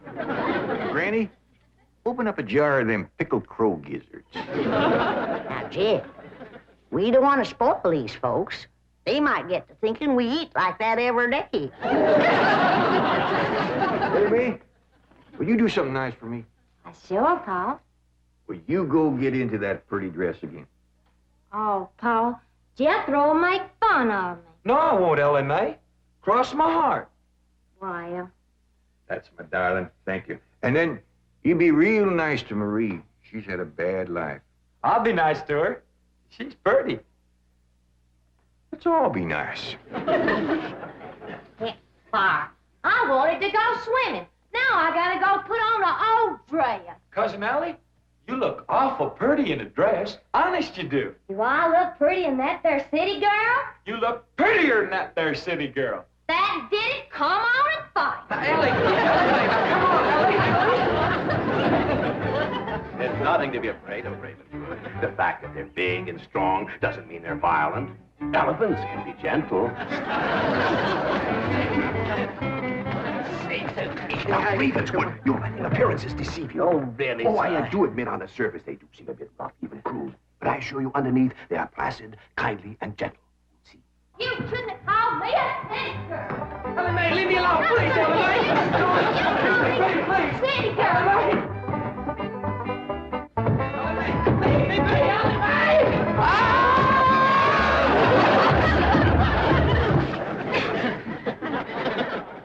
Mr. Butler, don't never say anything nice to that girl.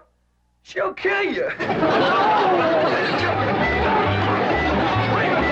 back here! Coward! Come back! You promised!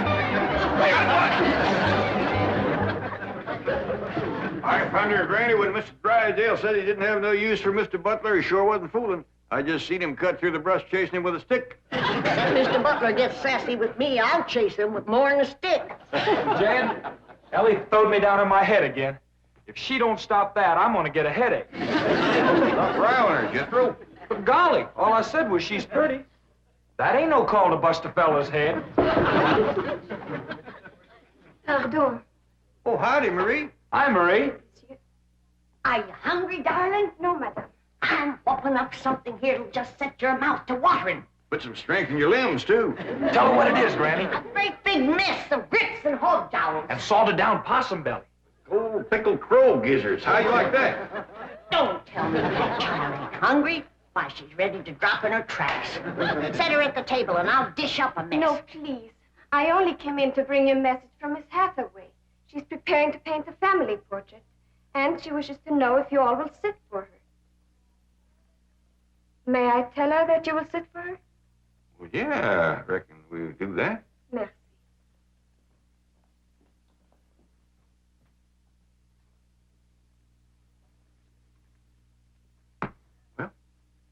Let's get at it.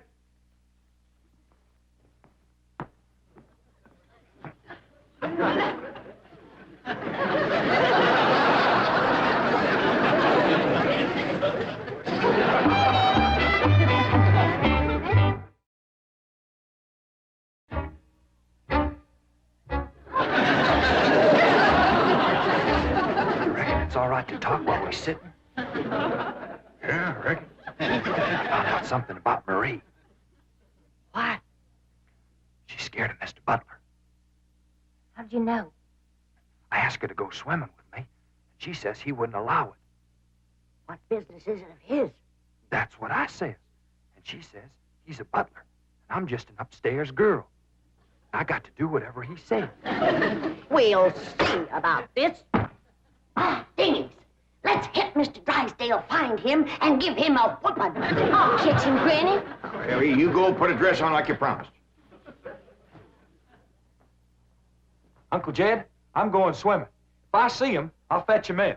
Don't go jumping in with your clothes on again. Oh, I won't, Uncle Jed. Miss Hathaway, she gave me a present last night. She says it's something special for to go swimming in. What'd she give you? Oh, pair of trunks. You go swimming in the cement pond. Boy, it's too big to go swimming in a trunk. Ed, Even a pair of them. I got a feeling that Mr. Butler feller is gonna be trouble. Yeah, we can handle him. Well, I still say that I think Mr. Drysdale has a lot of nerve to ask us to board his wife's relations. Maybe he just fed up.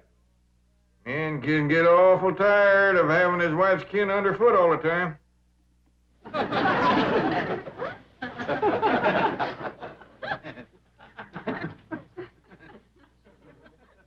He told me that Butler fella had been living with them ever since they was married. I declare some in-laws latch on to free room and board like leeches. It takes a mule kick to jar 'em loose. You can't hardly blame Mr. Drysdale for trying to get shed of a critter like that.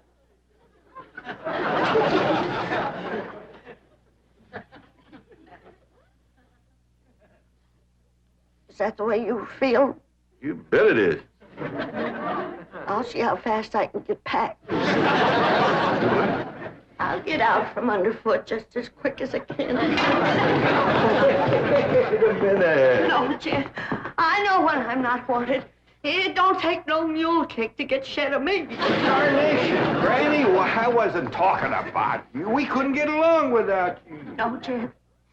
I'm just a burdensome old woman, no good to nobody. Why don't you throw me down the well? Go ahead, pick me up, carry me out to the well, and throw me in. Stop talking like that. Uncle Dan! Uncle Dan, look here! I caught him. Mr. Drysdale, he gave out, but I caught this fat little rascal. Put him there. You gonna whip me, Granny? No, Jethro. I'm going to get thrown down the well. Why don't you throw us both down the well together? We're just no good leeches, both. Hush. Mr. Butler, I'm sorry Jethro got it mighty rough with you. He don't mean no harm. He's just an overgrown boy. Now, we's all mighty pleasure to have you come and stay with us, and as long as you behave yourself, won't be no trouble. Oh, I'm Jed Clampett. Sir. This here's Granny. I reckon you and Jethro done met. Yeah. Sir. Oh, and this here is my daughter, Elly Mae. Enchante, mademoiselle. Vous êtes très belle, très charmant, très ravissant. Don't you dare use them kind of words to a lady. What do you say, Granny? I ain't sure, but it sounded dirty. You said your daughter was pretty and charming. Oh, you're so different from all the others. You're like a beautiful city girl. He had not have said that. Oh, Marie. Oui, Miss Jane. Didn't you say the Clampetts had agreed to sit for their portrait? Oui. They said they would do it. Really? What is this? I believe it to be self-preservation, madam. No!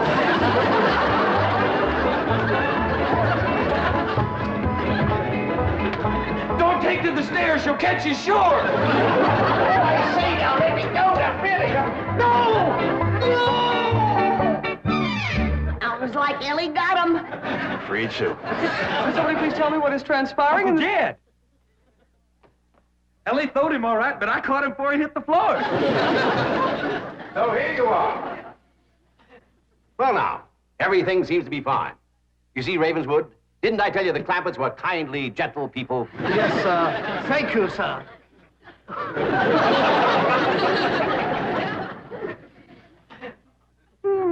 We're gonna have to feed up both of them, Granny. His knees is buckling, too.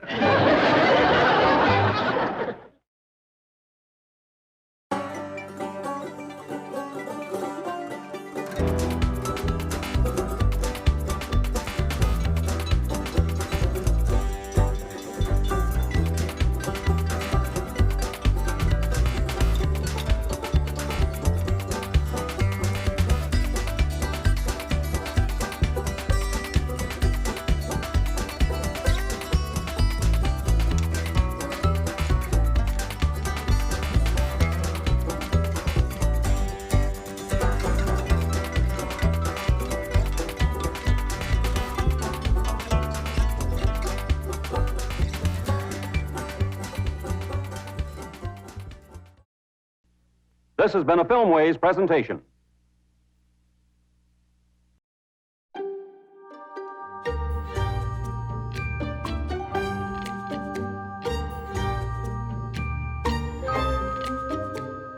Eighth Man DVD.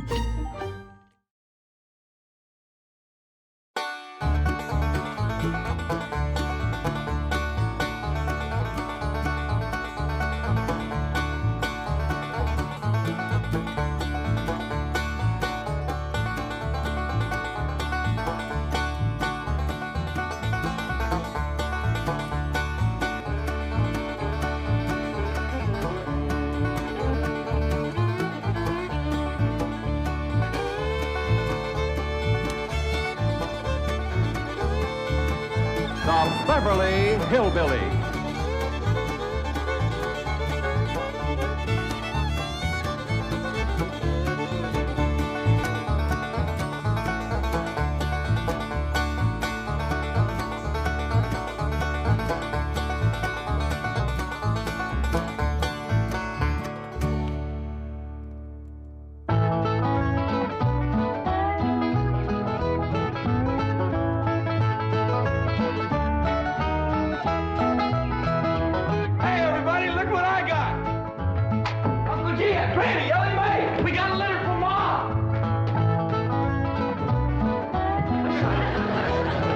Jethro yelling about? Sounded like he said we got a letter from Mom.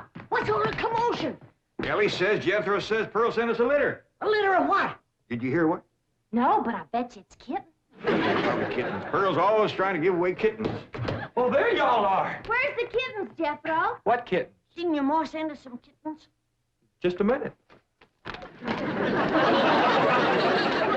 Nope, just a letter. Jethro, how could you think that kittens would... Well, come on, sit down. Let's hear what Pearl's got to say.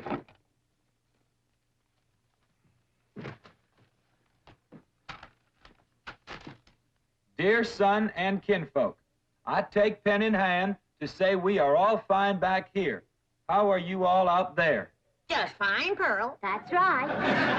Jethro, I hope you are making good marks in school out there. Ma thinks I'm going to school. Are you in the 5th grade like you would be here? Doggy, Jethro, I clean forgot about putting you in school. We're going to have to get you started today. Can I go too? Well, no, I think Miss Hathaway's got plans to put you in some girls' school. Can I go too? Jethro, I just said it was a girls' school. That's why I want to go. I like girls. I don't. Let's get finished with the letter. After that, we'll take care of school. Your sister, Jethrine, had a narrow escape. A city dude tried to take advantage of her. What does that mean, Paul? Well, well, Granny will explain that to you later. Tell us more about the city dude, Jethro. His name is Jasper He. Jasper, he. That's a funny name. Oh, there's a dot in there. His name is Jasper. He wears patent leather shoes and spats on them. Don't sound too neat, does he? He seen your sister at the cabin when I went there to keep an eye on it for Cousin Jed.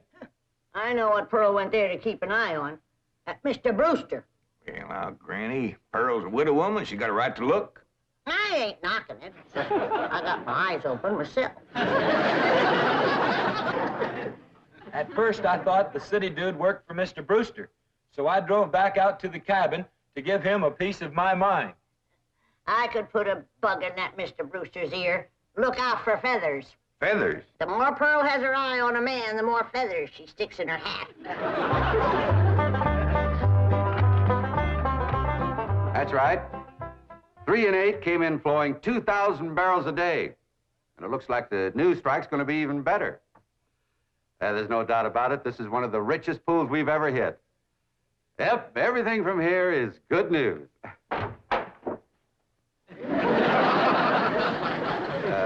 Well, not everything. I'll call you back. Mrs. Bodine, this is a pleasant surprise. Well, thank you. Although you might not think it's so pleasant when you hear what I have to say. Oh? One of them oil fellas working for you has made advances to my daughter. Made advances? Well, What would you call being picked up and carried off by brute force? Well, I'd call that making advances. What's his name? Jasper Depew. Jasper Depew. I ain't seen him myself, but from what Jethro tells me, he's a pretty slick article. Well. Oh, Mr. Brewster, you don't know how hard it is for two girls living alone like Jethro and me. You see, my son Jethro's in California with Cousin Jed, leaving us no man to protect us. I'm a widow woman, you know. I guess wherever you have two unattached girls living alone, there's bound to be trouble. Especially when the girls are the kind that men call lookers. Did you say his name is Depew? Jasper Depew. Calls himself Jazzbo. Oh, Jethro says he's a flashy dresser and a fancy talker and drives a sporty car. Regular big city dude. I guess Jethro's kind of like me when it comes to tall, handsome city fellas. I'm just putty in their hands. Nope, no one by that name working for OK Oil. You mind if I look? Oh, well, no, go right ahead. I'm bound and determined to find the rascal that trifled with the affections of my sweet, innocent, helpless baby girl. Ma! Jethro, I thought I told you to stay in the buggy. I seen Jasper Depew coming. Here? Yes'm. Oh, well, thank goodness we got Mr. Brewster to protect us. Oh, there he is. Mr. Brewster throwed his arms around me and helped me in his strong embrace. What's an embrace, Paul? Well, that's when folks kind of twine their arms around one another. You mean like wrestling? It's sort of like wrestling, except they ain't mad. It's like wrestling for fun. I reckon you could say that. Go on, Jethro. Then we heard a knock on the door, and we knowed it was Jasper He. Better look for that dot again. Oh, yeah. We knowed it was Jasper. He was there to get Jethrine. Her beauty had set his heart to burning with flamin' desire. What's flaming desire, Paul? Well, Granny will explain that to you later. Well, I'll try. You're sure counting a heap on my memory.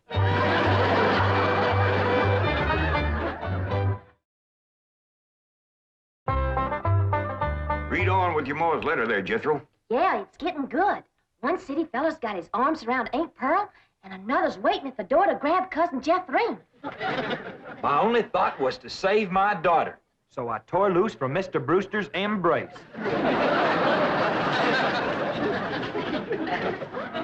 I saw Jethrine heading for the door, so I quick throwed myself betwixt my child and danger. But sweet innocent Jethrine, not knowing better, let that rascal in.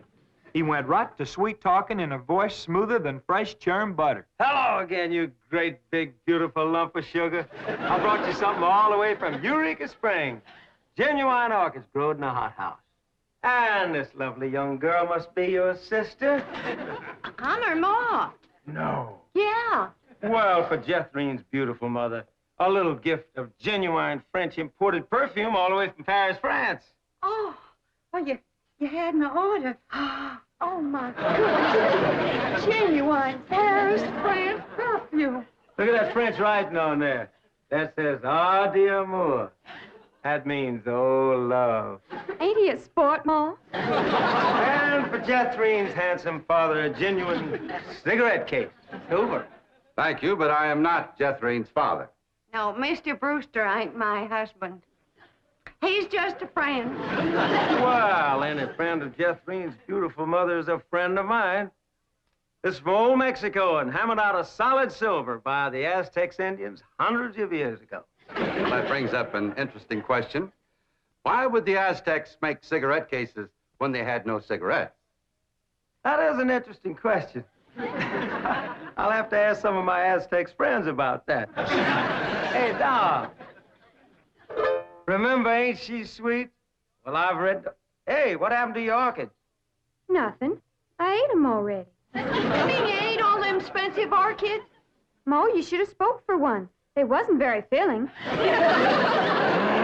She's sweet, from her head down to her feet, and that's a long way, but I ask you very confidentially, ain't that baby sweet?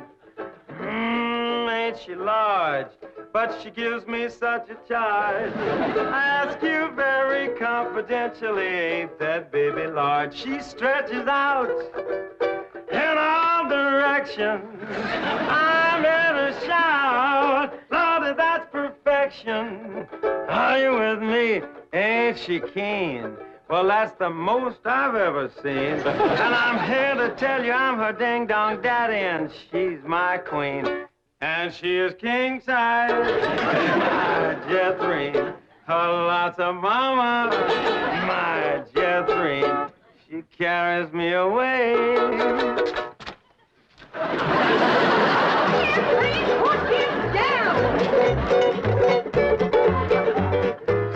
So your sister Jethrine has got herself a steady fella now. He says he is going to ask for her hand someday. I hope he will take the rest of her, too. Ha ha. Give my love to all and be a good boy. I am going out now to mail this letter and get some more feathers for my hat. As ever, your loving mother. Gee, sure nice to hear from Ma. Nice here. Jethro, you and me's got to go right out and find a school and get you to going. Granny, you pack up a nice lunch for Jethro to tote along. How about a big mess of poke greens and chitlins with some pole and a big pot of sorghum to dip it in? Fine. Oh, Granny, it don't have to be that fancy. Some of the other boys here in Beverly Hills might not have it so good. They go to complaining to their folks. Let them complain. It ain't gonna hurt none to raise their standard a little. I'll get the truck, Uncle Jed.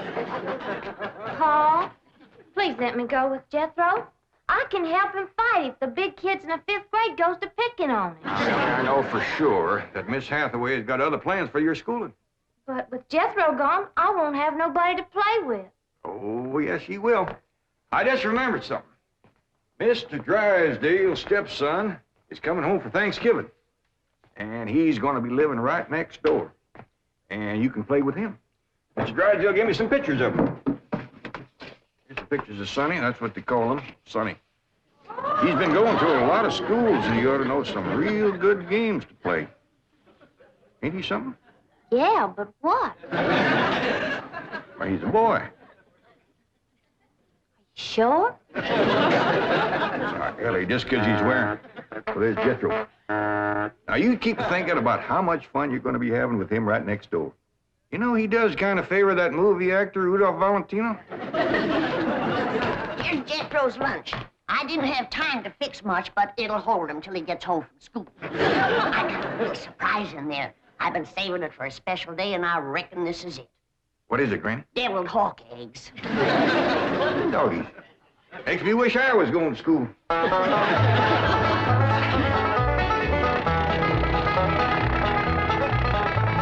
School, all right. Millicent, Schuyler, and Potts. I reckon them 3 is the teachers. 3 teachers? Must be awful big school. I'll say. Well, let's go in there and get you started. There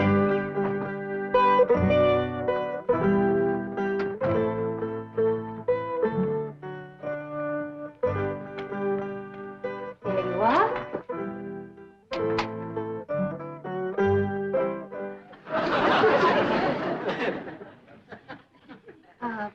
May I help you? Well, reckon maybe you can.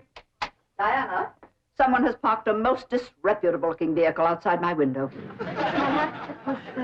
With these gentlemen. Oh?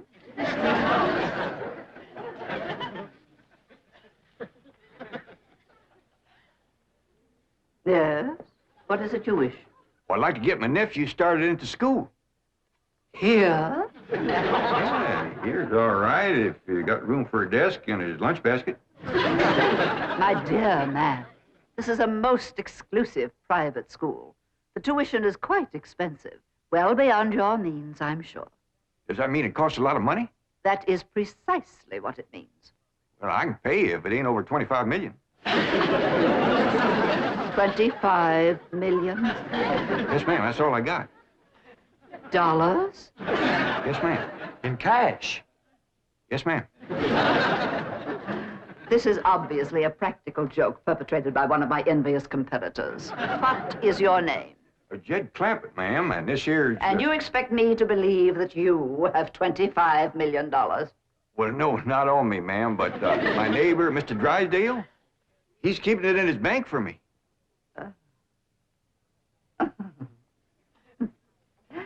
Get me Milburn Drysdale at the Commerce Bank. You see, it just so happens that Mr. Drysdale holds the mortgage on this school, so we are very well acquainted. Hello? I'd like to speak to Mr. Now, Milburn Drysdale. if you wish to admit that this is a hoax and be on your way, we will forget the entire incident. Otherwise, you may be liable to some sort of action for invasion of private property and impersonating a millionaire. Mr. Drysdale is coming on the line now. Thank you. This is your last chance, Mr. Clampett. My next call will be to the police. Very well. Mr. Drysdale, Millicent Schuyler Potts here. Come in, come in, come in, come in. Thank you, ma'am. Diana, tea for these gentlemen. Crumpet? Oh, no, ma'am, Clampett. Tea, Diana. Use the spode, tea set. Well, sit down, sit down, sit down, sit down. Just the two of us. Elly, me, and Granny didn't come. Well, do make yourselves comfortable. Mr. Drysdale's exact words to me were, well, never mind his exact words. Apparently he values your friendship greatly, and Mr. Drysdale is a very important mortgage. Ma'am. Now then, shall we talk about your youngster who's entering our 5th grade? What is his name? Jethro Bodine. Bodine? Jethro. No, ma'am. Jethro Bodine. We always put the last name first. Now, male, of course. Yes, ma'am. Just got a letter this morning. Date of birth? December the 4th. Year? No, ma'am. Back home. We only been here a few weeks. Perhaps you should answer the questions for our vital statistics. Now, we need to know the complete birth date, which in turn gives us the exact age. Now, we have December 4th, and judging from the fact that your nephew is entering the 5th grade, I would surmise that the year is 51 or 52. Am I correct? Oh, Jethro ain't near that old. And in the 5th grade? Why, that's wonderful. Well, perhaps we have a budding genius on our hands. Archie! I'll pour. Oh, Diana, I'd like you to bring me one of our boys' uniforms to show these gentlemen. A 5th grade size. No, on second thought, you'd better make it 3rd grade. He's younger than average. We require that all of our students wear identical uniforms. It makes for less friction that way.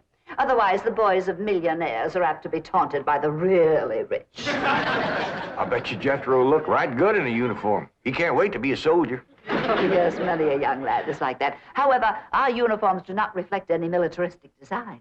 No, rather, we strive for something gay, attractive, and smart. Oh, there you are.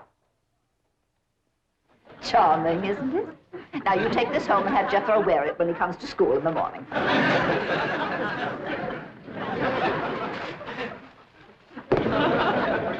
Wear this? I'm afraid Granny will have to make considerable changes in this before it'll fit Jethro. So tiny?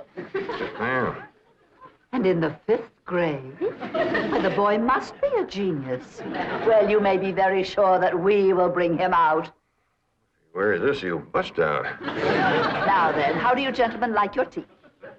We don't know, ma'am. We ain't tasted it yet. Oh, you are the fun-loving one, aren't you? Yes, ma'am.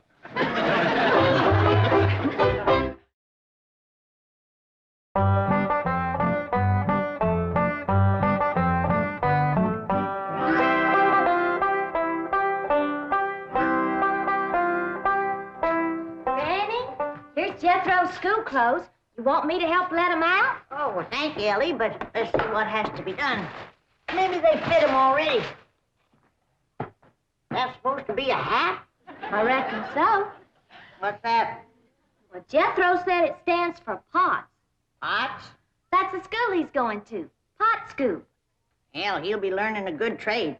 If there's something folks always needs, it's pots. Jethro can make you some dandy new ones once he catches on to it. Who in the Sam Hill is supposed to wear that? Well, Jethro, I reckon. Jethro couldn't have wore that at 3. Paul said it'd take some letting out. Letting out? There ain't enough seams in the whole world to let that out. How's it going, Granny? Are you getting my uniform already? Jethro Bodine? No, Granny. Over to school, it's Bodine Jethro. Elly May, leave the room. You got no shame running around here in your underpants? Granny, these ain't underpants. They swimming trunks. You wrap that towel around you before I cut a switch. But, Granny, Miss Hathaway says... I don't care who says what. I'll be glad when your ma gets out here to take you in hand and to make you some school clothes. These things ain't never gonna fit. But, Granny, I gotta have these in the morning. It's a rule. All us kids over there's gotta wear these. And that coat, too. Yeah.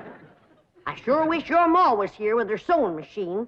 Girls a whiz at making clothes. Now that you're gonna be keeping company with Jazz Beau Depew, you're gonna need some nice clothes. I like the little feller, Ma. I'm glad, Jeffrey. But you gotta stop picking him up all the time. He ain't heavy. That ain't the point. It don't look fitting for a girl to run around carrying a fella. All right. I won't pick him up anymore till we get married. Why would you pick him up then? To carry him over the threshold. You ain't supposed to carry him. He's supposed to carry...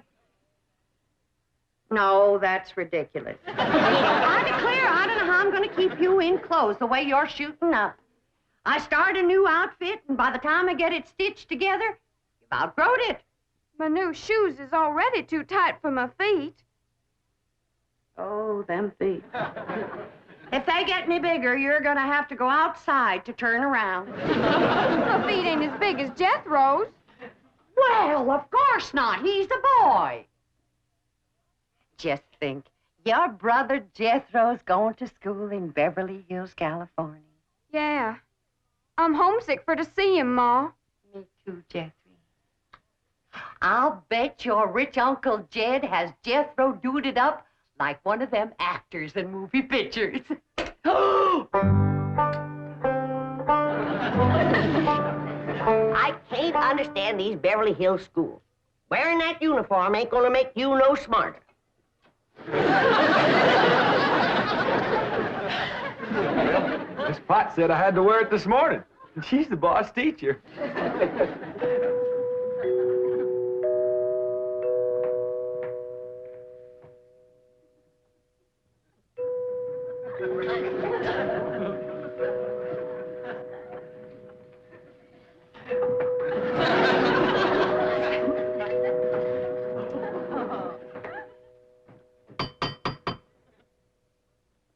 If Jethro ain't right. Every time that music plays, somebody comes to the door. Good morning! Good morning! Surprise! Surprise! Good morning, Miss Potts. I decided to come by and drive our diminutive genius to school myself. What? Your nephew, Jethro. Oh, yes, ma'am. Jethro! Come on down here. You got to ride to school. Well, that's mighty nice of you, ma'am. Oh, tut. I'm going to give the boy my personal special attention. I feel that when one... Well, howdy there, Miss Potts. You come to take me to school? You betcha she is. I want you to be a good boy, make good marks so your ma will be proud of you. This is your nephew? Yes, ma'am. You met him yesterday, remember? Of course, he does look a mite different in his uniform. Granny had a time getting it to fit, but she done it. You are in the 5th grade? Oh, yes, ma'am. Just finished 3 years in the 4th. But I can't. It's impossible. Oh, that ain't nothing. He got through the 1st grade in only 2 years. Under no circumstances can I allow this. Well, say, here comes Mr. Drysdale. I reckon he's coming to see Jethro off to school. Come along, Jethro. But take off. This is the way we go to school. This is the way we go to school. Here's Jethro's lunch. Oh, Jethro! You forgot your lunch. Now, Jethro, you share your grits and fat back with Miss Potts today.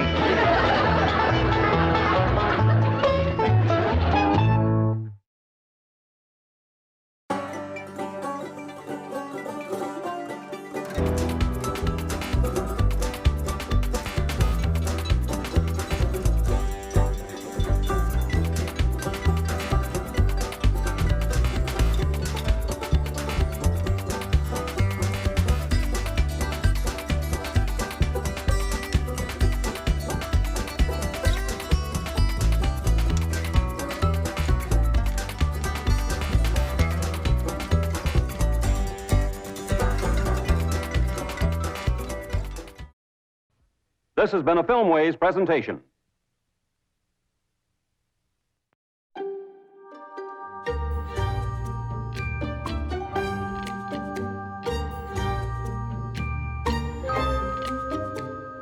Eighth Man DVD.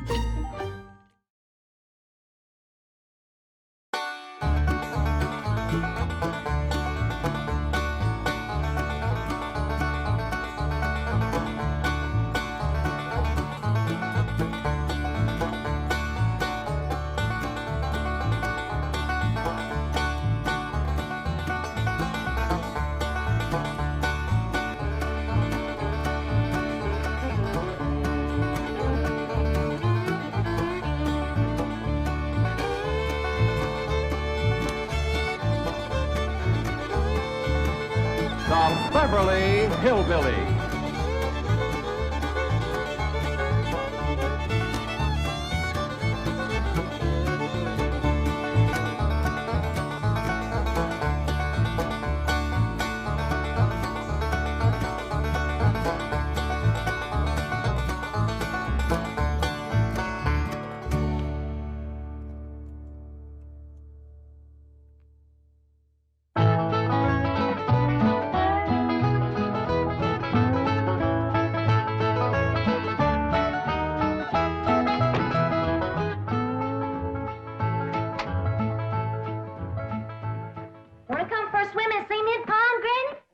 Child.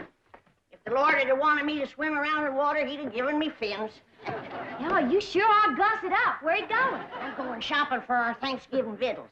I hear your beau's coming to eat with us. I ain't got no beau. Your pa says so. Mr. Drysdale's stepson. You know, the one they call Sonny. Shucks, I ain't never even seen him. Well, your pa tells it. He's coming to court you and spark you. What does that mean? You don't know what courting and sparking is? No. No, I guess you wouldn't at that. Well, when I get back, you and me better have a little talk. Have you ever been courted and sparked, Granny? Honey? When I was a girl back in Tennessee, I set so many boys' hearts on fire that they took to calling that neck of the woods the Smoky Mountain. Well, see you later.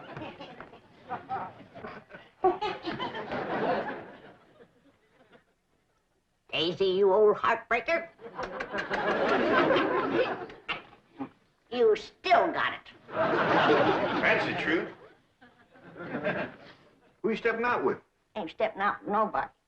I'm going to the supermarket. What's a supermarket? I don't know. I reckon it's kind of like a general store.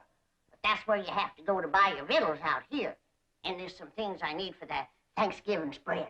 Oh, say, speaking of Thanksgiving, we can use the big fancy eating table. I just finished notching the last pot passer.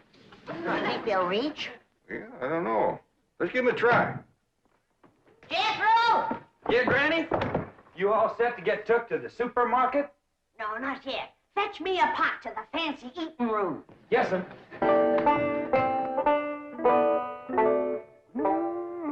That sure is a mighty fine eating table.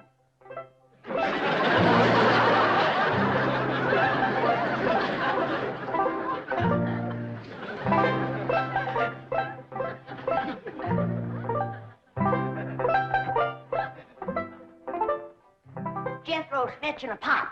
Granny, Gotta admit, folks built this table sure knowed what they was doing. It is built solid. It is that. You could set a half-dozen turkey gobblers on there and never sag it a bit. This here is a dandy idea, especially if you got young ones at the table.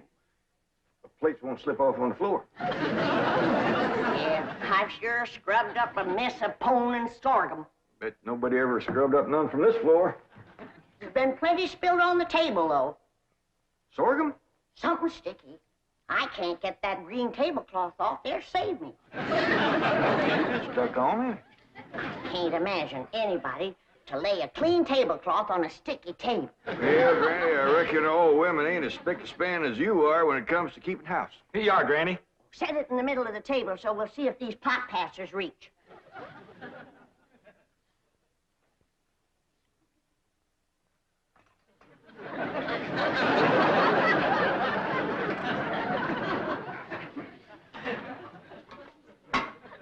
Yeah, I reckon that'll do the trick, all right. Ted, maybe you better whittle some sharp points on a few of them, and we can spear the meat and pass it. That's a good idea, Granny. I'll do that. How do you reckon the folks that lived here before us passed things? Well, they probably had a big family and passed from hand to hand. That reminds me, we're having 5 for our Thanksgiving meal. Yeah, you already told me. Company coming? Extra special company. Elly's beau. Has Elly got a beau? She sure has. Mr. Drysdale's stepboy, Sonny. Him and Elly ain't never seen each other yet. Sonny and his ma just come in from Boston. But Mr. Drysdale says his boy will be just happy to come a-courting Elly. I won't. I have never submitted to a blind date before, and I refuse to do it now. Sonny, dear, do it justice once for your daddy. He's not my daddy. He's your husband. All right, then. Do it for stepdaddy. It seems to mean a great deal to him. Mother, I'm the most popular man on the campuses of 3 universities. Vassar, Wellesley, and Smith. To those girls, I'm an idol, to be worshipped. I can't just date anyone. Sonny, dear, it might be fun to date someone new. Someone young, lovely, and charming. For her, yes. But how do I know what she'll look like? No, I can't. I can't. It might cause too much of a trauma, Mama. But your stepdaddy says she's very attractive. And it seems that she's the daughter of his wealthiest depositor, whom he wishes very much to please. Mother, what kind of a man have you married? He's selling me for a rich man's gold. It's sordid! Oh, it is sordid! It is sordid! No, my precious baby. I know it was wrong of me to marry a common bank president, but I wanted you to have everything. And all I could give you was the heritage of a fine old family. But it takes money, too, darling. Money, I hate that word. Makes the rich the social equal of us. Oh, no, dear. It could never do that. I wish you'd read the thesis I wrote on economics last week. Money and why it is not important. You know, for a boy who's been going to college for 17 years, you haven't learned much. Milburn, you must not throw it up to Sonny that he keeps going to college. He's trying to find himself. Don't take my advice. Don't look. Come on, dear. Let Sonny get dressed for his date. I'll draw him a nice hot bath. Try not to drown. Daddy? Just a moment, Daddy. You called me Daddy. You've never done that before. Well, don't ever do it again. I refuse to date a strange girl just to benefit your economic situation. Well, I've got news for you, Sonny. My economic situation and your economic situation have a very definite relationship. Money doesn't interest me. Who steals my purse steals trash.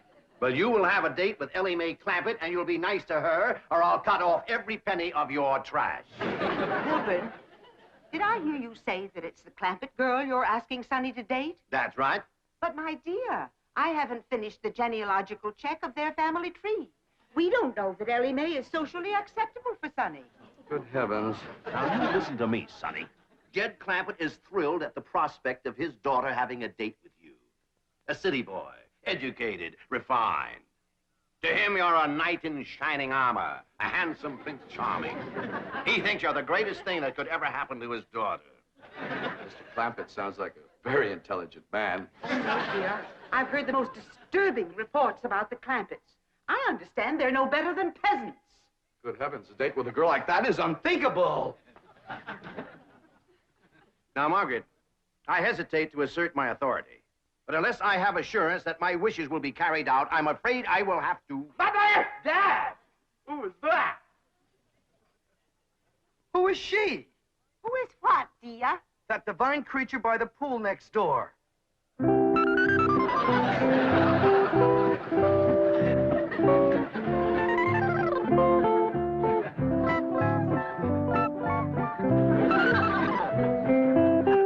That's the Clampett girl, Elly May. Oh, Dad, you're sensational. Of course I'll date her. Good boy. But, Sonny, she's not a blue blood. The color may not be right, Mother, but I sure dig that crazy container. Wow!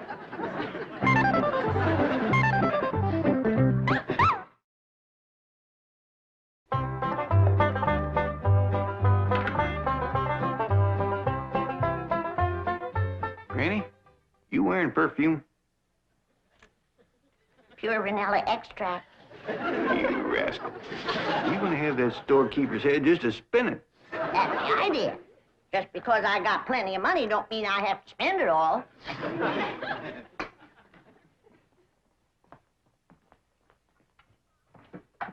Howdy, Paul. What you doing? Oh, I'm fixing some turkey stickers for a company meal. Oh, say, Elly, Yeah, Paul? is there anything you don't know about the birds and the bees? No. How come you to ask? Well, I reckon these what Sonny Drysdale's been studying at school. Either that or he's partial to them. How'd you know? Well, when I mentioned to Miss Hathaway that you was going to be keeping company with Sonny Drysdale, she says, Mr. Clampett, she says, you better have a talk with your daughter about the birds and the bees. Shucks, I know all about the little critter. Well, that's why I figured you being raised in the woods and all. But I didn't let on to Miss Hathaway. I know she's just trying to be helpful. Granny says she's going to have a talk with me about courting and sparking. She is. Well, I'm glad of that, Elly. I was kind of wondering who was going to do that. Paul, why don't you tell me about courting and sparking? Well, Elly, that's something that a girl's ma usually tells her about. Well, I ain't got no ma, so why don't you tell me? Well, Granny'll do it when she comes back. Well, what if she don't get back before Sonny Drysdale comes? Then I won't know how to court and spark him. You ain't supposed to court and spark him. That's what a feller does to a girl. How? What does he do? Well, he gets himself all slicked up, shaves real close, shines his shoes, puts on a stiff collar and a clean shirt. And he goes to calling on the girl, toting a nice big store-bought box of candy. Hot diggity dog, I'm gonna like courting and sparking. It's only the courting part. I ain't got to the sparking yet. What's that like, Paul? Well, she invites him to come in the parlor and sit. And they usually sit on a sofa or something, him on one end, her on the other. Yeah? Well, then he goes to carefully, little at a time, scooching down to where he's within reaching distance of the girl. Sonny Drysdale gonna do that to me? He might. And when he does, that's when a girl has got to be careful. Don't you worry, Paul. If that rascal goes to reaching for my candy, I'll knock him clean off of that sofa. Oh, Sonny, you sea beast. You creature from the Blue Lagoon. Now, my dear, don't you fling yourself overboard, because I'm not worth it. No, don't. My dear, my... Oh, well, there were too many girls aboard anyway. We were beginning to list. Sonny, are you decent? Not me. The devil. Come in. Sonny, you're beautiful. Mother! Girls are beautiful. Boys are handsome. Dashing. Debonair. You're right. I'm beautiful. Well, I just spoke to Jed Clampett. He's expecting you to call this afternoon. Maybe take Elly Mae for a drive. And tomorrow, they're expecting you for Thanksgiving dinner. 2 days? Gee, stepdad, no girl has ever been exposed to me for 2 consecutive days. Well, it may be unleashing forces too powerful to control. What if the Clampett girl gets serious about Sonny? Well, we'll celebrate with the finest champagne money can buy. Oh, no, my baby's not ready for marriage. Margaret, he's 35 years old. I am not. I was a leap year baby. No, I don't enough of this nonsense. Now, you climb into that expensive sports car I bought you and go calling on that girl, or so help me out. Milburn, please. Sonny has never been exposed to violence. Even when he was born, I gave the doctor strict orders that he was not to be spanked. But it's not too late to start. Now, are you going or aren't? I'm going. I am going. You want me to go along? No, Mother, dear.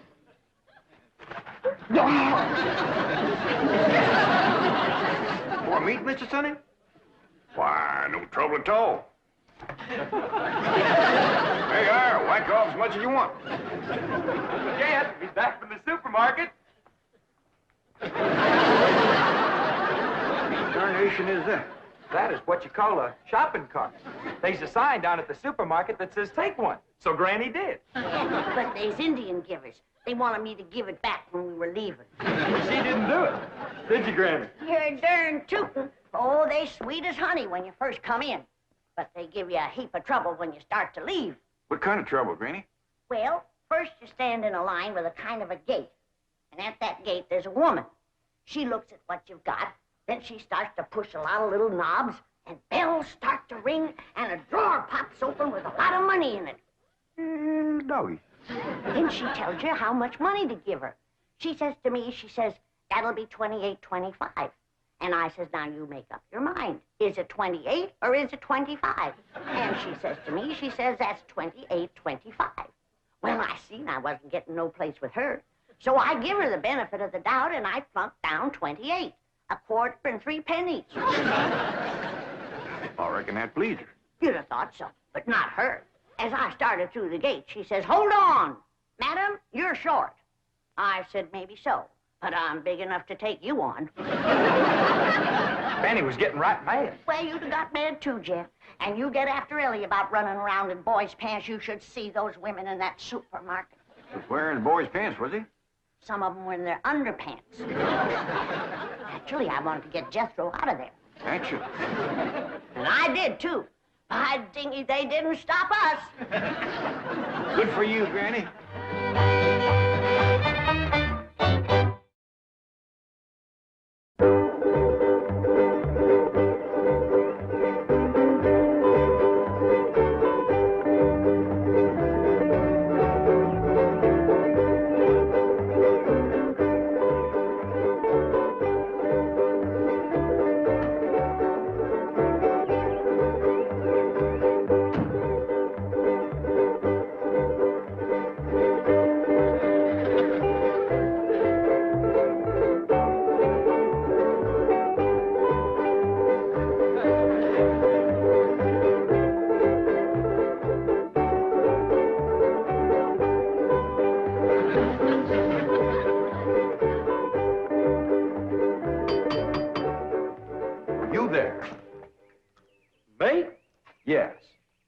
Does that weird-looking vehicle belong to you? No, sir.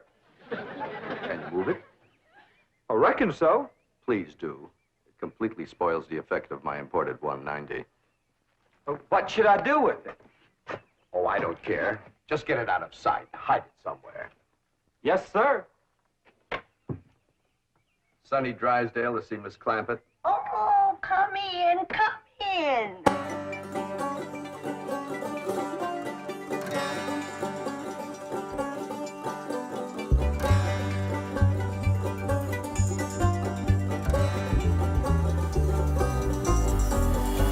What you doing, Jethro?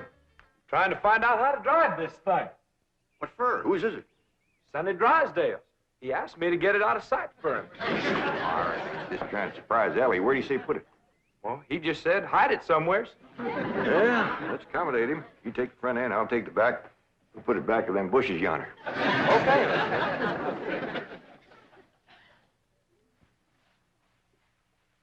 Is he toting a box of candy, Granny? He sure is, honey. All tied up with ribbon. Oh, Elly. Child, you are just beautiful. Shall I sprinkle some vanilla extract on you? Becca? No, I better not.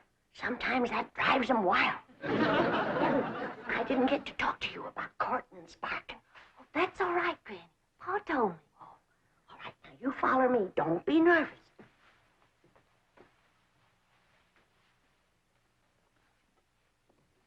Here she is, Mr. Drysdale. Thank you. You're beautiful. Divine. Never mind me. Say something nice to her. Hold it just a moment. What a vision you are. What a picture you make. From your golden hair down to your... Is that for me? Yes, it is. Bet you I can guess what it is. Try. It's something sweet. Exquisitely sweet. Something yummy. The yummiest. Something all girls like. You guessed it, it's me. You can sleep with it under your pillow. You want to come into the parlor? What are we going to do in there? Talk about the birds and the bees. Well, Scooby Doo. You peasant girls don't beat around the bush. Miss Clampett, my lips long to taste your lovely hand. Hey, why did you throw him? That rascal was fixing to bite me. Broomstick to him.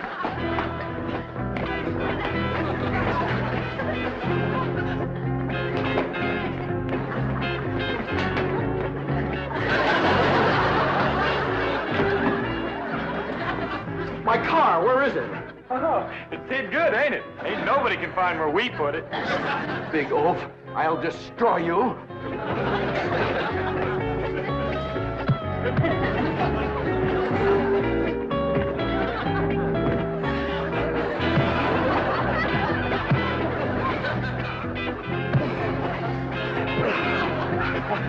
Oh, Mother! Mother! Who was that?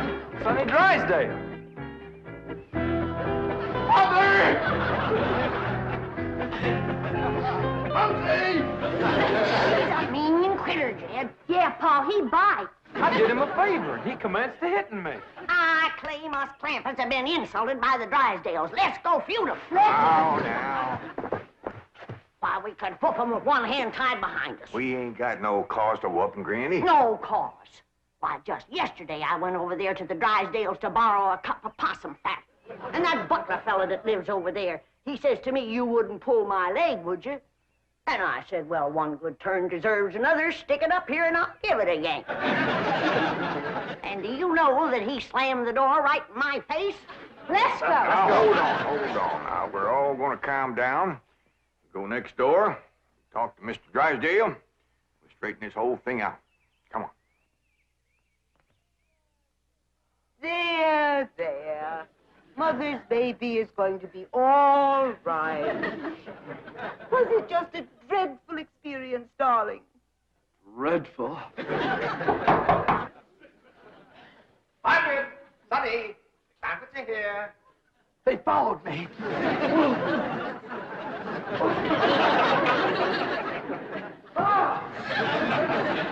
Come in. Where's Sonny? Here I am. Well, we've straightened out the misunderstanding, and now these people have something they want to say.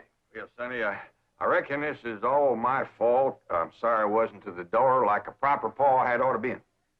And I'm sorry I throwed you, Sonny.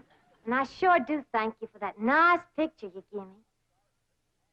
And I'm sorry you hurt your hand hitting me, Sonny. And me and Jethro was sorry that we hid your automobile. We towed it back over and set it down in front of your house.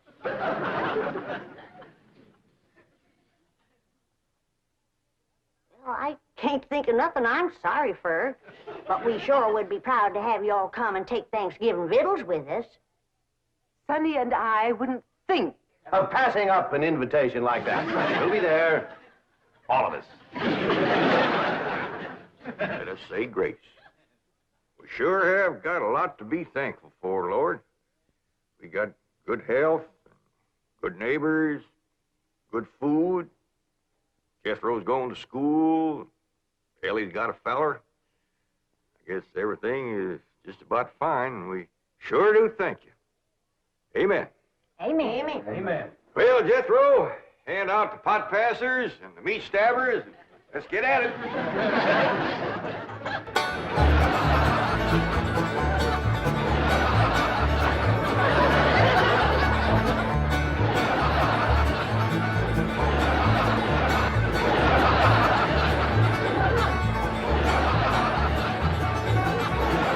Hippie's on drumstick.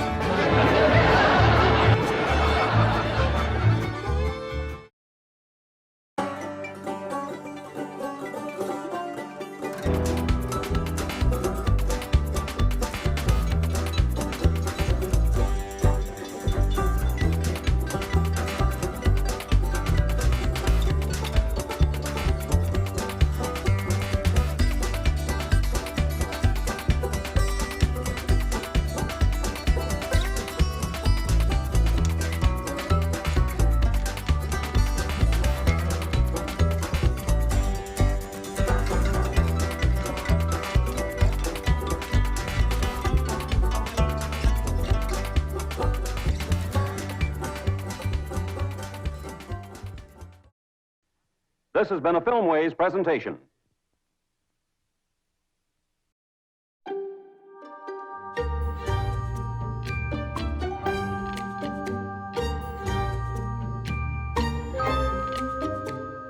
Eighth Man DVD.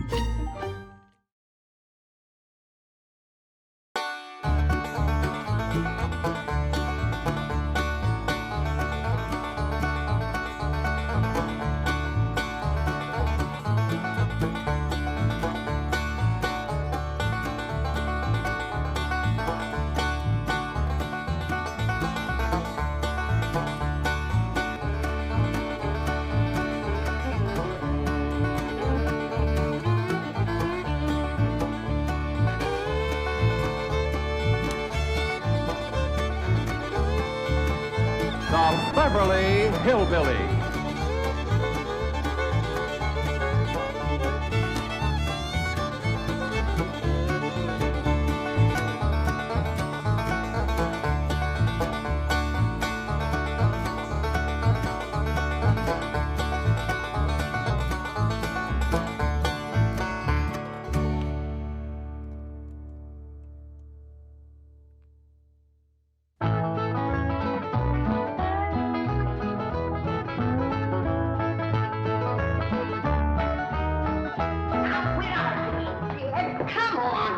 There's a lot of darn nonsense.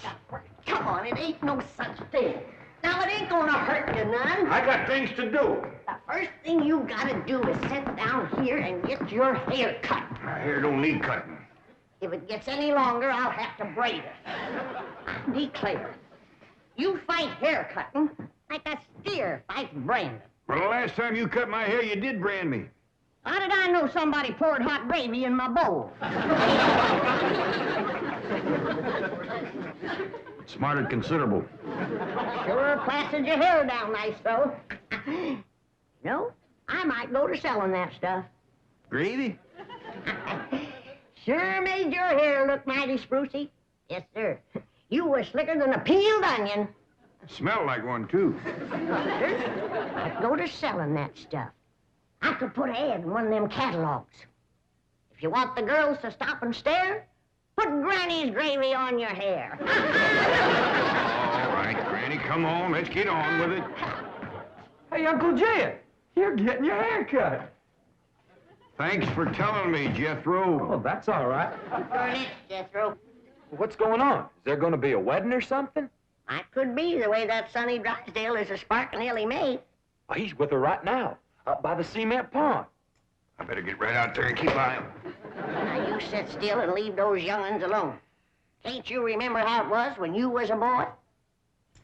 Yeah. I better get right out there. It's broad daylight. And besides, they swimming. No, they ain't. They's sitting on the bank, and he's a-holding her hand. What an interesting hand you have. I see a man, a handsome Harvard man. Where? Right there on your heart line. Oh, that's just the one I got from picking up toes. Elly, you mustn't let horrid, slimy creatures touch you. Oh, heck, you ain't slimy, Sonny. Just a mite greasy from all that oil you smear on yourself. What a precious paradox you are. What a charming contradiction. You look pure Park Avenue and you speak pure Tobacco Road. That good? Good, it's fascinating. You're a challenge to me, you child of nature. You are the raw clay from which I will mold a perfect woman, worthy of a perfect man. Me. You know Shaw's Pygmalion?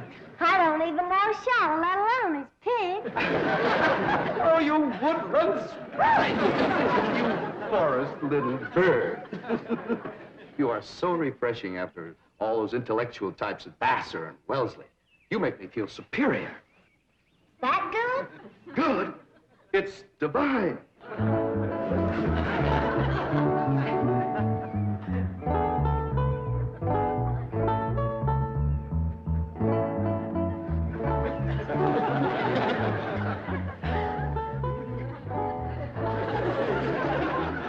I am Caesar, and you are a fair-skinned captive, a barbarian slave.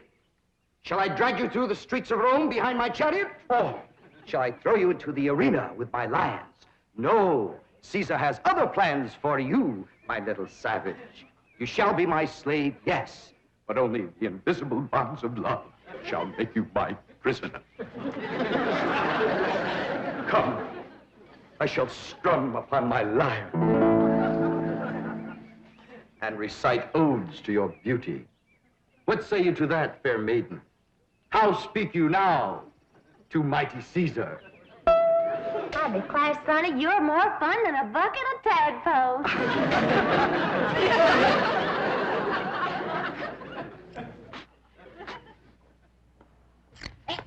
Sit still, I'm liable to lop off a ear. Well, doggone it, Granny, hurry up. I gotta get out there and keep an eye on Sonny and Elly. You want me to go out and see what they's up to, Uncle Jed? Now, you just sit still, the both of you. I'd expect Elly May to get a husband if you don't let the boy spark her. Well, Elly ain't never been learned about such things. Jed, sparking is like breathing. You don't learn to do it. Somebody slaps you and you go at it. Boy slaps. Now, I declare you're wiggling worse than a worm in a bait bucket. You want your daughter to be an old maid? Of course not. Next year she'll be too old to get a husband. She's almost 18. Not old.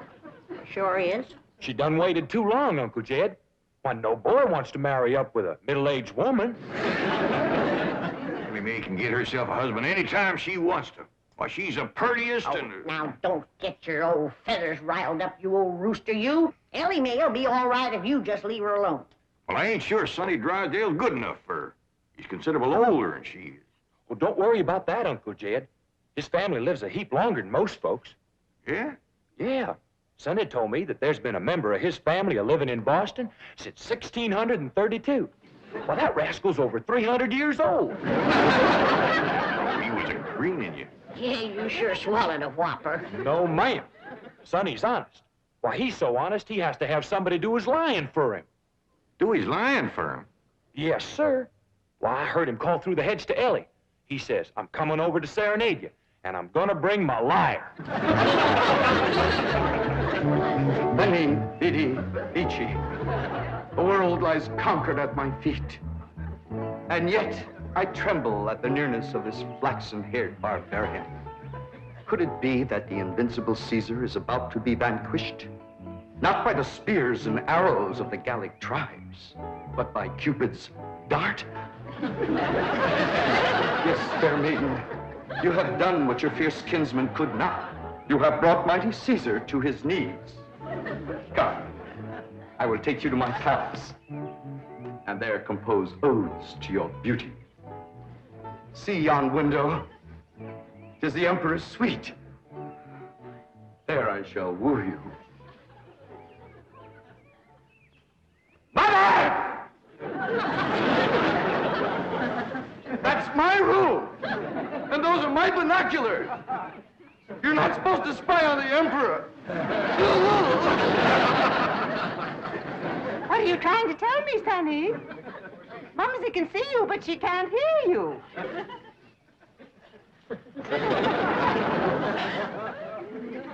Yes, darling, Mumsy is watching. You look magnificent, like Apollo, the god of manly youth and beauty, the god of poetry and music. Look out! You're getting near the water. Be careful. Wait! Mommy will get your inner tube. Come, fair maiden, and I shall sing of your golden tresses, and your azure eyes, and your skin of alabaster, and your other charms that set me aflame. You mean you're really burning? Yes, dear one, and only you can put out the fire. Okay.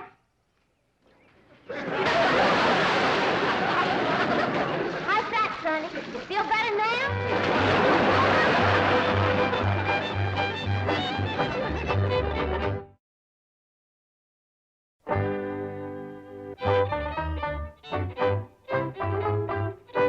All right, Jethro, you're next. Oh, hi, Elly Mae. Where's Sonny? Well, he run home to his mama. You didn't throw him down and hurt him again, did you? Don't you know, Pa? He caught fire, so I wetted him down in the pond. Sound like you done the right thing. How'd you catch fire? He said it was my charms that set him to burning. What charms were you toting? Well, just my sack of crawdad bones and my buckeye. We never heard of crawdad bones and a buckeye starting a blaze. What happened to your rabbit's foot? I didn't have it. There you are. You can expect trouble when you ain't toting a rabbit's foot. You know what my teacher over at Pot School said about toting a rabbit's foot? What? She said it's a superstitious invocation contradicted by scientific knowledge. It's always nice to know you ain't been doing something foolish.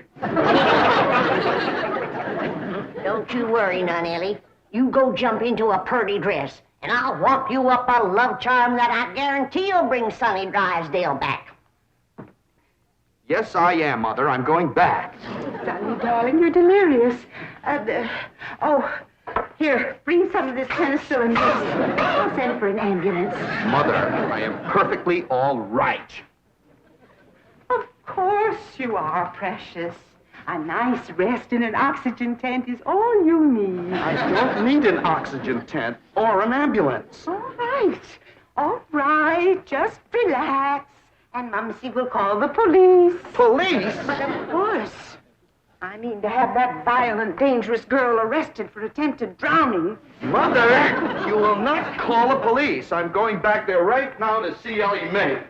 Ah, darling, that's very brave of you, but you're in no condition to make a citizen's arrest. Mother, I'm not going to arrest her. I want to help her, to work with her, to tutor her. What? She's like a wild, wonderful jungle cat, and I'm going to tame her. Sonny, you are delirious. I'll call the doctor. Mother, mind is made up. That girl needs me. For the first time in my life, somebody really needs me. I need you. The whole world needs you. Elly Mae Clampett needs me, and I need her. I'll be her Pygmalion, and she'll be my Galatea. Sonny, you're not becoming emotionally involved with that creature. She's not a creature, Mother. She's a girl. A wild, wonderful, beautiful, ravishing girl. Yes, I am becoming emotionally involved. I forbid it. She's not socially acceptable for my baby. Mother, I'm not your baby anymore. I'm a man in search of a woman.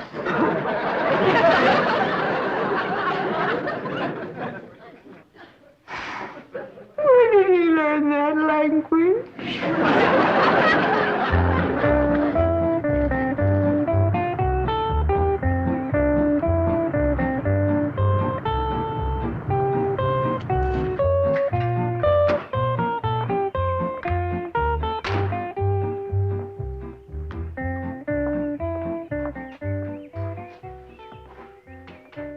Duke, you noble veteran of the chase. Are you homesick for your forest paths and mountain trails? You look like a cashier waiting for the bank examiners to arrive.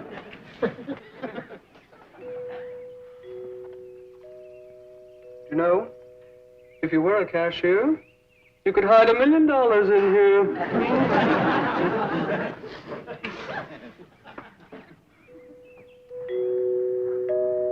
There goes that music again. Jethro, did you ever find out where that's coming from? No, sir, I didn't. Every time I went to looking for it, somebody always come to the door. This time I'm gonna find it for sure. You see? Oh, bonjour, Jethro. Oh, howdy, Miss Hathaway. No.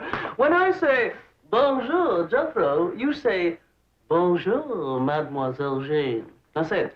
Bonjour, Mademoiselle Jane. Bonjour, Mademoiselle Jane. That's very good, except for the mwah sound. Must be soft. Mwah. What? No. Watch my lips closely.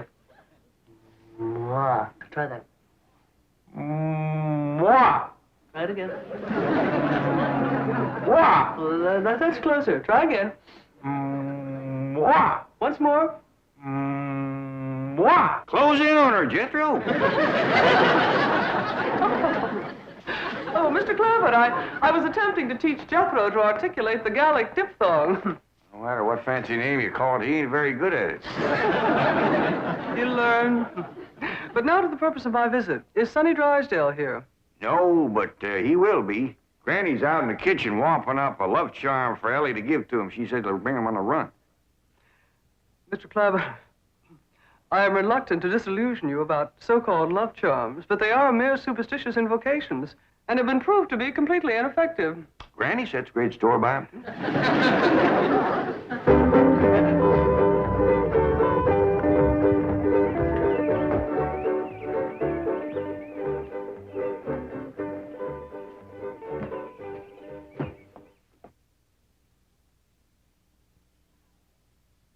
Here you are, Elly. One guaranteed love charm. Guard it with your life. What's in it, Granny? Oh, I dasn't tell you. Leastways, not just yet. But I'll give you the secret before I go on to my reward like my granny done to me. I'll guard it too, Granny. Granny?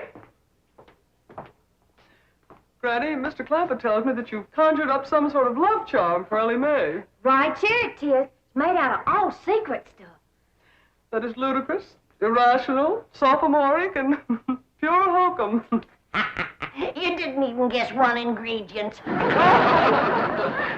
Granny. Don't you come spying. I'm telling you for the good of the country. If the secret of this love charm ever got out, I shiver to think what might happen. I would want it on my conscience. Hear me now, mongrel. Neither sleep, nor snow, nor vicious beast shall keep me from the side of my beloved. Here I come, ready or not. So, you still think it won't work, huh? That is correct. All right, Elly.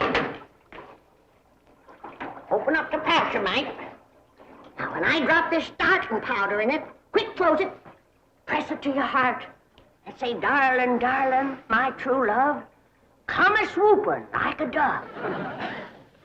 Darling, darling, my true love, come a-swooping like a dove. This is Elly!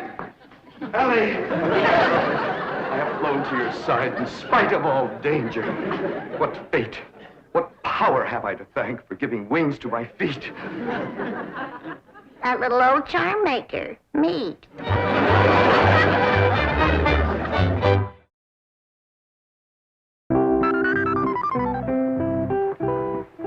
And now we shall begin the transition from Tobacco Road to Park Avenue. Now you watch me closely and I'll show you how to develop perfect posture and grace of movement. Ah, Kipling. Well, do you like Kipling?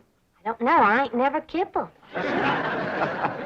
Oh, you are a challenge, you ravishing rustic. You child of nature. Now, here, you try it. There we are. Now walk. Oh. You'll have to try that again. Now, sit down. Now, watch me. We walk as though upon a cloud, and we glide with lissom grace.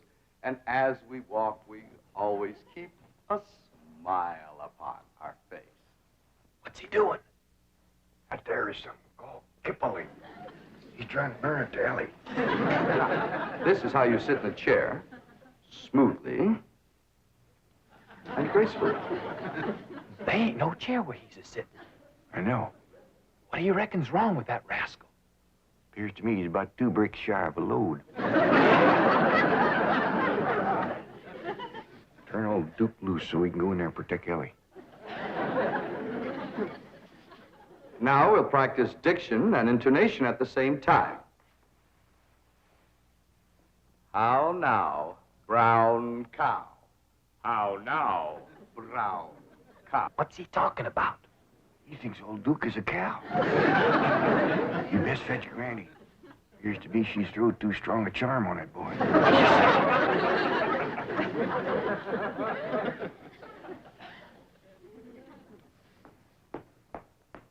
Here you are. One guaranteed charmer. Now, you hold the bag while I sift in the starter. I know this is all a lot of absolutely ridiculous nonsense. Please hurry. Darling, darling, my true love, come a-swooping like a dove. I better open this door before he busts it in. Miss Jane! Here he is. Granny's love charm is too strong. Don't fight it. It's bigger than both of us. Circled on me. Granny, come quick. The love charm you throwed on Sonny Drysdale was too strong for him. Thank you, Granny. How now, brown cow? How now, brown cow? How now, brown cow? How now, brown cow? How's it going, Uncle Jed? Bad. Now he's got Elly believing old Duke is a cow. Break the charm, Granny? I reckon so. I'll sprinkle him with some let-go powder. While you're at it, will you sprinkle some on Miss Jane? She's shutting off the blood tomorrow. How now, brown cow? Secret powder, white as snow, make the charm of love let go.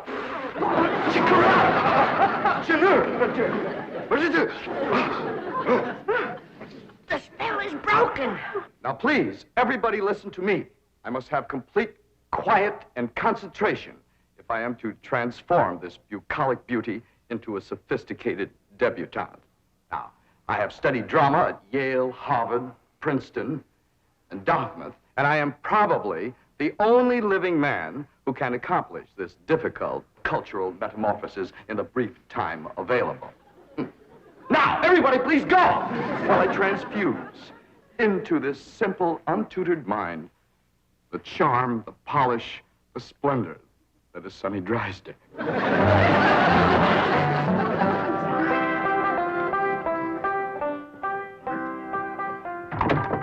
Jed? Hi, Granny. Is Elly and Sonny still in that room alone? It was the last time I was listening, a couple hours ago. They was talking about the rain in Spain, a land in the plain. Well, I guess they can't be up to no nonsense if they're talking about the weather. Doggies, I can't wait to see Elly all polished up and talking like Sonny and Miss Jane. While you're waiting, I got something for you. What is it? A love charm. What in the Sam Hill I want with that? It ain't what you want, and it's what you're getting, a woman. And it's high time you got one, being a widower. Besides, the moon is right. That's why this stuff is working so high-fired powerful. So here. Well, I ain't interested in none of these la-di-da Beverly Hills women, so here. Well, they're interested in you, so here. Who said? Jethro says. Jethro don't know nothing, so here. I reckon Jethro ought to know what's going on in his own school. Besides, I saw her making sheep's eyes at you, so here. You caught who making sheep's eyes at me? Mrs. Millicent Schuyler Potts, that's who. Oh, Oh, now. You did? Educate a woman like that? Jethro says she asks for you every day. Oh, what'd she want with an old mountain goat like me? If I was to put a little starting powder in there, and you was to say the magic words, no woman could resist you. Oh, I don't hold with stuff like this. You're scared, ain't you? Oh, I ain't scared. Then go ahead. I double dog dare you.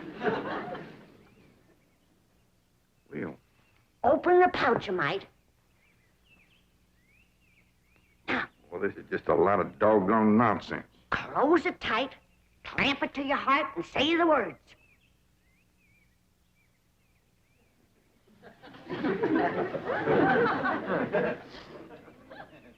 Darling, darling, my true love come a-swooping like a dove. Where is he? Where's my dog? It's Mrs. Drysdale. Where is he? Oh, where is he? Oh, I tried to stay away, but I could not. He's mine, and no other woman shall have him. Drysdale, you're a married woman. Think of your husband. Care about my husband. I want my darling, and no one is going to keep me from him. I sure hate to have to do this, but... Sonny, where are you, Sonny? He's inside with Elly Mae. Now, if you just calm yourself down, I'll go and get him. Thanks for coming, Miss Drysdale. Howdy, Ma. Was you a-hollering for me? Then brainwash you.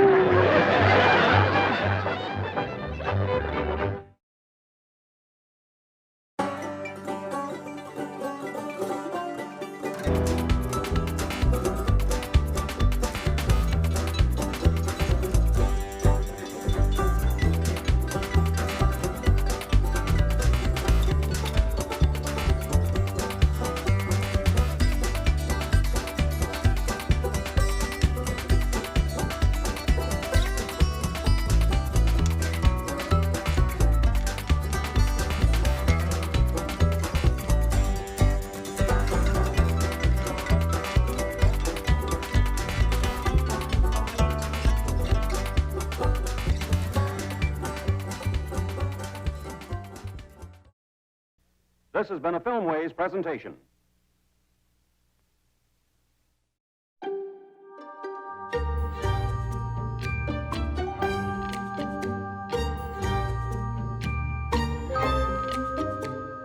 Eighth Man DVD.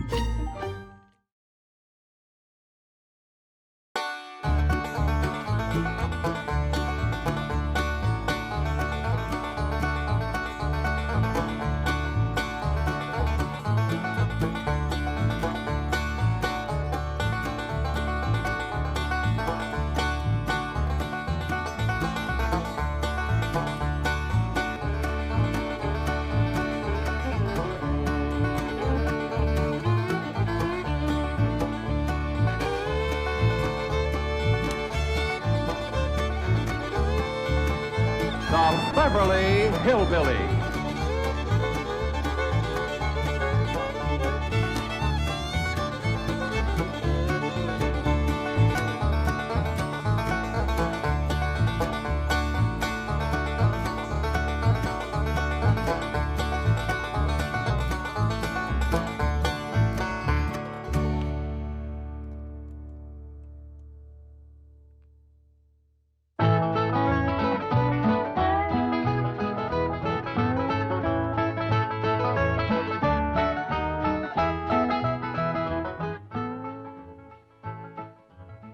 Oh, hi there, Granny. What you looking at? Oh, I'm looking at these pictures that Mr. Drysdale took of Sonny and Elly. Oh, yeah. He's right good, ain't they? Dandy. Jed, I reckon we'll be having a wedding around here pretty soon. How'd you know? Sonny's giving Elly a ring this morning. I couldn't get to sleep last night, and I heard them talking down by the door. All the way from your bedroom? Well, my window was open. That's still a powerful long ways to hear. Not if you climb out into a tree and shinny down a ways. You heard Sonny asking Elly to get engaged? Plain as day. Sonny said, Elly, you going to be home in the morning? And Elly said, yes. Sonny said, I'll give you a ring at 10 o'clock. Nuggies. Was putting her straight up for 10 right now. Hello? Oh, good morning, son. I mean, Sonny? Hey, Elly's here. Why don't you come on over? Oh, you want to talk to her on the telephone? Well, just a minute. Can't give a girl no ring on the telephone. Telephone, Elly! Okay, Pop. I'll get it up here. Granny, you hadn't ought to be listening. Well, it's a lot easier than shinning down a tree in the dark. I tore my nightgown. I sent a bunch of these back home to Cousin Pearl. What for? Yeah, you know how she was always bragging about her daughter, Jethro, going to beat Elly Mae to the altar? Yeah. I sure would like to see the look on Pearl's face when she sees this. Jethro, look at this. And I always bragged that you could beat Elly Mae to the altar. I can, Ma. I can outrun Elly Mae. My legs is long. Look, we gotta get busy. Now, what time's that Jasper fella coming to court you? 6 o'clock. He's taking me out in his car. Oh, no, he ain't. He's courting you right here in my parlor where I can see to it that he gets to the point. Well, that's where he's taking me, Ma. Perkins Point. There's the barn dance there. I'm talking about the point of proposing to you. Don't you want to get yourself a husband? Yes, sir. Jethro, why couldn't you have been born with some of my brains instead of just my beauty? Of course, I gotta admit that you ain't quite as pretty as Elly Mae. I ain't even as pretty as her fella. You are so.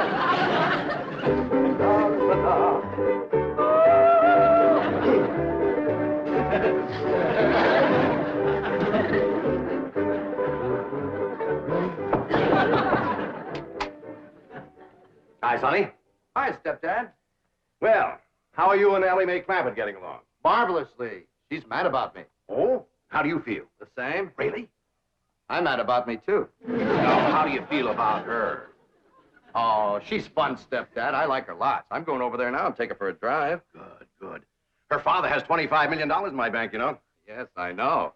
She's, quite a beautiful girl, don't you think? Oh, ravishing. You know, I understand these country girls make perfectly wonderful wives. Strong, healthy, not afraid of a little work. So I understand.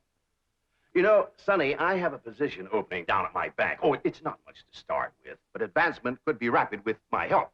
Certainly, it would be enough to rent a nice apartment, settle down, take up housekeeping. Why don't you think it over and discuss it with Elly Mae? All right. But with all the money her father has, I doubt seriously if she'd want to work at your bank.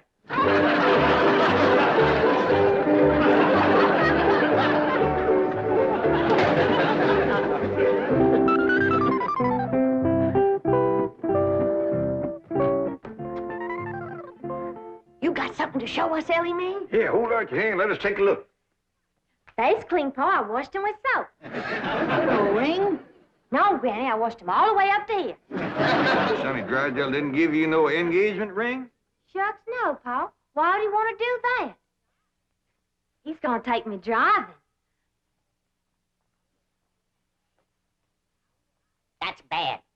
Out driving in broad daylight ain't no way to get engaged. What are you talking about? I proposed to your daughter out driving. In a horse and buggy, that's a heap different. Besides, that old mare of yours knew right where she was going. That way you could turn your attention on Rose Ellen. That's the truth. But out driving in an automobile in city traffic, with all them cars trying to hit you, by the time you turn your head to say, will you, somebody has. There's no two ways about it. That child is going to need help to track that Sonny Drysdale. Elly Mae don't need to trap no man to get him. Every man that ever got get was get that way. Not me. We just happened to stop under a shady elm tree, and I proposed to your daughter on the spur of the moment. That spur of the moment of yours took us 6 months scheming and planning. Why, we even trained that old mare of yours to stop under that shady old elm tree. Well, any trapping will have to be up to you, Granny. I wouldn't know what to do except I held a shotgun on Sonny. Well, I'll study on it. Them city fellers might be different.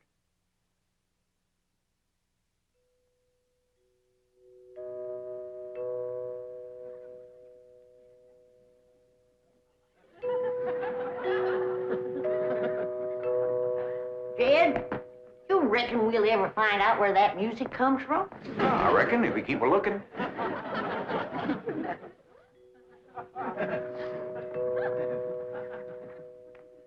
You're wasting your time looking for that there music. I've looked for it a dozen times, and before you can find it, somebody will come a-rapping at the door. See? Told you. Oh, hi, Sonny. Greetings, all. Elly May ready? She sure is. She's been ready since she's been 14. I beg your pardon? Oh, Elly May, Sonny's here. What we want to know is, are you ready? Well, I sure hope you young folks have a dandy drive. Oh, we shall. I plan to take Elly on a socially significant drive through Brentwood and Bel Air to show her some of our depressed areas. Howdy, Sonny. Elly May! You look positively divine. So do you, Sonny. I know. Don't you bite me. Elly May, a kiss on the hand is a very proper greeting. Oh. Come on, everybody. Kiss Sonny's hand. Please, never mind. We're on our way. Well, have a nice drive, y'all. Yep. And if you pass under a shady elm tree, it won't hurt none to stop for a spell. There they go. Quick, Jethro, start up the truck while I get the reticule. Where you going? To follow them. Now, hold on, you two. You can't follow Sonny. He'll see you. They won't know who we are. We'll be wearing dark glasses. He'll think we're a couple of Beverly Hills movie stars out for a drive. Come on off that truck. Come on.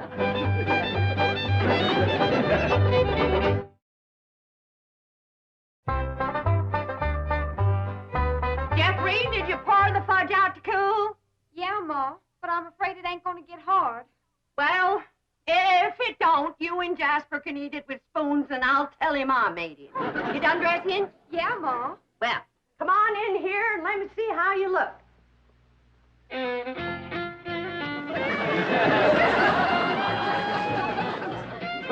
Turn around, let me see your sash. You do get the bow straight. Now, I want you to bring out them pillowcases you've been embroidering for your hope chest. The ones with his and hers worked in French knots. Never hurt none to let a beau see you're handy with a needle. But I ain't. I always stick myself.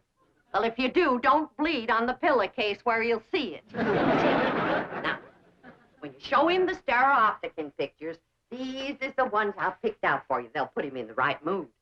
Niagara Falls by moonlight, Wedding under the Bower, The Stolen Kiss, Lily and Russell in tights. Oh, never mind. Now, what are you going to play on the pump organ for him to show off your music talent? How about Russell O'Spring? That's a dandy, full of runs and trills. And then there's the part where you cross your hands. Oh, I tell you, Jethro, that's one place you got it over your cousin Elly May playing the pump organ. Them hands can stretch pert near 2 octaves. And them feet is made for pumping. Well, it's almost time for Jasper to get here. How do you feel, darling? I feel like I'm gonna throw up. Now, Jim, Elly and Sonny will be here on the settee. And when he gets on his knees and proposes to her, and Elly says yes, you come a-running from that door, I'll come a-running from that door, so's we'll have him betwixt us and he can't back out. Annie, I don't want to be listening at no door, and I don't think you would ought to neither. Jed Clampett. No wonder your daughter's crowding 18 and still an old maid. Why, if we don't get busy, her cousin Jethro will beat her to the altar by a mile. She won't neither. Elly Mae's a lot prettier than Jethro. Looks ain't everything. Besides, Jethro has Pearl helping her, and Pearl's parlor. And that's the styliest and best courting parlor in the whole county. I don't see nothing wrong with this parlor. Oh, that's 'cause you're a man. This ain't got no style to it. Ain't got no lace curtains and ain't got no portieres. Ain't got no tidies or doilies. Ain't even got a pump organ. Got a piano? A piano ain't in it with a pump organ when it comes to courting. They's got a quiver to it. Just drives a man wild.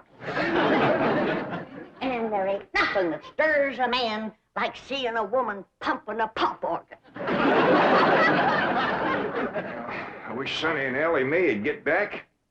What's keeping them? My baby shoes. Aren't they cunning? Awfully stiff. I don't see how you ever walked in. Mother had them bronzed.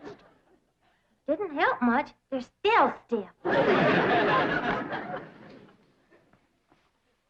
What's this thing? Oh, that's my teddy bear. His name is Pooh.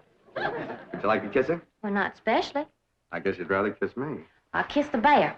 Oh, I guess you're not in a very romantic mood. A little music will remedy that. Like to dance? I ain't never tried. Well, you're in for a divine experience. I'll teach you. Now watch.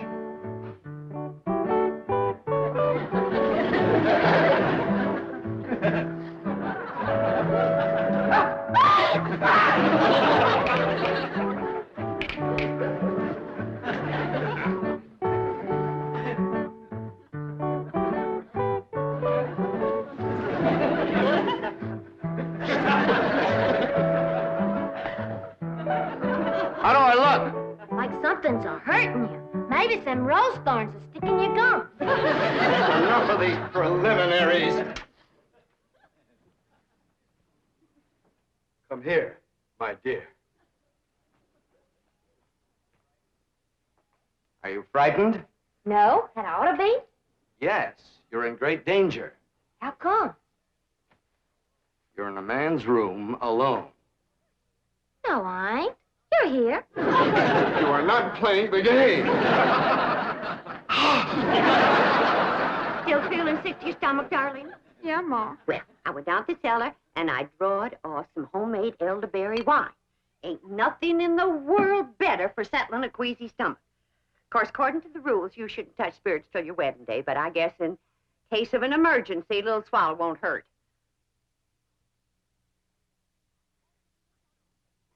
I know it's a mite bitter taste in, but try and force a little down. It'll make you feel better. Now, just a little more, Jeffrey. Do it for your ma. Jasper will be here any minute now.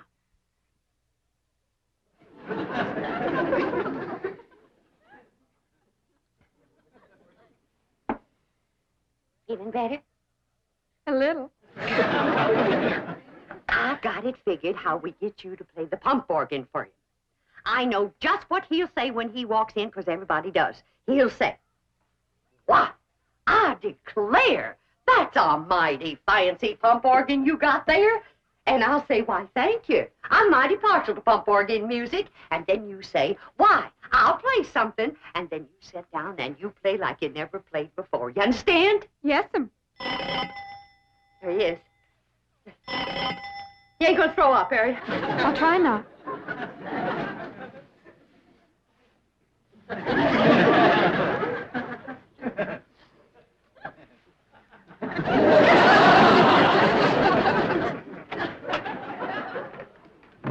Evening, Miss Bodine.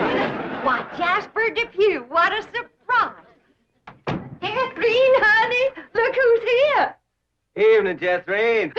Jethro's had a little nervous upset. I reckon it's the strain of all those beaux that come a-courting. I swear I gotta sweep them out of this parlor every day. Hey, that's a mighty fancy pump organ you got there, man. Why, thank you. I'm mighty partial to pump organ music. In fact, I'd just love to hear some pump organ music right now. I'll play you something, ma'am.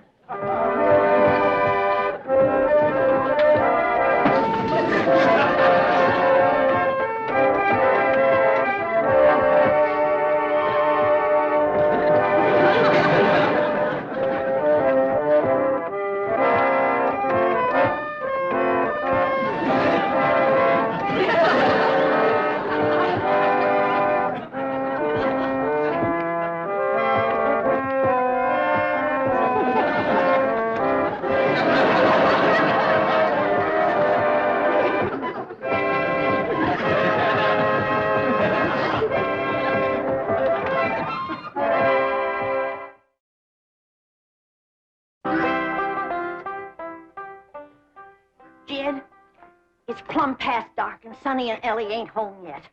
Where could they be? What are they doing? Are they engaged? Why don't we hear something?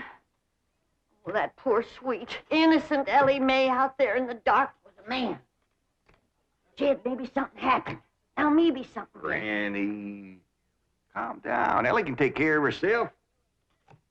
I reckon you ain't nervous, huh? No, just sitting here whittling. Well, what you're whittling on used to be the arm of that chair.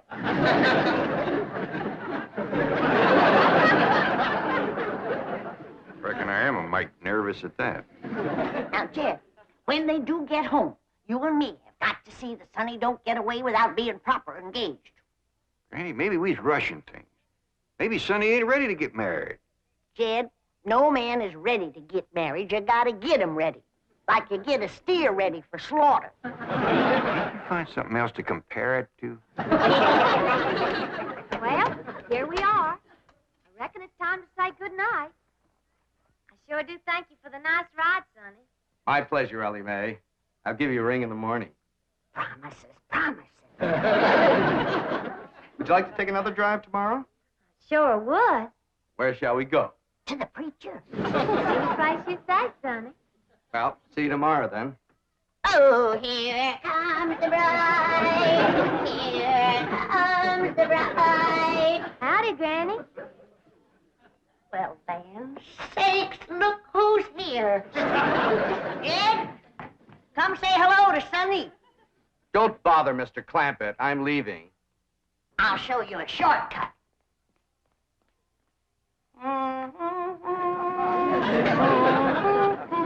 Howdy, Sonny. Good evening, Mr. Clampett. Jed, now's your time to have that talk with Sonny. What talk? About Elly May. I got nothing to talk to Sonny about, Elly. Oh, that's right. I'm the one that's going to talk to Sonny. You talk to Elly May.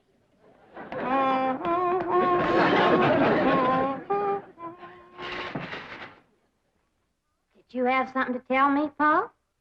Well, I hadn't planned on it, but maybe now's a good time. Sit down. Elly, Yeah, Pa? women folks like your granny, your Aunt Pearl, seem to set great store by matchmaking. They just can't rest easy till everybody's paired up, and the sooner the better. Now, your granny wants you to marry up with Sonny Drysdale. Do you want me to marry up with him, Pa? Elly May, there's only one thing in the world I want for you, and that's to be happy. Do you reckon I'd be happy married up to Sonny? Only if you love him. Well, how do you know if you love somebody? Well, I can't exactly explain how you know, but when it happens, you know. You don't need nobody to shove you. You just can't wait to get married. Now, do you feel that way about Sonny? Well, I ain't sure. Do you reckon he feels that way about me? Now, tell me, how do you feel about getting married and settling down and raising a family? I find the notion completely repugnant. That's good. That's good. One man who simply cannot be monogamous. Fine and dandy. Tell me, how do you feel about Elly? I find her beautiful, charming, refreshingly different, but somewhat lacking in the social graces. What's that mean?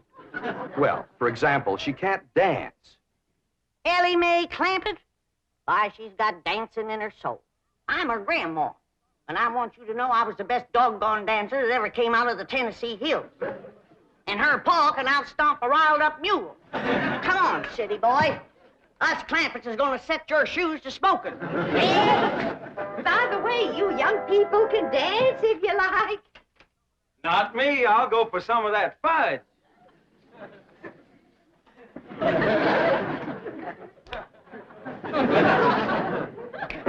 Come on, honey, let's dance. I'll turn on the Victrola for you. Come on, sweetie, let's dance.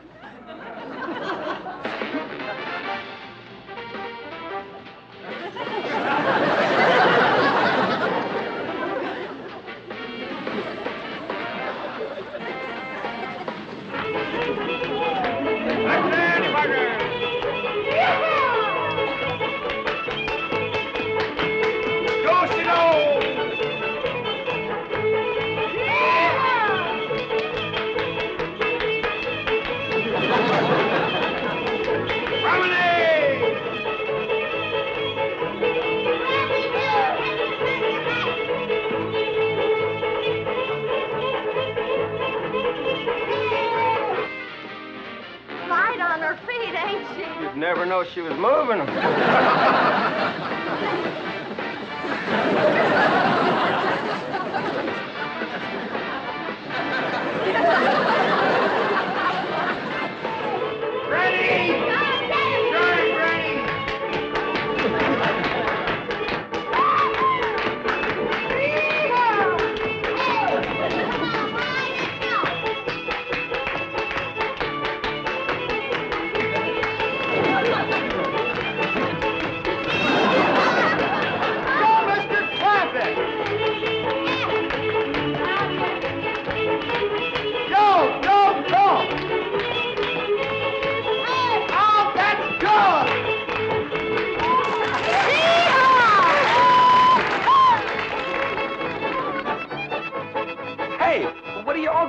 For? We're celebrating your cousin Elly May getting married. Is Elly getting married? She sure is. Really? Who is she marrying? You.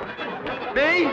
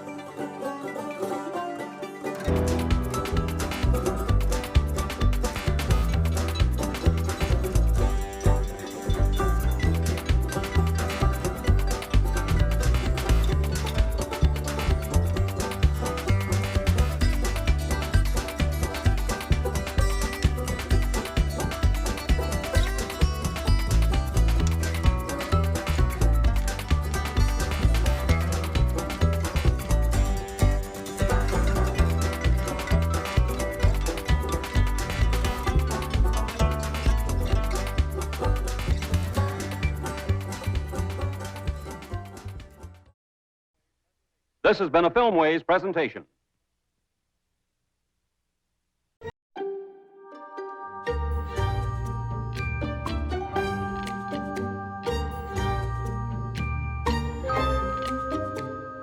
Eighth Man DVD.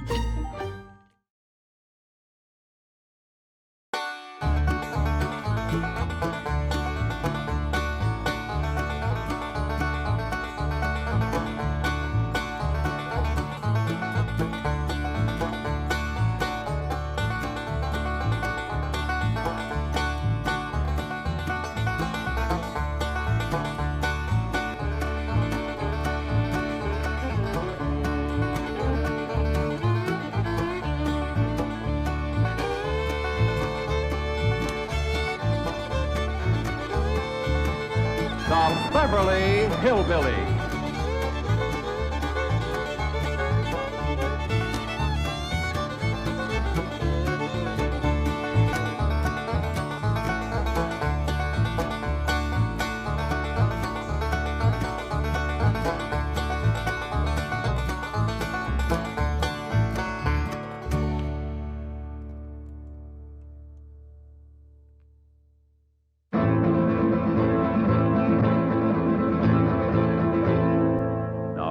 grip upon your chairs and hold your children tight. A mighty feud is starting, and you'll see it all tonight. The Clampett clan is fighting mad, their honor's been besmirched. Sweet Elly May's been courted, but the darling ain't been churched.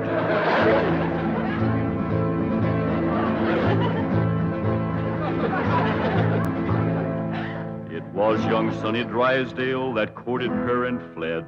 And now the Drysdale family will feel hot Clampett lead. 'Cause, stranger, you don't trifle with a hillman's daughter fair, or you will face his rifle and he'll deeply part your hair.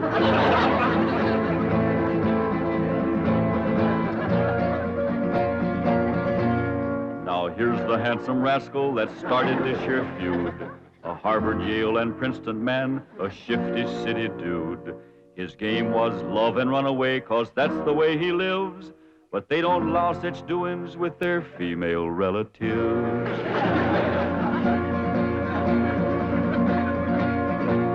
So now they're on their way next door, loaded up for Baer. And if my name was Drysdale, I'd be getting out of there. 'Cause mountain justice does demand that when a wrong's been done, the kin of him that done it must also face a gun.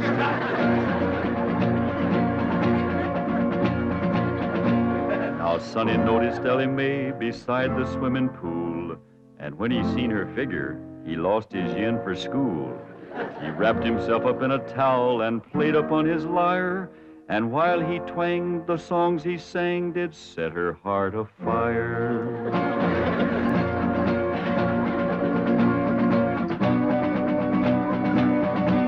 He drove his fancy auto up and took her out to Spark, and all alone, unchaperoned, he kept her after dark. He took her in the parlor and he taught her to be grand. He showed her how to walk and talk and tried to kiss her hand.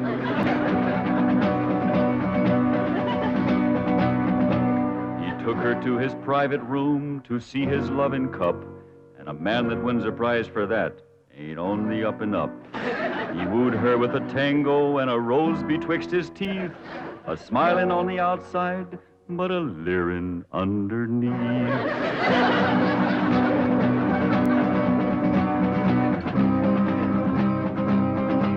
They even had a wedding dance, and he joined in the fling.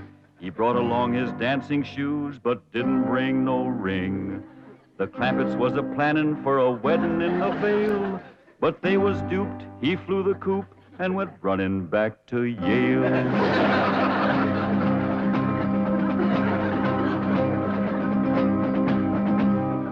And now the Clampett clan is here to even up the score. I wouldn't want to be the man who opens up that door. He'll have to face their fury, on revenge they are intent. And if his name is Drysdale, his life ain't worth a cent. It's that butler fella. When will you Clampetts learn there are no possums to hunt in Beverly Hills? Ain't possums we's after, it's Drysdale. Well, they're not at home. Mrs. Drysdale returned to Boston with Sonny, and Mr. Drysdale's at the bank. Let's shoot him. There ain't gonna be no shooting unless it's talk first. When will Mr. Drysdale be home? Not until late this evening. That's talk enough. Let's go to shoot. Now, Granny, you can't shoot an unarmed man. That's right. I lost my head. Here. Now, when Jethro counts 3, we go at it. 1, 2. Now, hold on. Mr. Butler here ain't done us no wrong. He's one of their clan. I said there ain't gonna be no shooting unless it's talk first. I'll speak to Mr. Drysdale. Thank you kindly, Mr. Butler. Yes. Thank you very kindly, Mr. Butler. Why didn't you ask him to dance with you? I was ashamed of you in front of these young'uns. Is that any way to learn them feuding? It takes my family to know how to feud. Why, we drove the Botkins clean out of Napoleon, Tennessee, chased them off, burnt their shack, and shoveled their footsteps off the path. Hot diggity dog. That's what I call feuding. I'm sure proud to come from a family like yours, Granny. That's the Moses family. Too bad our blood is being thinned out, cooled off, and watered down with the Clampett blood. Now, Granny, you just simmer down to a boil. I'll see the right thing is done by my daughter. Jethro, you drive me down to the bank. Drysdale and me will have a man-to-man talk. Ain't you about a man and a half short?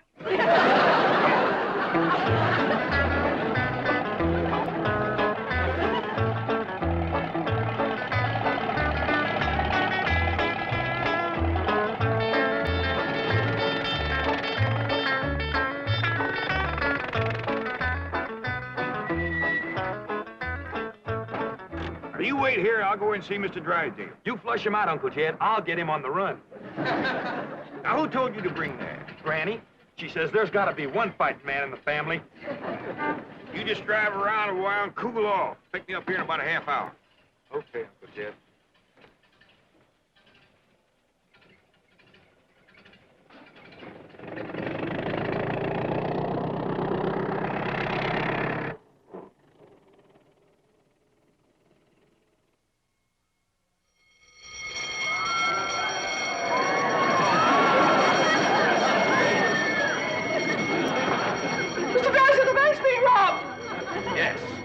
Duty is clear. Where are you going? As president of this bank, there's only one place for me at a time like this, my bulletproof closet.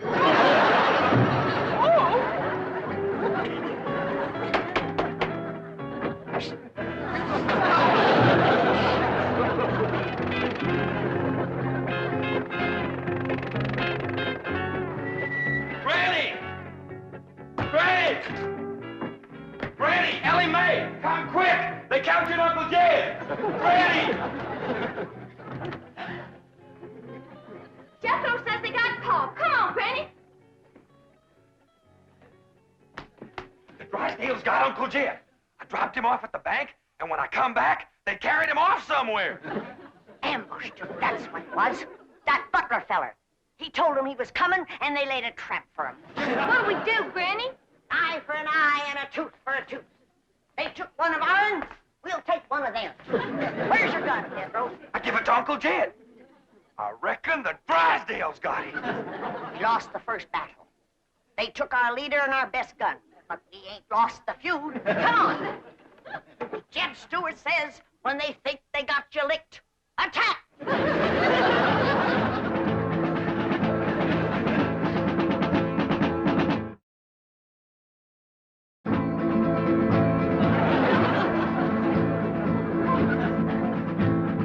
Now the feud is growing hot, the Clampetts lost a man. Their leader now is Granny from the fightin' Moses clan.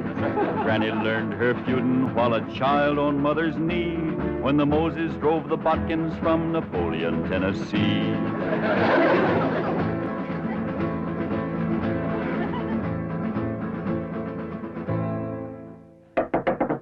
Now, Jethro, when he opens the door, you grab him. Elly, hold his gun. Yes.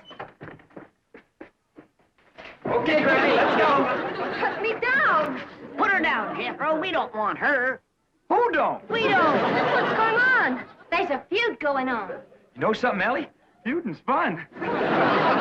Jethro, put her down. They got one of our men folks. We're going to take one of their men folks. How about we take her along as kind of an extra? No, not unless they captured one of our women folks. Elly May, you go in there and surrender. I ain't gonna do it. Jethro, put her down. How about I towed her as far as home and then let her escape? A little at a time. Wait, what's the meaning of this? He's the one we want. You towed him, Elly. My arms is full. Jethro, put her down before I take you to the woodshed. You look awful busy, Granny. Maybe I should go to the woodshed and wait for you. I think I'd better call the police. Stop in your tracks while you're able to make them. Now you turn around. Walk towards our house. I refuse to take one step. Now, you want to walk or you want to limp? You better run to the telephone, please. Never mind her, Jethro. Shoot the telephone wire.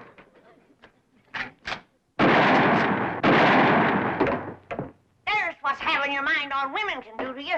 It took you 2 shots to get that wire. Oh, Granny, I got 2 wires.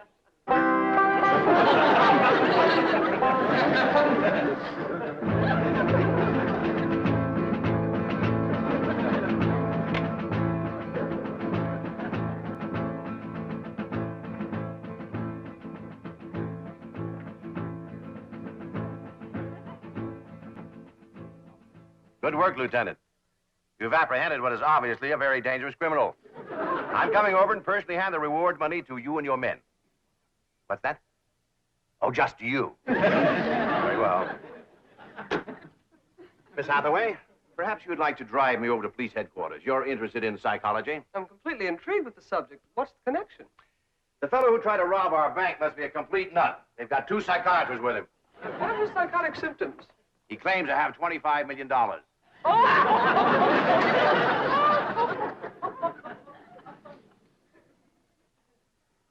No, it couldn't be. I keep telling you and telling you, I got $25 million in Mr. Drysdale's bank. No, you didn't. They caught you before you got a penny. You're patient, Doctor. Obvious delusions of grandeur. Now, tell me, about this bank attempt, did you have any accomplices? Any what? Confederates. Oh, yeah, Granny. She's a Confederate. She's a Tennessee Moses. Tennessee Moses? That's right. Tell me, did she lead her people out of Tennessee? Sure did after they whooped the Bodkins. Don't you mean the Egyptians? Well, they probably whooped the Egyptians, too, if they got in their way. Granny's folks was fighting fools. They certainly were. They defeated the best fighters Pharaoh had. I don't know about that, but they whooped the best fighters Napoleon had. Napoleon? Doctor, may I? You may not. I'm the one who uncovered this hallucination. Tell me about Napoleon. Yes. You say Granny's folks won that fight? Sure did. Over Napoleon? Oh, yeah, they tromped all over Napoleon. Fabulous. But how were they able to do it? Did they fight with superior weapons? Oh, they fought with Bodkins. I see. And Napoleon didn't have any bodkin? Not after Granny's folks got through with him, Napoleon didn't have a bodkin left. I remember the last day of the feud, they got Leif and Luke and Odds. Odds? Odds Bodkin. Please. Just for a minute. Perfectly safe to look out through the bars. After all, it's Mr. Clampett. Stinging, Mr. Drysdale. He sure didn't treat me very good over to your bank. My first visit, too. Let this man out of here. He's got $25 million in my bank. Open this door. Open it. Open it. Oh. Lie down, mister. Lieutenant!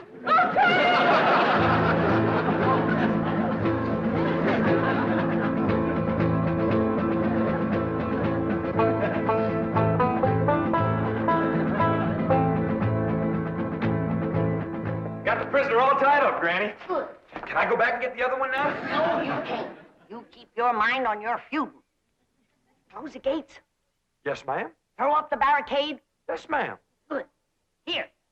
You walk sentry while I check the lookout. Elly May! Any sign of the enemy yet? Not yet, Granny. All clear. Sound the alarm if you see a Drysdale coming. I will, Granny.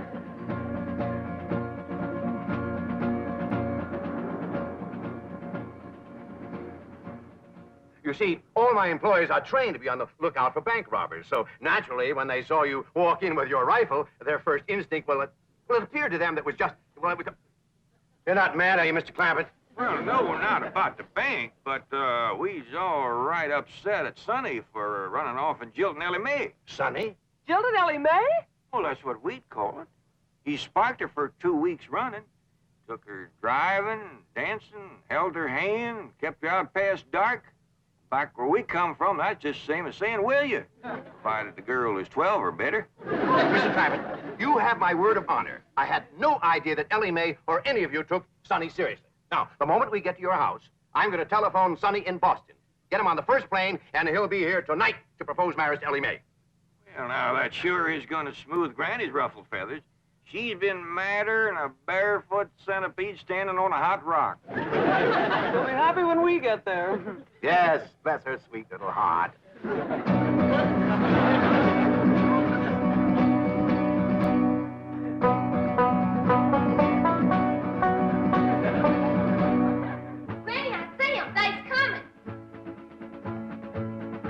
Wednesday. Miss Hathaway and Mr. Drysdale. And they's holding Pa prisoner. Come on down. We'll stop them at the gate or blast them at the barricades. Jethro, they's a-coming. Get ready to do battle.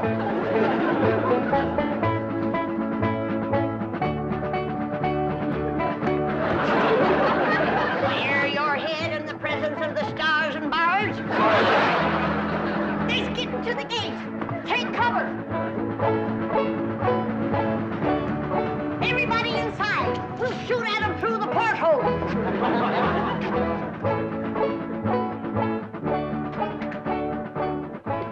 You won't hit Pa, will you, Granny? Don't worry, honey.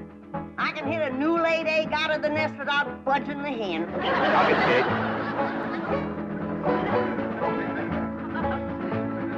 Stop where you are. Stay right there. Granny, it's me, Mr. Drysdale. I'm coming in. Let's get out of here. That'll learn them Yankees who they're feuding with.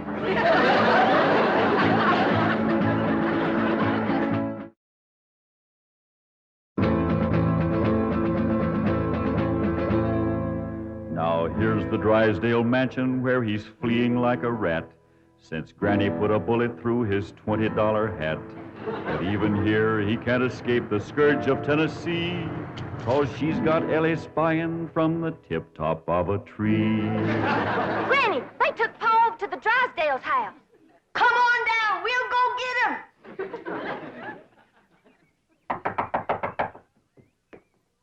Well, I reckon we'll have to call her on the telephone. When Granny's feuding, she's sometimes hard to reason with. Reckon seeing you with that rifle kind of set her off. But that woman shot at me. Oh, Mr. Drysdale, she shot at your hat. If that little old woman ever goes to throwing lead at you, you'll be casting a polka dot shadow. Marie, Ravenswood, why don't you answer the door? Oh, thank goodness it's you. The Clampetts came and captured Ravenswood. Captured him? Yes. And Jethro picked me up in his arms. He held me and wouldn't put me down. Why? He said he was feuding.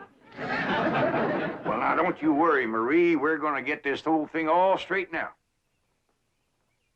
Marie, tell me more about your frightening experience with Jethro. Well, there was a knock. I opened the door, and Jethro just swept me up into his big, strong arms, held me tight, and wouldn't let me go. And he said that was feuding? Yes. That's why I was afraid to open the door right now. Marie, you've been through a shattering ordeal. Go and lie down. I'll watch the front door. Come on, Jethro. We're going back to the Drysdale's house. Diggity dog. That's the part of feuding I like. And we're taking you with us, Mr. Butler. And if they've harmed one hair on Jed, that one hair you got will pay the price. Oh, won't you please listen to me? Mr. Drysdale's not feuding with you. He's a peaceful man. He's never shot anything but skeets. Skeets? How many did he get? We did very well. 98 out of 100. That's better than we did with the Bodkins. Ready, Granny? Come on, young'uns. We got our feuding cut out for us. That Drysdale's our shooting fool. Now, Elly Mae, you carry the flag high and proud. If they shoot you, don't you let it touch the ground. Throw it to Jethro as you're falling. I'll do it, Granny. What'd you do that for? If there's any long-range shooting, they'll think he's one of us and drop him first. Forward, march!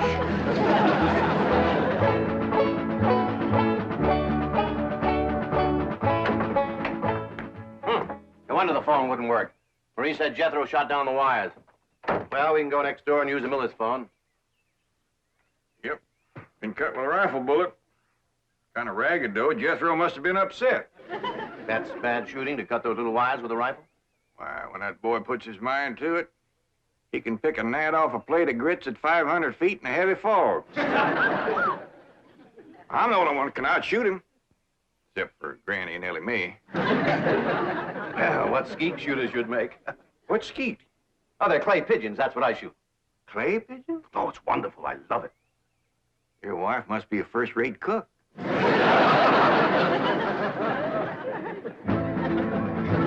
Now, Here comes Granny's little band to free their leader, Jed. And anyone that blocks their path might just as well be dead. For though their numbers may be small, the flag that leads their way is the flag that led Pickett's charge at Gettysburg, PA.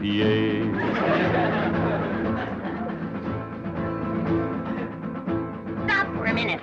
I got an idea. We'll use Mr. Butler here as a decoy, and we'll surprise him. What you mean, Granny? You knock on the door, and you yell to him inside that it's you. Then we'll rush in and we'll get Jed. And maybe somebody else, too, huh, Granny? You keep your mind on your feuding. Come on.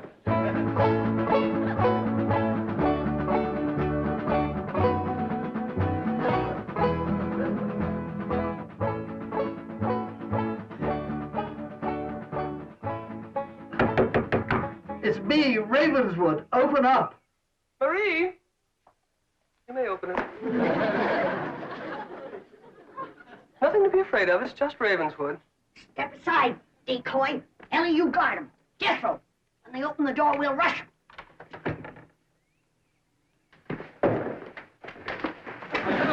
Yeah. Where's Jed?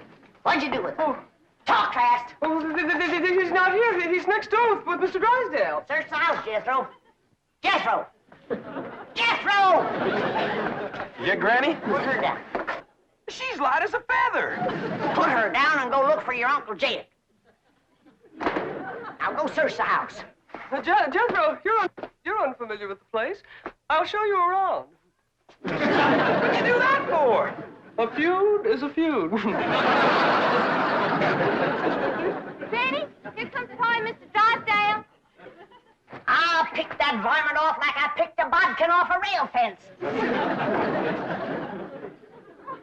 Hey, what in the world are you doing? Guarding the decoy, Pa. Ravenswood, you Boston Yankee, bear your head in the presence of our flag. See, our flag? My family came from Tennessee. Mine did too. Jed, I always did like this man. Why, sure, Granny, and he's going to make Sonny do the right thing by Elly Mae. What does that mean, Pa? Going to make Sonny come back here and marry you. I don't want to marry Sonny.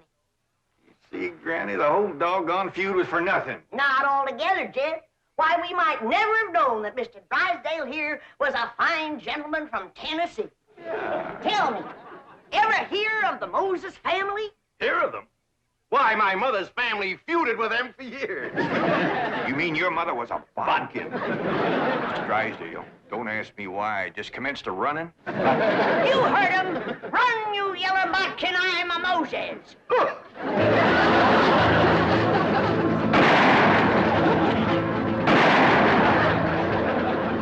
For a city feller, he sure can run. Like a scared rabbit. Well, let's go home. Put her down. Oh, listen, Granny. I heard you and Uncle Jed talking about what to get me for Christmas. This here'll save you shopping. Oh, you can't take her home for Christmas. Now put her down. One of these days, I got to have a long talk with this boy.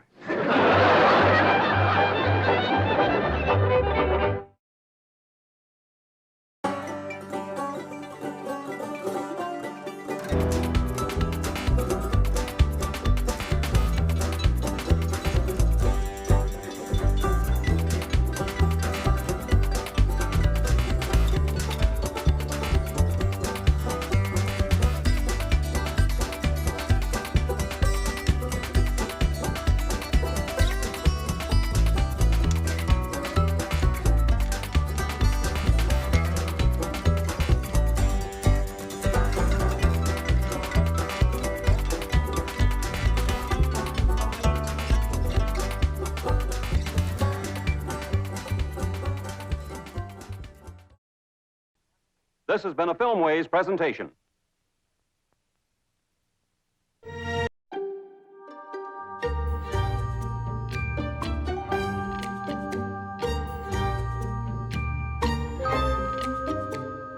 Eighth Man DVD.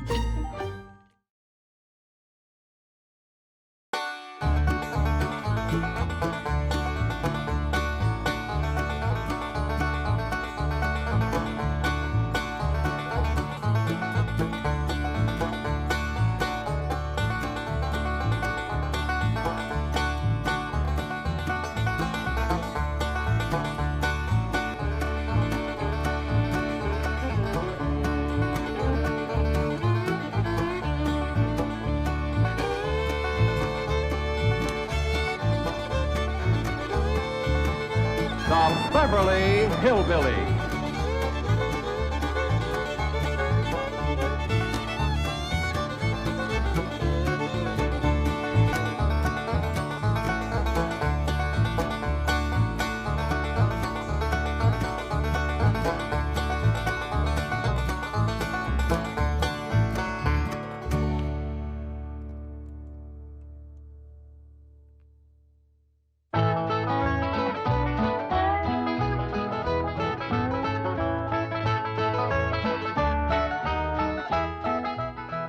How long do you reckon it'll take us to get home, Paul? Jethro figures about 6 days, hard driving. Where are you going with that wood? Granny wants it on the truck. Put it down. With all the wood we got back at the cabin, we sure ain't going to haul none from Beverly Hills. Oh, she says it's for on the way. On the way? Granny, what in the world are you doing? I'm making sure we don't freeze to death. It's warm here. Won't be when we get in the mountains. You figure to keep that thing burning for us 6 days? And 6 nights. Don't forget, it's December every other place but here. Damn blame California. The weather's as mixed up as the people. I'll be glad when I get back where there's some snow and ice. I can't wait to see Ma and Jethro. Yeah, it'll be a mighty fine Christmas present for your ma and your sister, or us dropping in on them like this. Now tell me again, exactly what did Marie say? Simply said the Clampetts were loading their truck and appeared to be moving out. Why? What could have happened? Who offended them? Whoever it was, I'll have them driven out of Beverly Hills. Chief, don't get so upset. I know a man with $25 million in your bank is... Is that why you think I'm upset? Because Jed Clampett has $25 million in my bank? Isn't it? Of course not. The thing that upsets me is the fact he might take it out. I don't know whatever happened to the key to that door, but I reckon with our stuff out of there, ain't nothing left anybody want to take, except some old pictures. Oh, Miss Hathaway says a couple of them pictures is Rembrandt. All right, after Christmas, we'll see he gets them back. Where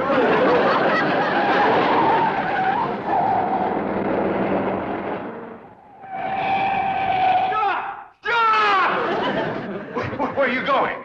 Going home. What? Oh, please, you can't go away and leave me like this. All right, climb on. I reckon we got room for you. Oh, my heavens, we caught you before you left. Granny, is there room for 2 back there? Yeah, if they want to squat next to the stove. No, we don't want to go with you. We want you to stay here. We'll be back after Christmas. Well, Mr. Clampett, if you want to go home for Christmas, let me make the arrangements. I'll have you there tonight. Nice. Clean back home? Yes, and you'll arrive in style, too. Well, Miss Hathaway, I think Granny and Elly May should have mink coats for the trip, don't you? Of course. Well, let's go take care of it, and the reservations, too. Mr. Clampett, you start unloading the truck and leave everything to us. You'll be home in 5 or 6 hours on the jet. What's a jet, Paul? I don't know, bus or jitney, I reckon. Get us here tonight? You heard what he said. Well, that will be a surprise to Pearl. Uncle Jed, it took us 6 days to get out of here. How are we going to get back home in 5 or 6 hours? That bus driver must know a doozy of a shortcut.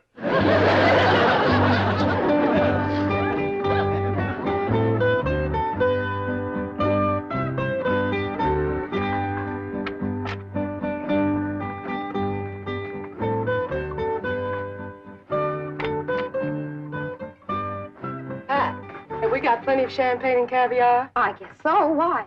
The entire first-class section has been reserved for a family of VIPs, the Clampetts. Wow.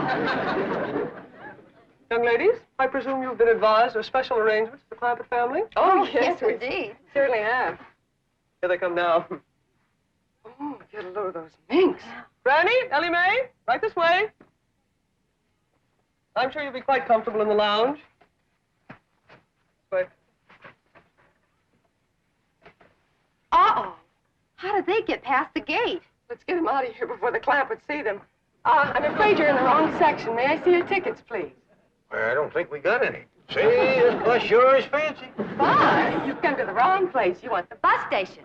Now, just go back the way you came and ask for the Traveler's Aid. Now, they'll help you. Oh, yeah. Well, thank you, ma'am. Granny, Elly May, come on. We're on the wrong bus. Mr. Clampett, what's the trouble? This is Mr. Clampett? Of course. Right this way. Jethro? Here, Jethro. Keep the tickets. Now, Mr. Clampett, you have the money Mr. Drysdale gave you. Yes, ma'am. Right here. A limousine will meet you and take you to Pearl's house. And Mr. Drysdale is phoning ahead to Mr. Brewster to be sure your cabin is in order. Well, don't let him give away a surprise to Pearl. Oh, he won't. Well, happy landing, Merry Christmas, and au revoir. Merry Christmas to you, too. And Jethro, here's something for you if you promise to bring it back to me. Take good care of them, and remember, the tall, young, good-looking one is mine.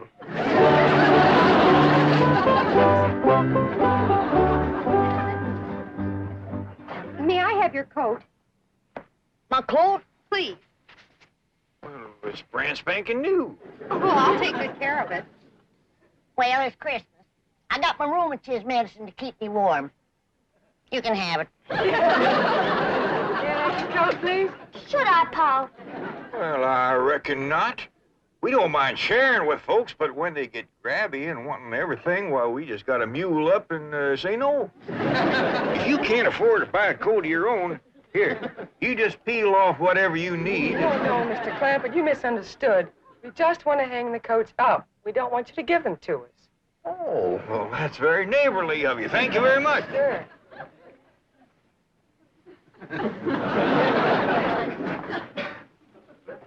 Now, if you'll all be seated over here until we get underway. Come on, go.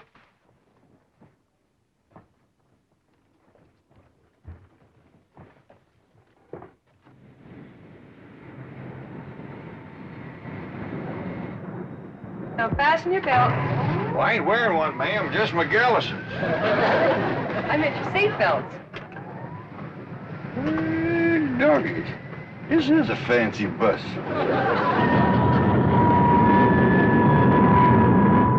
Looks like the bus is commencing to pull out. Now we'll see if this bus driver knows an all-fired fancy shortcut. That's you and me watch the road so we can remember it. Okay, Jethro.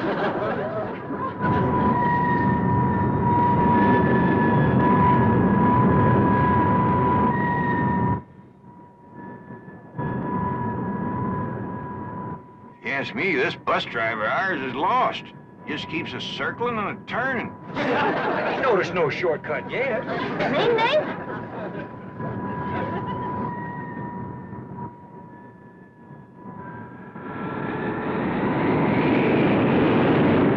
Listen to him erasing that engine. Yeah, but the wheels must be spinning in the mud. We ain't moving.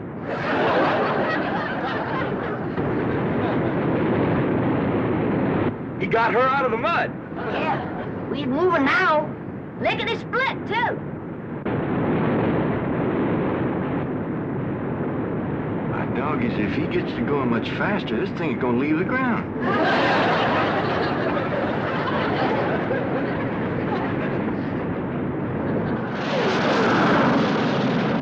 Don't look now, but it is leaving the ground. Jethro, you better get up there and tell that bus driver to slow down. Ain't got time for that. Let's get off of this thing before it gets any higher. Now, wasn't that a smooth takeoff? You may unfasten your seatbelts anytime you like. Would you folks like some champagne and caviar? Or would you prefer a nice hot meal? We have steak, chicken, fish, anything you like. Oh, no, thanks. We had a mess of grits and jowls before we left home. Perhaps you'd like to relax in it. Take a little nap. There. Whoop. Doggies, Granny, ain't that something? It's good for my rheumatiz. Now, if there's anything else that we can do to make your trip more comfortable, just press the little button. And we'll be right here. Them girls ain't a bit scared. Sure is friendly, too. Offering to share their food with us. Makes me feel ashamed we didn't let them keep our coats. Still want me to go up and talk to the bus driver, Uncle Jed? I reckon not, Jethro. Don't nobody else seem skittish, and we don't want folks to think this is our first bus ride.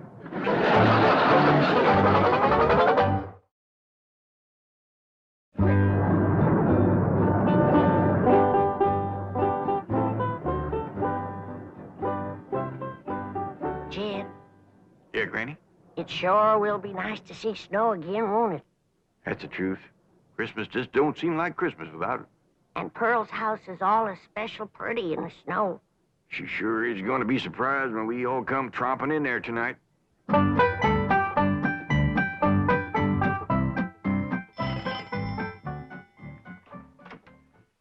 Howdy, Pearl. Homer Winch, when are you gonna learn not to walk into a body's house without a body inviting you? Well, I rang and you didn't come. You didn't give me time, you old coot. Now don't you never do that again. Get out of my parlor. I like you when you're mad, Pearl. You're an exciting woman. Homer, you get out of here. I don't have time for your foolishness. Jethrine and me is going to California to spend Christmas with Cousin Jed. Well, and I reckon you don't care to hear what I got to say. That's right. About Mr. Brewster. Mr. Brewster? Yeah, that tall, good-looking city fella who works for the oil company. Drives that big car. What about him? Is he in town? I've been ordered from your parlor, Pearl. I think I'd best be going. Homer, I didn't mean it. Please, Homer, you tell me about Mr. Brewster, and I'll bake you a sweet potato pie. Well... And for dessert, red horse swimming in elderberry wine. You're an exciting woman, Pearl. Tell me. Well, you see, he stopped over at the Emporium to get some cheese and crackers. Said he was going to be over at Jed's cabin alone all day, and he didn't have no food. Thank you, Homer. Merry Christmas. Now, wait a minute, Pearl. You ain't going to do me out of my tater pie, are you? Well, of course not. You get it. Well, when? Well, I'll let you know. I'm busy right now. Bye, Homer. Ding, dang, darn it, I done it again. Let some pretty woman twist me around her finger. I hate to go home. Mama's going to give me the dickens.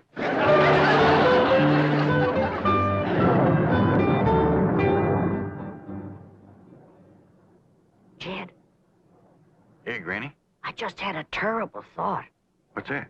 Suppose we get to Pearl's house and she ain't there. Where would she be? Out chasing that Brewster fella, that's where. Ah, she ain't likely to catch him in her horse and buggy. Whoa, Bessie.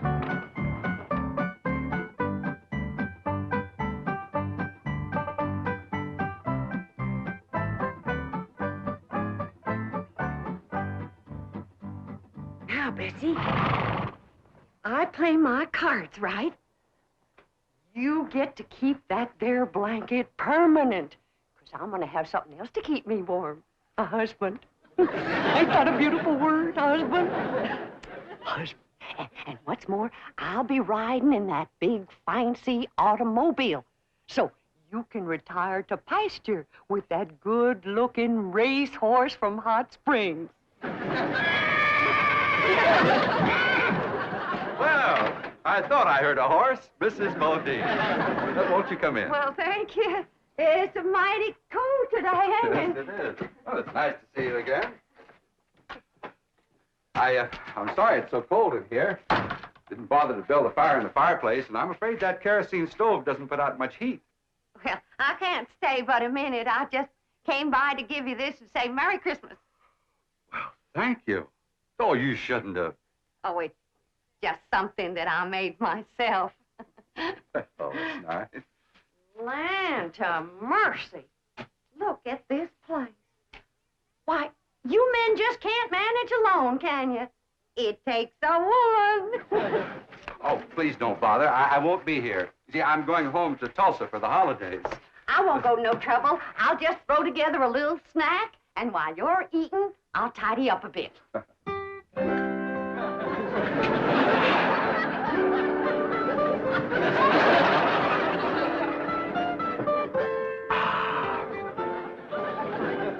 This is the most fantastic miracle I've ever seen.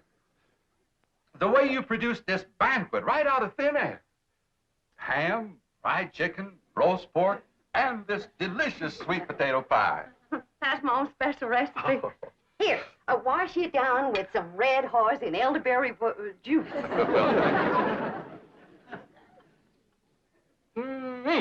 Oh, that is sensational juice. But, Mrs. Bodine, I just can't eat another bite.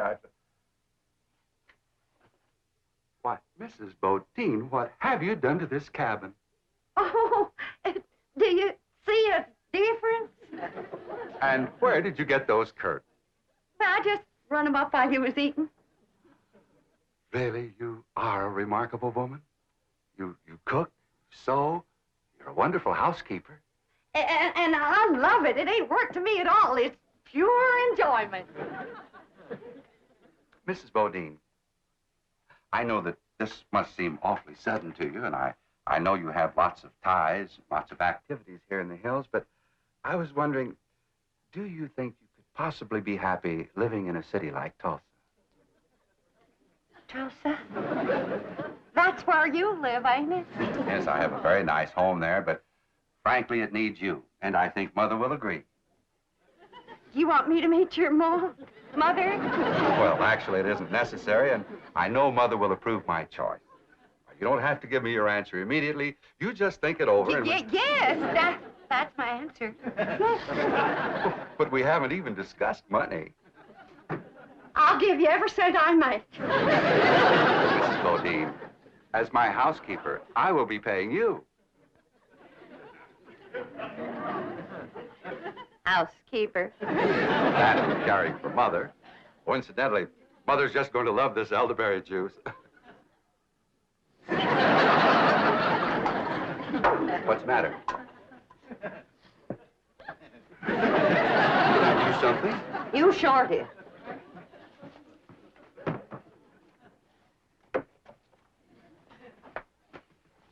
You let me cook for you. You let me sew for you. Hand me the ham. You let me house clean for you. Now then, I don't know what it takes to get engaged in Tulsa, but in these here hills, you've done enough to get yourself promised, hitched, and honeymooned.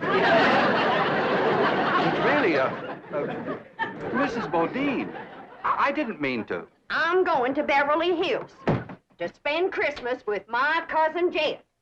And when I tell him what you done, he ain't gonna take kindly to it. What, Mrs. Bodine? I give you my word that You give me my hand-knit socks. Your feet can't get no colder than they are right now.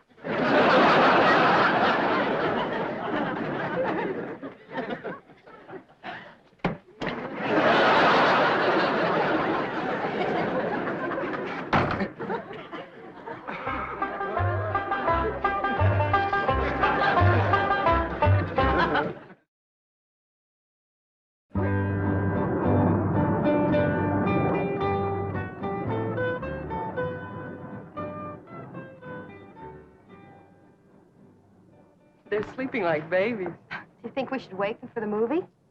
I don't know. It's a lady super western, just the kind of picture they'd enjoy. Well, why don't we start it, and if they wake up, fine. Good idea.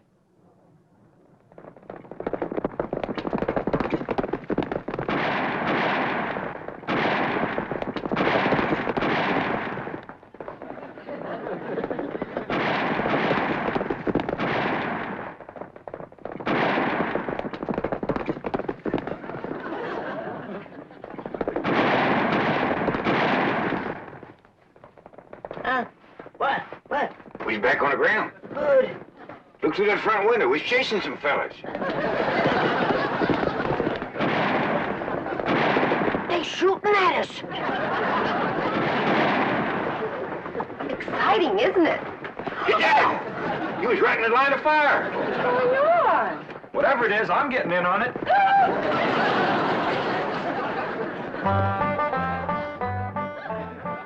But Mr. Drysdale, Pearl is on her way to California to see them. Well, can you catch her in time? Oh, I think so. She's driving a horse and buggy. I'll tell her family's on the way. No, this is a surprise. Well, then what'll I say?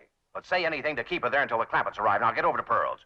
Oh, no, she might misconstrue. You see, I have a very delicate situation here. Yes, you certainly have. And if you spoil Jed Clampett's Christmas surprise, he'll cut off your oil.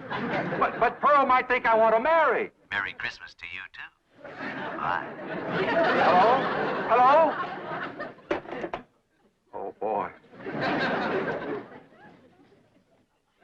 Here's the sweet potato pie and red horse I promised.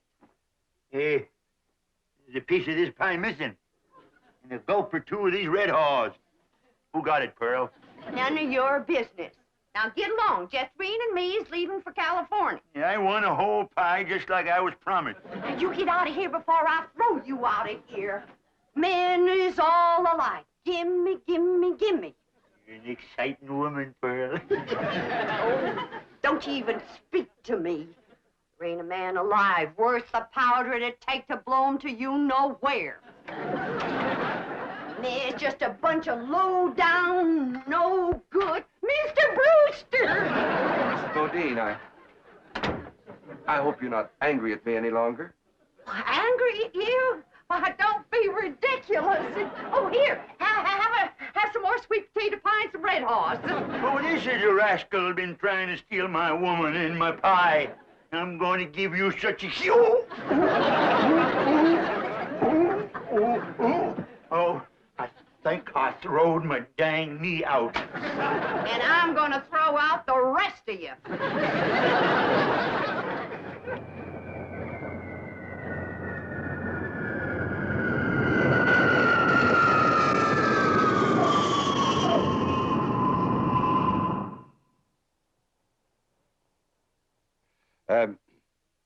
You see, in my business, what I mean to say is that I'm away from home a lot.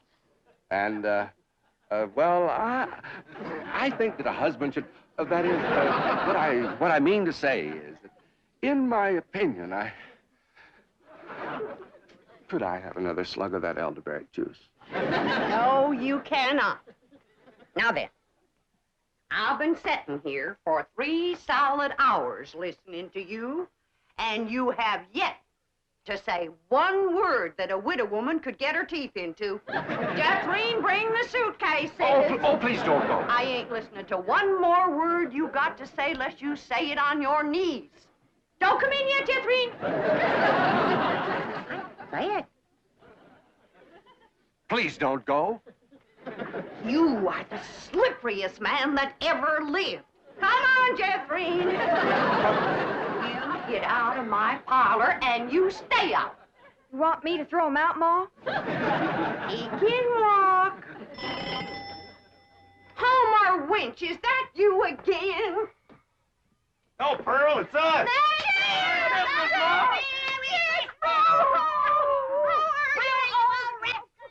Merry Christmas, Jethrine. Uncle Dad.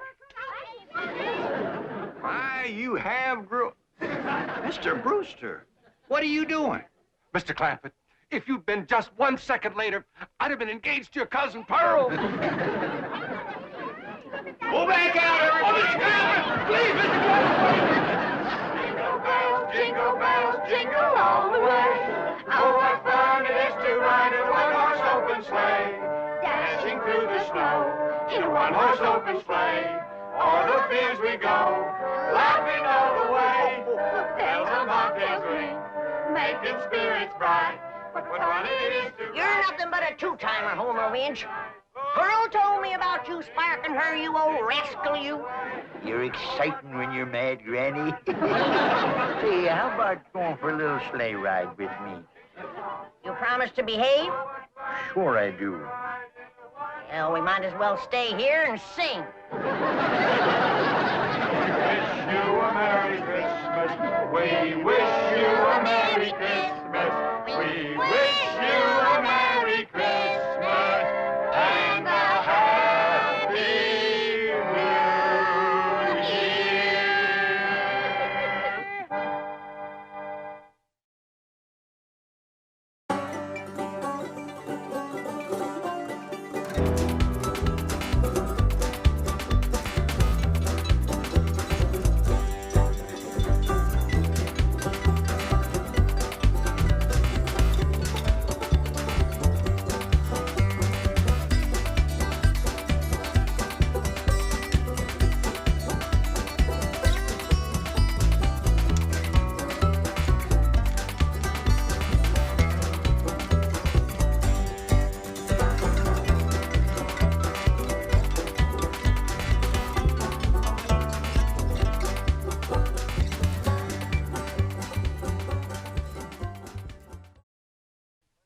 This has been a Filmways presentation.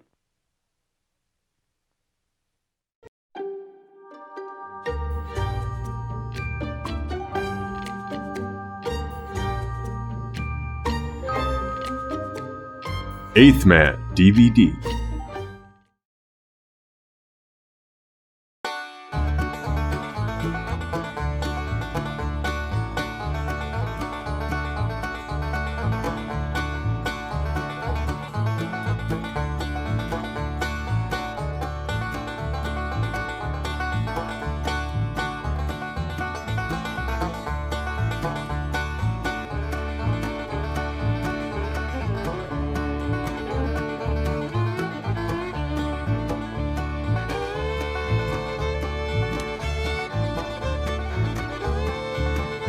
The Beverly Hillbillies.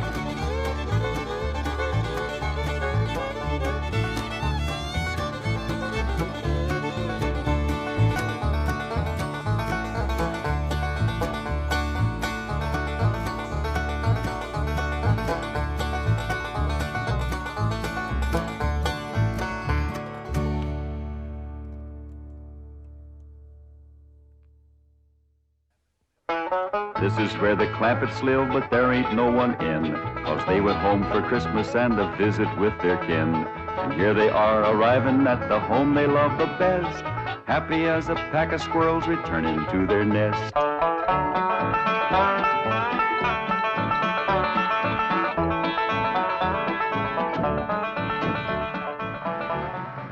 Hi, Thunder Granny, the old place ain't changed a bit. Pretty as ever. Prettier with snow. Excuse me, Pa, but I got some friends to say howdy to. Yes, sir. They just don't make houses like this no more. Sure don't make them in Beverly Hills. I'll go get the bags, Uncle Jed. Reckon they just can't get wood like this. My grandpa chopped down the trees and built this all by hand. You say your grandfather built this cabin? He sure did. Oh, he must have been a remarkable man. He sure was. He finished the cabin in the morning, went to town, found a girl, courted her, married her, and carried her across that doorstep all before sundown. Tell me, Granny, was that 1897 or 1898? 1898. Yeah, that's right. She was 18 and Grandpa was 98. You say he was 98 and his bride was 18? That's right. Marriage didn't work out too good. Well, I don't doubt it. Yeah, Grandpa made the mistake of having his ma come live with him. Awful bossy old woman. Wouldn't let that little bride do nothing. Did everything herself. Your family has remarkable longevity. No. Yeah, they stretched the truth a little, too. Oh? Grandpa was a day over 90 when he married that girl. And his ma didn't bust up the marriage. That poor little bride just wore out, having so many young'uns to take care of. Oh, what happened to Elly Mae? Well, she just went to say howdy to some of her friends.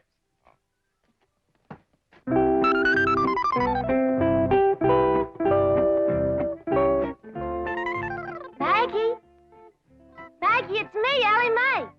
I come back to visit you.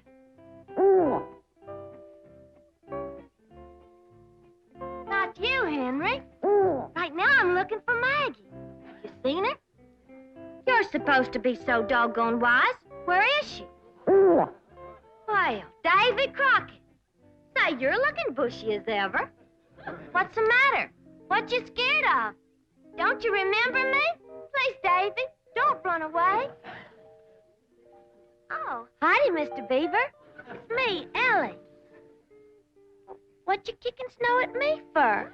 Oh, please, Mr. Beaver, come back. Hi, Mr. Foxy. Me, Elly. Come back. Clampett, I certainly appreciate your letting me use your cabin as a field headquarters. I've got a few things in the bedroom. I'll get them out. No need for you to do that, Mr. Brewster. We're just going to be here a couple of days. Granny and Elly can use the bedroom, and you and me can kind of curl up here in front of the fire. That's mighty kind of you, Mr. Clampett, but I'll find a place to stay in town. Well, no need for you to drive all that way through the snow. Why, you're here, you're by the oil field, and Granny cooks up a big meal that really sticks to your ribs. What you cooking tomorrow, Granny? My special Christmas holiday victuals. We'll start with red cabbage and green turnip tops, swimming with sorghum. Then what I call my heavenly hash. That's grits and chitlins, possum belly, hog jowls, and catfish. All minced together and simmered in gopher gravy. With poached hawk eggs. Now there's victuals you won't forget in a hurry. I'll try. What do you say, Mr. Brewster? Roars too hard, we'll get some pine boughs and ashes for you to sleep on. Well, I think I'll go into town. Thank you very much. Excuse me. What's the matter with you two asking him to stay here? You want me to be a widow all my life? I was going to offer him my spare room. You ain't got no spare room, Pearl. I have if Jethro stays here. If Mr. Brewster stays with you and Jethrine, won't people talk? I hope so. And Jed can insist on him marrying me. But I'm going to get him. Now's my chance. Exactly hold with making a man get married unless he wants to. He wants to? Why, that man's so in love with me he can't eat. Yeah, but are you in love with him, Pearl? Oh, Jed, when I'm near him, I feel like my feet is dangling in a creek and the minnows is biting at my toes. That's what you call really being in love. Help her, Jed. Mrs. Bodine, if you'd like a ride into town, I can drop you off on my way to the hotel. Hotel? Why, you can't stay there. Oh, no, sirree. You sure can't. Why not? Why not, Jed? Why not, Pearl? Why not? There's a convention there. Yeah. Every room in that hotel is full up. You're packed in there like kraut in a jar. What kind of convention? Elks convention. That hotel is bulging with elks. Oh, well, perhaps I can find a room in a boarding house. You know anybody got a spare room, Granny? No, I don't. Do you, Jed? Well, I see now. Only spare room I know of around here is over to your house, Pearl. Why, land to mercy, I'll plumb for God, yes! My spare room. What spare room, Ma? We ain't got it. Ow! Hey, Pearl, why don't you run out and fetch some wood? I just brought some wood in. What spare room, Ma? We ain't got no spare. Ow! You just run along outside and get the kinks out of that leg. I ain't got no kinks in my leg. It's just that Ma just keeps... Ow! Son, if you're gonna play hopscotch, you go outside. House ain't for playing games. But I ain't playing games. Then go chop me some wood. I just chopped some wood. Chop her some green wood. She wants to smoke a possum. Now get it. I just chopped some wood and I put it right there. I just put it right over there in the corner. Now, you come to my house, Mr. Brewster. The spare room is yours. Well, all right. If it's not... Why should I sleep here on the floor? I got a room. Ow! He's given to seizures in the leg, ain't he, Granny? I'll have him rub it with some hot possum grease tonight. Yeah, well, let's get going. Aunt Pearl, would you do me a big favor? Well, of course, Annie Mae. What is it? Would you take this here fur coat? Your mink? For keeps? I sure would appreciate it. It makes my friends in the woods kind of skittish. They must reckon I'll be wearing them next. Well, I don't rightly know if I Go should... ahead and take it, Pearl. That is, if you don't mind it's been war once or twice before. Oh, not at all. I tell you what.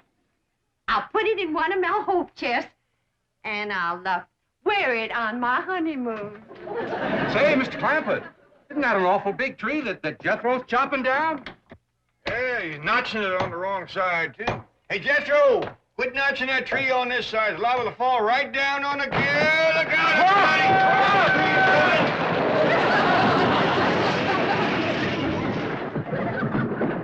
everybody! It missed us. Praise the Lord.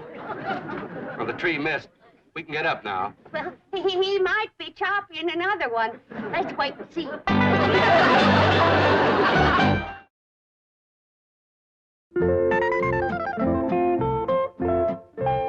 Maggie? Me, Elly.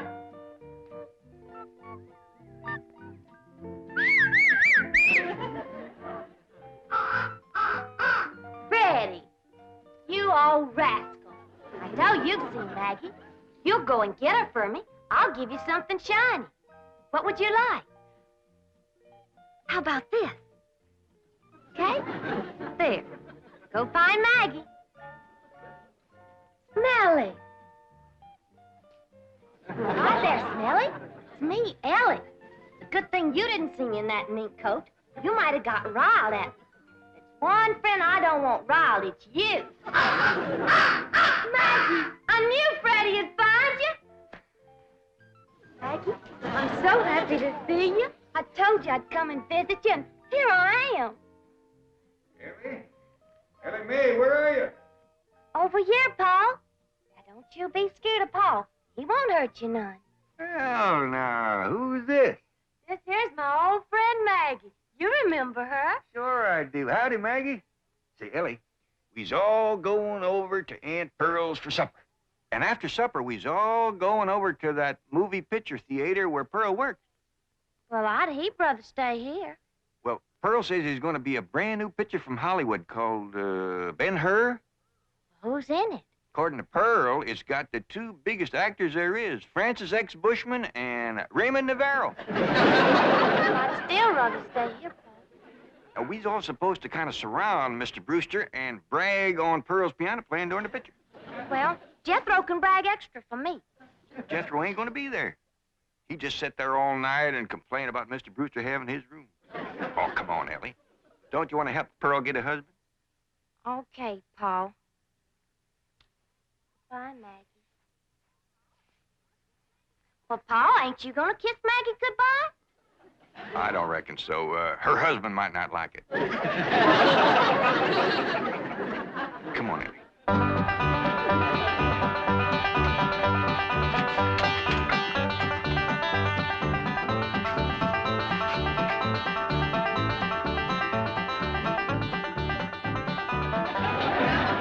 Come on, everybody.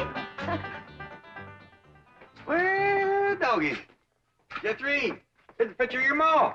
Yeah, it says, in person, Pearl Bodine, Wizard of the Keyboard. That means Piany. Hey, your name is as big as Ben-Hur's. I begged the manager not to put that up, but he says it's a drawing card. My playing during the picture. During the picture, don't you have sound? Loads of it. Between the people crunching popcorn and crying and reading the titles out loud, you got plenty of sound. Now, everybody go on in and sit down. You're all on complimentary passes. Now, I gotta pop some corn and sell tickets before I come in and play the overture. Mr. Brewster, did you ever in all your born days see a woman who could do more things than my cousin Pearl?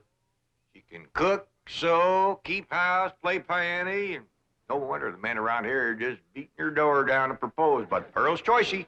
She's waiting for the right man.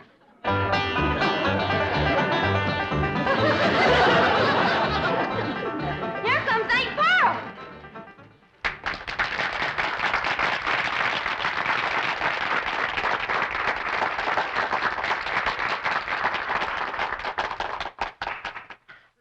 Ladies and gentlemen, before our big premiere gets underway, I know you'll want to meet the celebrities in our audience tonight. Now, sitting right here in the front row from Tulsa, Oklahoma, is the field manager of the OK Oil Company, bought by Cousin Jed Swamp, Mr. John Brewster.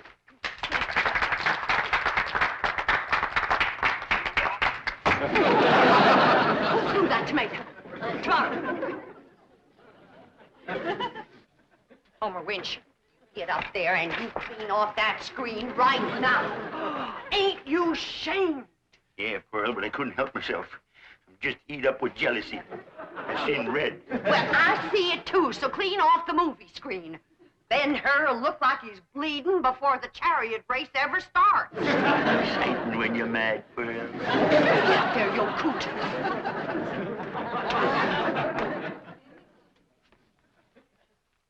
And now, folks, you're going to meet a real live millionaire and his family all the way from Beverly Hills, California. Your friends and my kinfolk, the Clampetts.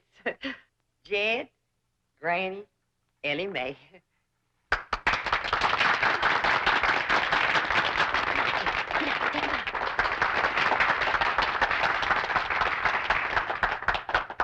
Folks, mighty nice to be back here with you again, and you're all invited to come visit us in Beverly Hills.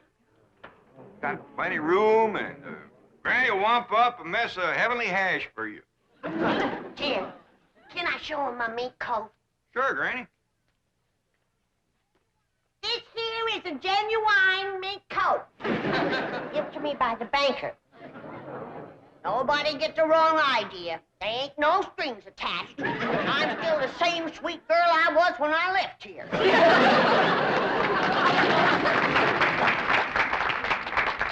And now, folks, I got a real big surprise for you. As you know, those that can read, the picture for tonight is Ben-Hur, and I have wrote and composed a special song in honor of the chariot race, which is the most exciting part of the picture. And this here special song is going to be sung by my daughter, Jethro. Say goodbye, Jethro.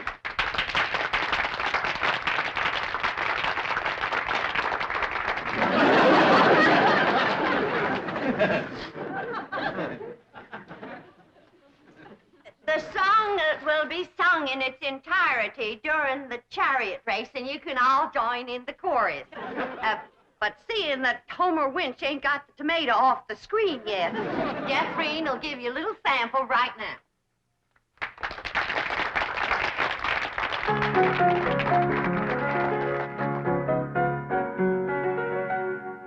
A mighty long time ago, couple of thousand years, in a town named Rome, which is far away from here, a feller named Ben-Hur lived and went to school, and that young feller was a chariot driving fool. Drive them horses, Ben, Ben, drive them horses, Ben. Drive them horses fast, Ben, drive them for to win. Don't let that other rascal get ahead of you, or he'll win the race, and that'll never do. That's enough for now, Jethro. You'll hear the song again during the chariot race, and everybody can join in the chorus. And now, during the playing of the overture, we invite your kind attention to the advertisements which will appear on the screen.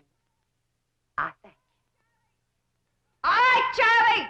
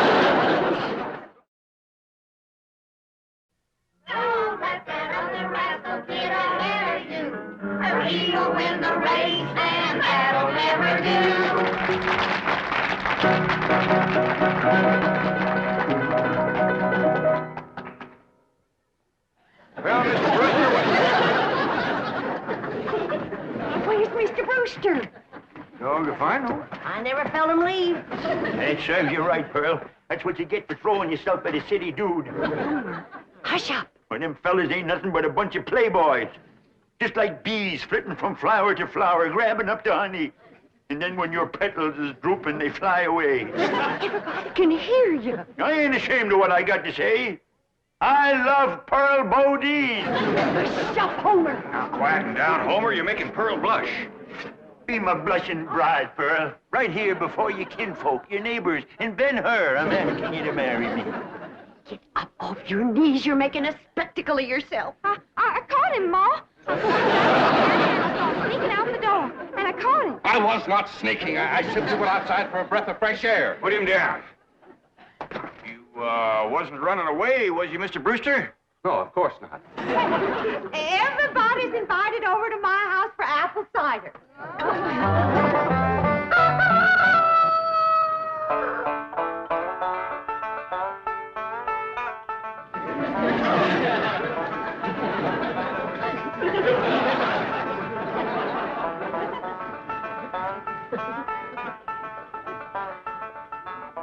Dad, wake up. Ted, you too, Jethro. Come on now, get out from underfoot, both of you. Hey, we was up late last night. Yeah, Granny, we want to sleep. It ain't what you want that makes you fat, it's what you get. Getting up off that floor.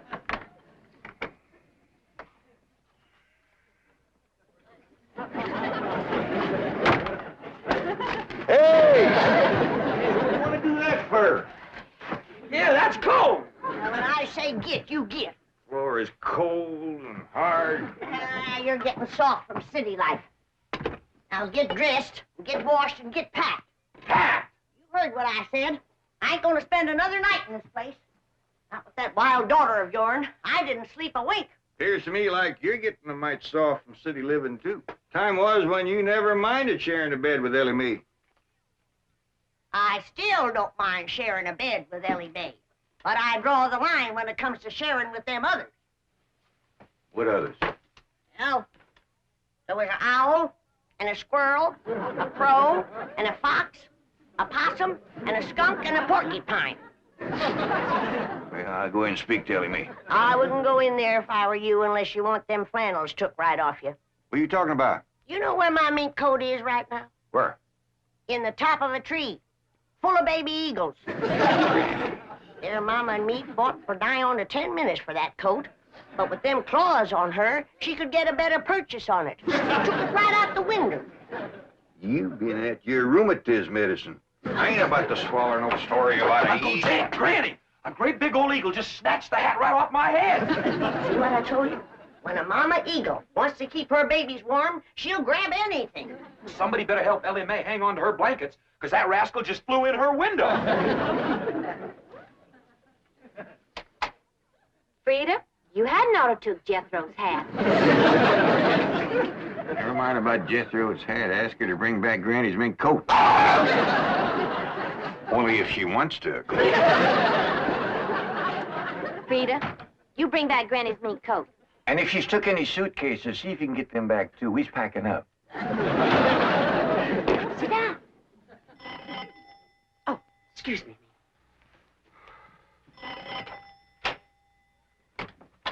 Good morning, Pearl.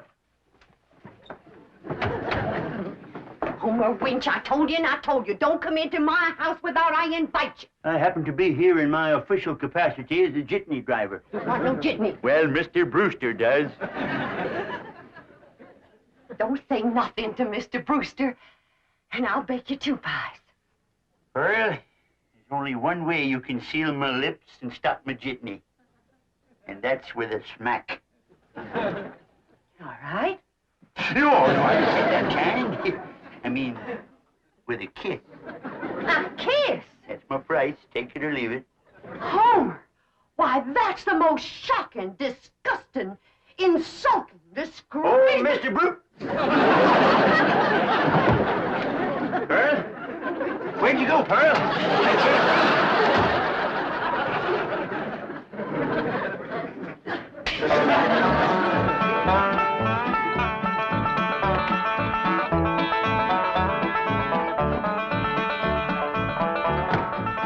Ma's coming, and boy, is she a driver. She must have heard we was leaving.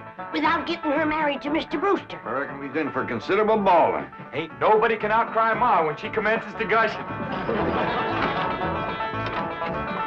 Pearl? I reckon you's heard. We's going back to Beverly Hills. Oh, now, Pearl, you's bawling already. Don't worry, Pearl. You'll get a feller. Yeah, come on back to Beverly Hills with us. I can't. All right, Pearl, all right. I can't fight a woman's tears. We'll stay here until you marry Mr. Brewster. Yeah, Ma, and I'll be your best man. And you can wear that beautiful mink coat on your honeymoon. Pearl, what are you crying about now? The mink coat. What about it? I was driving down the road and a great big eagle took it right out of my lap. Don't you worry. Elly May! Yeah, Pa? You shinny up that tree and tell that grabby eagle to give you back that mink coat for Pearl's honeymoon, or she ain't no friend of yours. Only if she wants to, of course.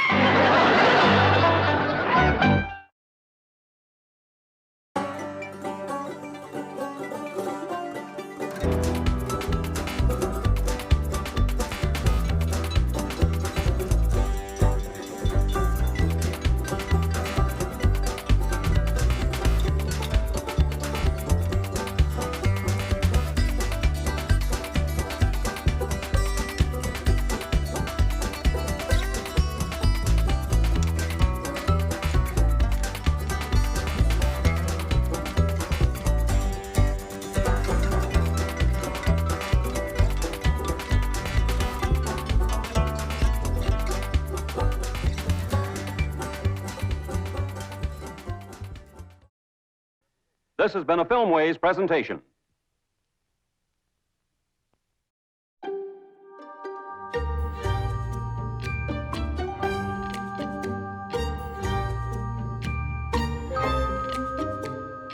Eighth Man DVD.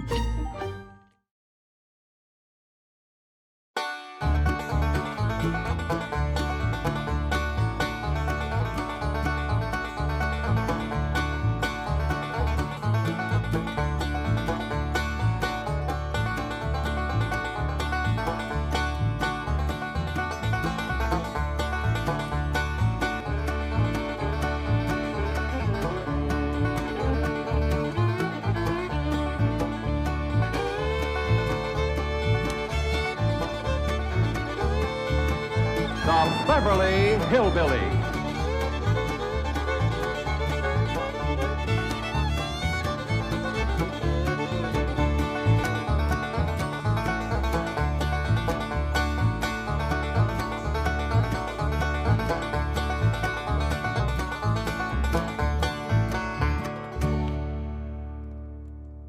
Instead of California where the sun so warmly shines, tonight we find the Clampetts in their cabin in the pines. The weather is so cold, hot coffee freezes in the cup, and when the chickens lay their eggs, they lay 'em standing up.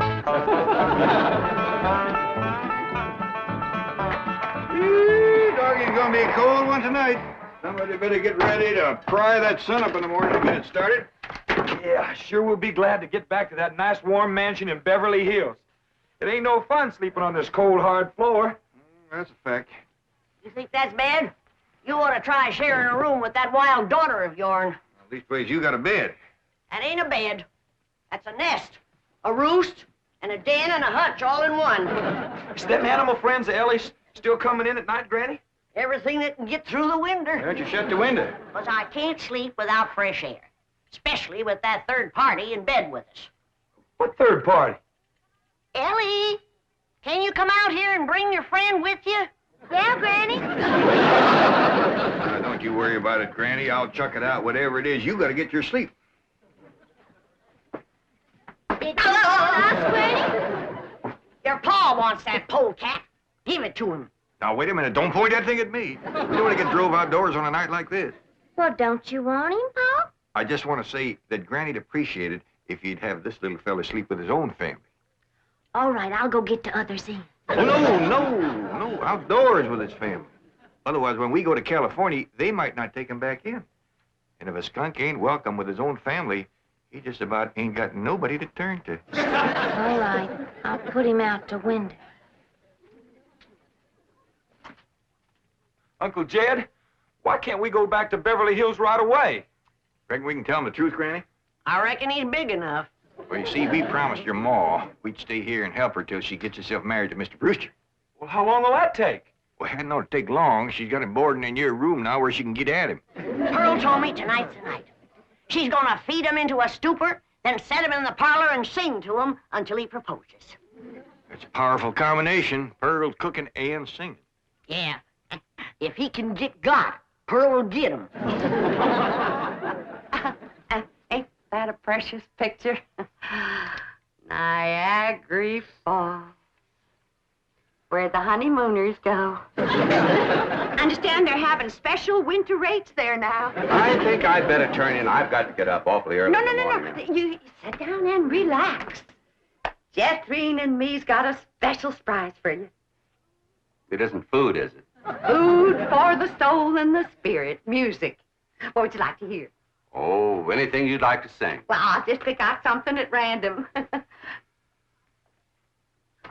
Let's try this, Jethro.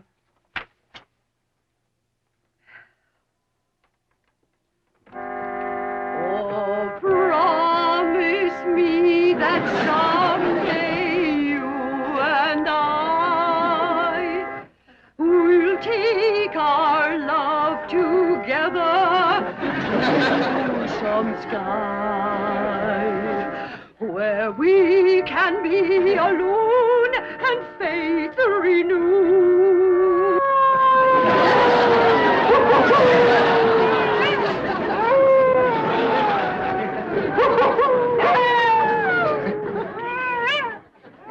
Uncle Jed, move so stirred up tonight? Oh, but something sure is setting them off. Frank, can't sleep a wink. Go to the right, Granny. Go to the left, Granny.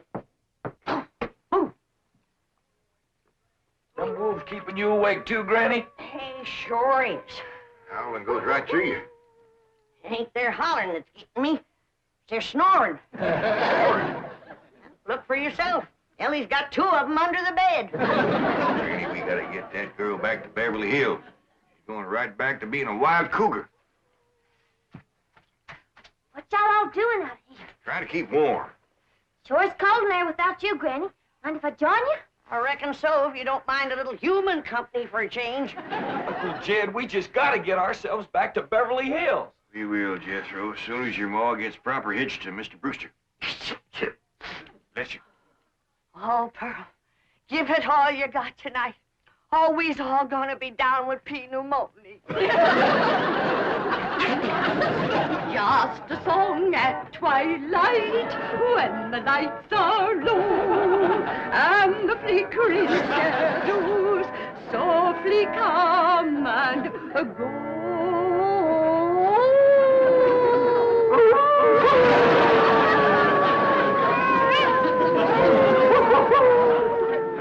Home joys divine, home joys so pure, love ever faithful, and love ever sure. Ah, that was a wonderful concert. You both are unusually talented. Thank you. Yes, indeed. That means a lot coming from you. Naturally, folks around here brag on us. In fact, they think we ought to go on a concert tour. Oh, really? Oh, yes. My neighbors is always after me to sing out of town. Well, I can understand that. Mr. Brewster, do you really like music and singing? Well, I used to. I mean, I used to sing a lot myself in college musicals, amateur theatricals. Was you on the stage, Mr. Brewster? Oh, yes, yes. After college, I did quite a bit of little theater work, summer stock. Matter of fact, there was a time when I seriously considered the stage as my career. Ma, Mr. Brewster's an actor. Well, not any longer. My father had other ideas. He insisted I get into the oil business. Mr. Brewster, did you ever do anything from the Bard of Avon? That's Shakespeare. Oh, I just love him. Well, as a matter of fact, I once played the lead in Romeo and Juliet. Which one was you? I was Romeo. In my youth, I was considered quite a leading man type. And there were those who thought I had rather a handsome profile. Well, you still got it. And I'll bet you can act to beat the band. Oh, come on. Take off a part for us. Something from Shakespeare. Sit down, Jethro. Well, I doubt if I can remember anything. Oh, please, Mr. Brewster. Well, perhaps I can recall something from the balcony scene. Let's see now. How does it go? But soft, what light through yonder window breaks? It is the east, and Juliet is the sun. Arise, fair sun, and kill the envious moon, who is already sick and pale with grief that thou, her maid, art far more fair than she. Go to bed, Jethro. Well, I think I'll turn in. Oh, please, do some more of them love speeches from Shakespeare. Well, my throat is a little sore. I think I'd better gargle a little warm salt water and go to bed. Well, I can take care of you. That's another one of my specialties. Nursing the sick. Well, it might be the flu bug, and you wouldn't want to catch it. Good night. If his flu bug is as hard to catch as he is, I got nothing to worry about. Jed, have you ever known it to be so cold? Never have, Jethro. This ain't cold. Your blood is thinned out from living in California. You say this ain't cold, Granny? Look who else is huddled up to the fire. Elly and her wolves.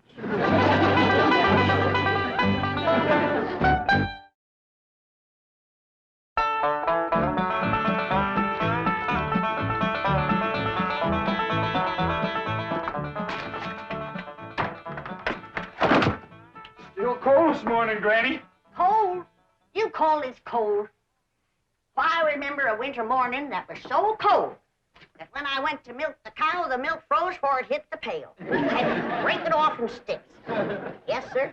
I carried a double armful of milk in and never spilled a stick. Gee, Granny, how'd you drink it? Bite on it? Nope. But you did. You're in a right good mood this morning. Jed, I got a feeling in my bones that Pearl got him last night. Oh, I seen Mr. Brewster's car coming down the road, and Aunt Pearl's with him. I told him, my bones is never wrong.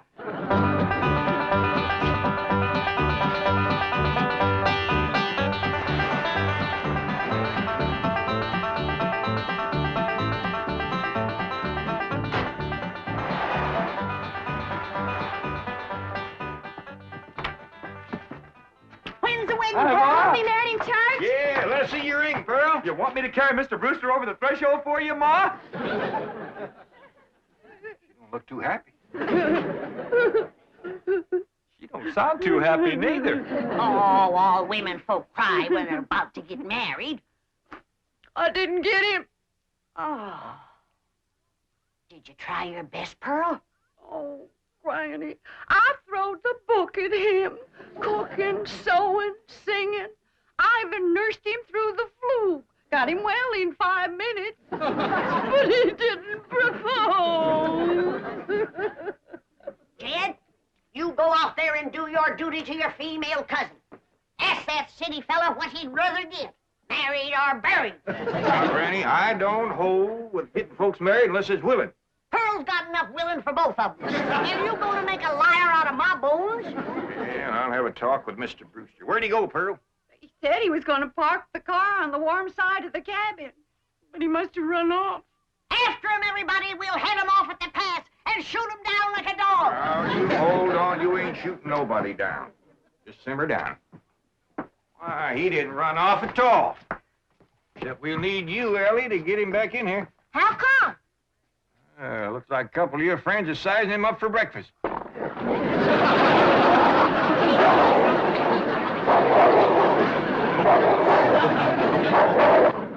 Well, in all sincerity, Mr. Clampett, your cousin Pearl is a very remarkable woman. It's just that, well, I don't want to get married. Oh, I understand that, Mr. Brewster, and I thank you for speaking the truth like a man, but my cousin Pearl has got herself a problem.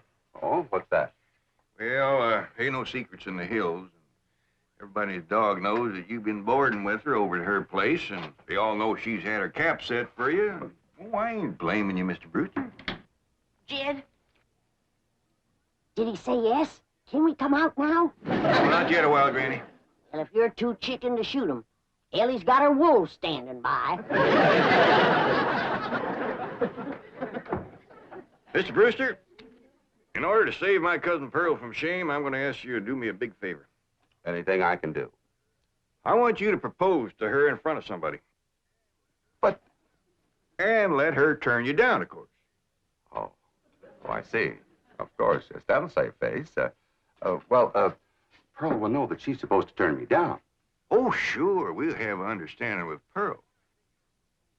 Now, the one I think you ought to propose in front of is Elverna Bradshaw. You know, Mr. Clampett, this idea of yours is quite inspired. Oh, just a notion. You see, Elverna is the biggest gossip in the hills. No, really, it's brilliant. It combines drama, pathos, suspense. It has a happy ending. Great third-act curtain. It's real theater. Of course, you'll have to be convincing, so Elverna will... Convincing? Why, I'll give a performance that the people of these hills will remember as long as they live. Well, just so that... When Pearl Bodine turns down my impassioned proposal of marriage, there won't be a dry eye in the house. Elverna, don't cry easy. Oh, well, now, surely you're not going to waste this dramatic scene before just one person. Well, I reckon Elverna's daughter... I've got it. I've got it at the movie house where Pearl plays the piano. You want to propose there? Well, it's perfect. Everybody in town will see it. I want to kind of shame you to be turned down in front of all them people? Well, it's just a performance. I've learned one thing in the theater. An actor always gives a better performance in front of a full house. Well, doggies. That sure is nice of you. It's my pleasure, Mr. Clampett. Mrs. Bodine, Fanny, come on in. Come on in, everybody. How about it, everybody? I reckon we better let Mr. Brewster tell you what's going to happen. Well, Tonight, at the movie house, Mrs. Bodine, while the whole town looks on, I'm going to ask you to marry me.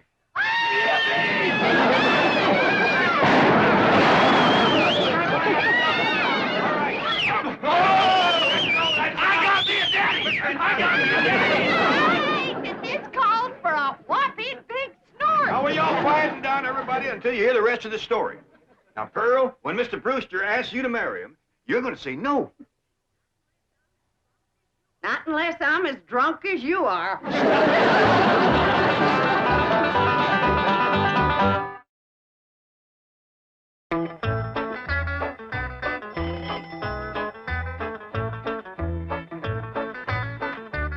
Howdy, Pearl. Evening, Pearl. Evening, Granny. Jethro went on ahead down to the theater to get a fire going in the stove. Where's Jethro, Aunt Pearl? Well, she's in her room getting dressed. Go on in and see her. Granny, what happened to your mink coat? This is it. Tonight's kind of special, so I'm wearing the pretty side out. You sure got your pretty side out tonight, Pearl? Oh, I tell you, Jed, I'm as nervous as if I was going to get a real honest-to-goodness proposal. And it would be real if your cousin Jed would do his duty and hold a shotgun on that fella, Brewster. Now, ladies, let's settle for what we got. This way, Pearl can come to California without nobody saying she left town in disgrace. Good evening. Good evening. Ain't you dressed up? That boiled shirt makes your face look kind of dark. Well, as a matter of fact, I'm wearing a little theatrical makeup. Mrs. Bodine, how would you like some pancake on your face? How'd you like some sweet potato pie on yours? Fetch me some hot possum grease, Pearl, and I'll fling it on her. Now, ladies, you misunderstood me. Pancake is a type of makeup we use in the theater. An actor, like myself, would feel positively undressed without it. I thought you was oil man. Well, that's my business. But at heart, I shall always be an actor. Say now, speaking of acting, you two got it figured out what you want to say? Oh, yeah, we rehearsed 12 times. Mr. Brewster will be sitting on the front row, and when the picture's over, he'll jump up and Excuse me. I've been thinking about that. I believe it would be more effective if I made an entrance. Entrance? Yes, I'll come down the aisle. Oh, all right. And then Mr. Brewster's going to say, Mrs. Bodine, don't go to California with your cousin Jed. Stay here and be my wife. I've been thinking about that, too. After a big entrance down the aisle, that's going to seem like a pretty flat opening speech. Well, you just say what you want to say. All I got to say is, no, I won't marry you. If that's Homer Winch, I'm going to hit him right in the head.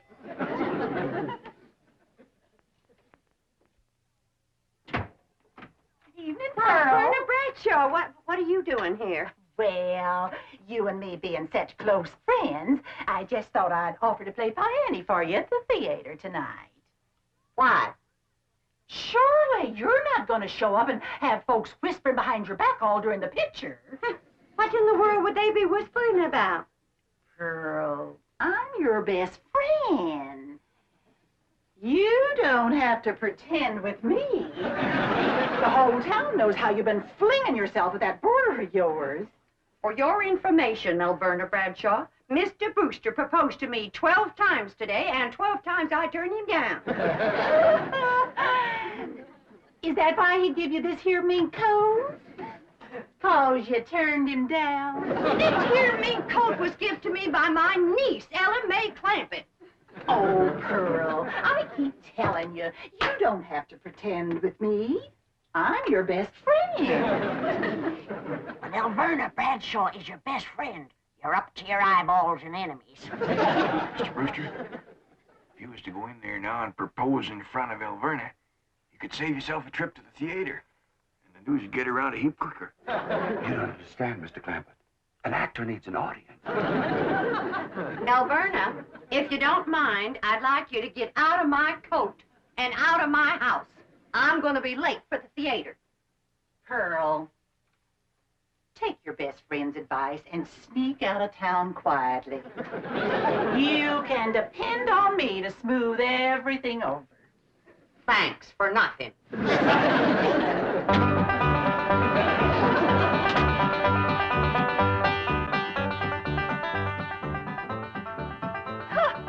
Farewell performance is right. I reckon she'll sneak out of town in a hurry if she ain't already snuck. Mind you, Pearl's my best friend, and I ain't one to talk, but...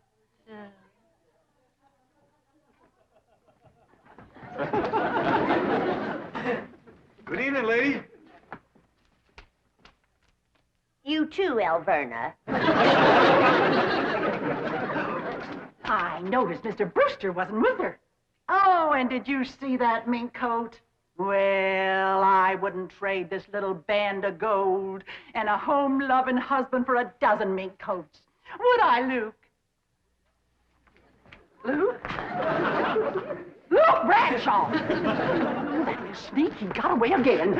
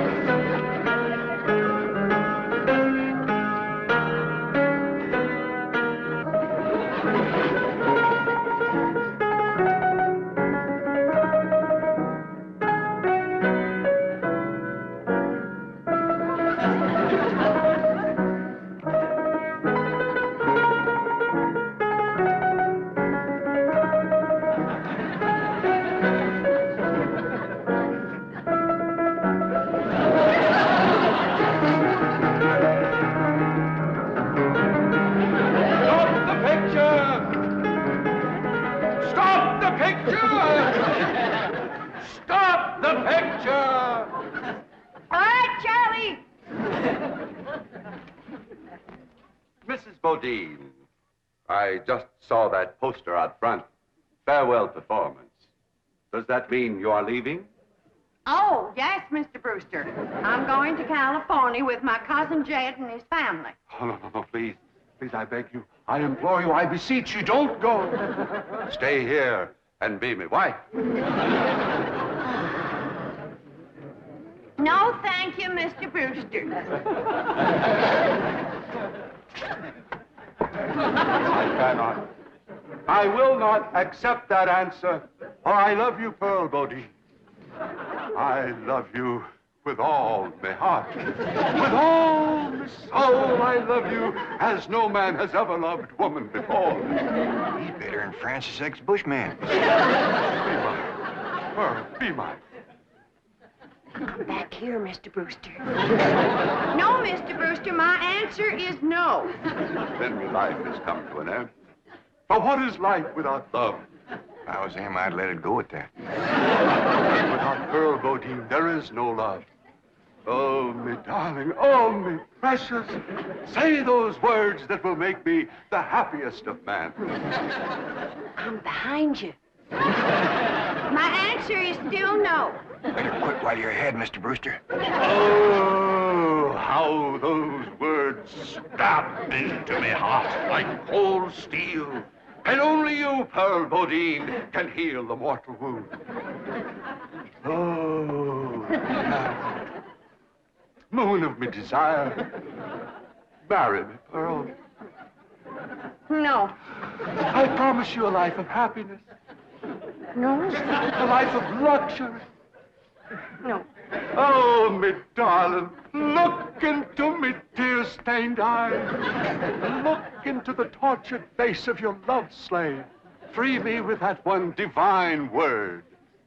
Say yes. Say yes, and together we will enter a paradise of love everlasting. Yes, yes, yes, I'll marry you!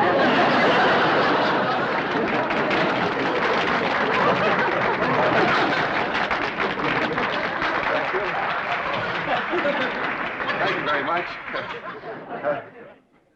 Did you say yes? You haven't said yes. I was ready myself.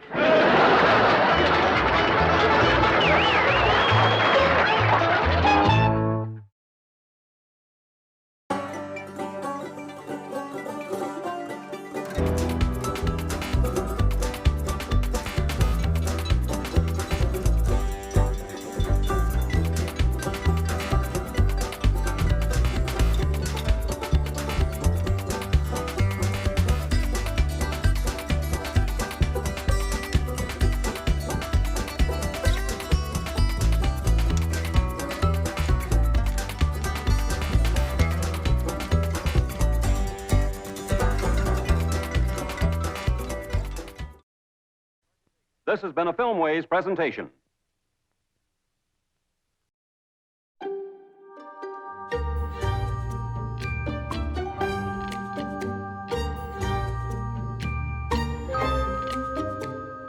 Eighth Man DVD.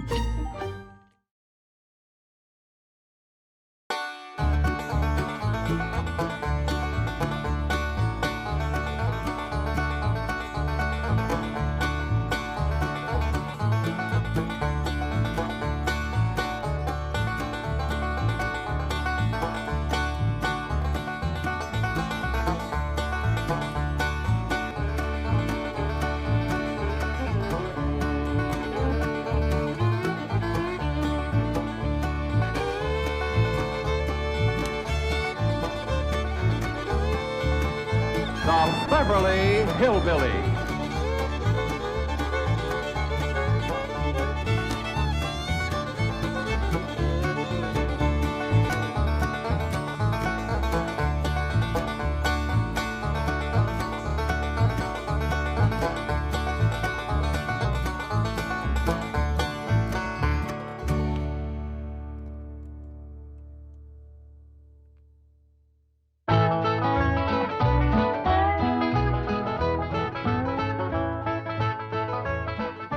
That's fine right there, Mr. Brewster. Jethro! You can start bringing them things out now. Oh, boy, I can't wait to get back to California. I ain't been warm clean through since we got here. Jethro, take it easy.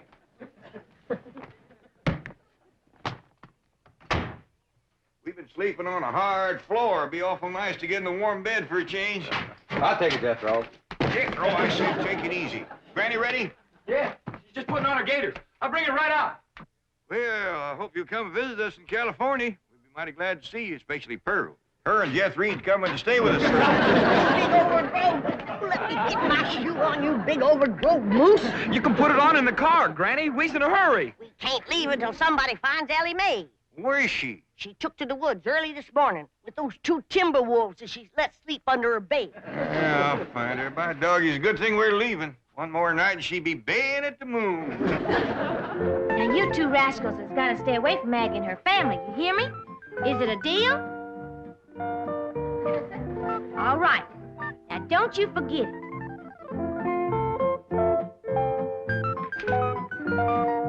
You seen 'em, Maggie.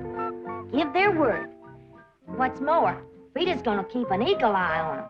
And if they goes to pestering you, she's gonna snatch 'em both. Ain't you, Frida? I wish you could come to Beverly Hills and live with us. But I reckon it'd be too long a trip for you and your young'un. But I'll come back and see you in the spring. Elly Mae, Over here, Pa. you got them wolves with you? Oh, they won't pester you none. And that no-biting promise goes for my Pa, too. Hello there, Maggie.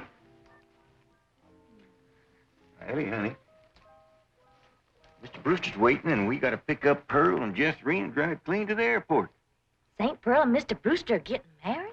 Well, no, not yet. Maybe never. But Pearl's satisfied. Everybody in town's seen him propose to her. Now she can leave town with her chin up and her head thrown back, proud and happy. I'll bet you Cousin Jethrine ain't happy. She says she ain't going to California and leave her sweetie Jezbo to Pew. She's powerful in love with that little feller. Yeah, I reckon Jethrine will do pretty much what her ma tells her to. That Pearl's a mighty strong-willed woman.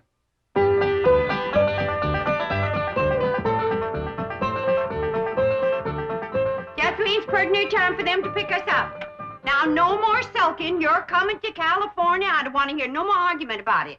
Okay, Ma, I'm coming.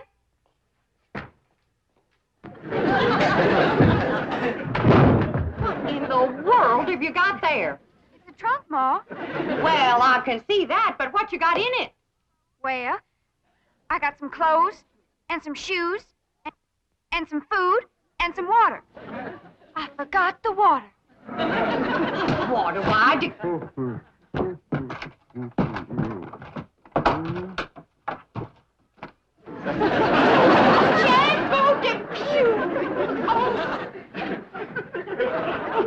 Miss Bodine, that daughter of yours is a mighty strong-willed girl. Did she put you in there? I think so. I told her I couldn't go to California with her. And that's the last thing I remember. Oh, don't let him get away. Jim Green, you put him down. This minute. What's the matter with you?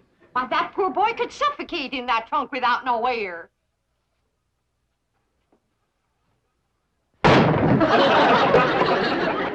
Just Green, am I gonna have to take a switch to you? Jethro, honey, like I told you, I can't just pick up and go. I got a big business going here. Well, couldn't you be a traveling salesman in California? Darling, it's taken me years to build up this territory, and this is my big selling season. Well, I can knock down $100 in the next 2 or 3 months, and the fella don't walk away from a gold mine like that. Talking sense, Jethro. But Uncle Jed's a millionaire, and Cousin Elly says they got plenty of room in that mansion. He could stay there with us. Jethro, I got my pride.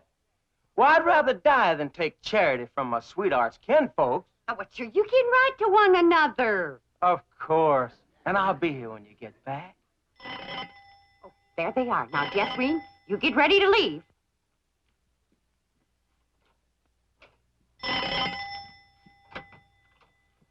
Oh, Mr. Brewster, I thought it was my boy Jethro. Cousin Jed come to pick up the suitcase. Well, no, I asked him to let me come for them. Well, you see, this may be my last chance to see you alone for a moment. Alone? You, me, us? Why would you... Well, first, I want to thank you for publicly breaking our engagement after I lost my head, as I did last night.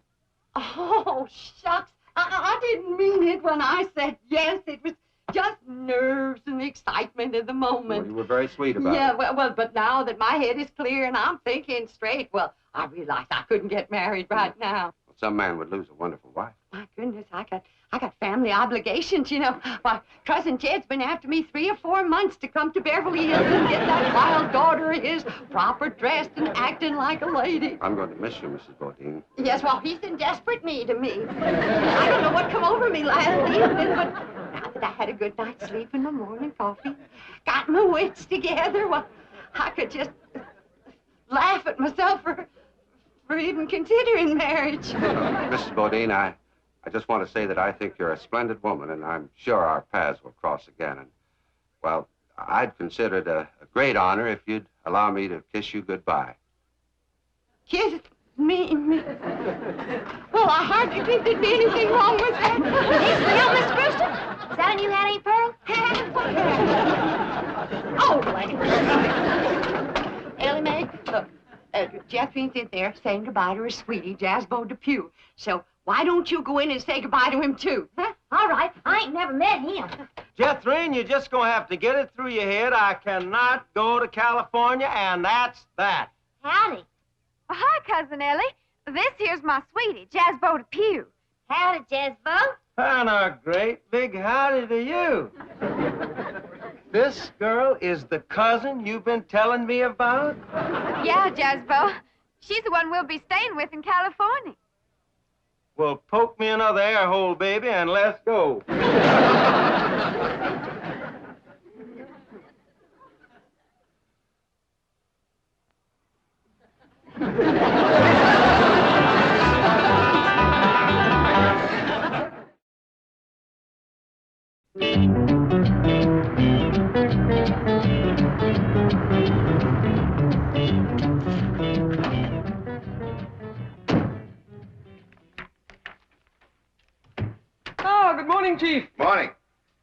I just had a call from Brewster in Tulsa. The Clampetts are on their way home. Jethro?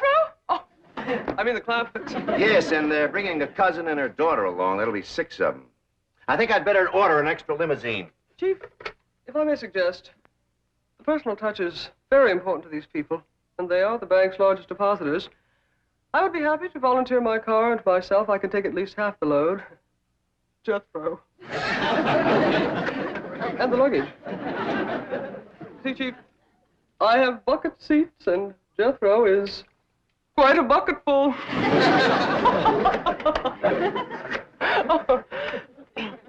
How's about 3 apiece, Chief? Fine. We'll be ready to leave the airport about noon. Entendu, mon capitaine.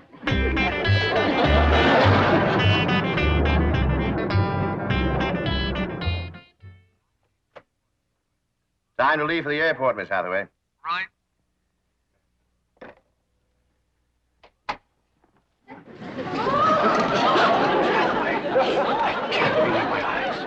Don't be alarmed, Chief. This is just for the Clampetts. I have no intention of disrupting office discipline with my seductive appearance. What a remarkable change. 3 hours in the beauty salon. Tell me, are you busy tonight? Because if you're not, I'd like you to work and make up those 3 hours.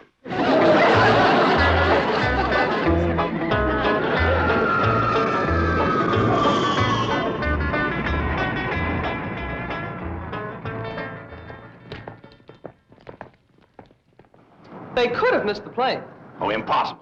Brewster phoned me after he put him on board. Oh, miss, are there any more passengers aboard? Yes, there are 6. Well, they appear to be hillbillies. Was there anything wrong with them? Oh, no.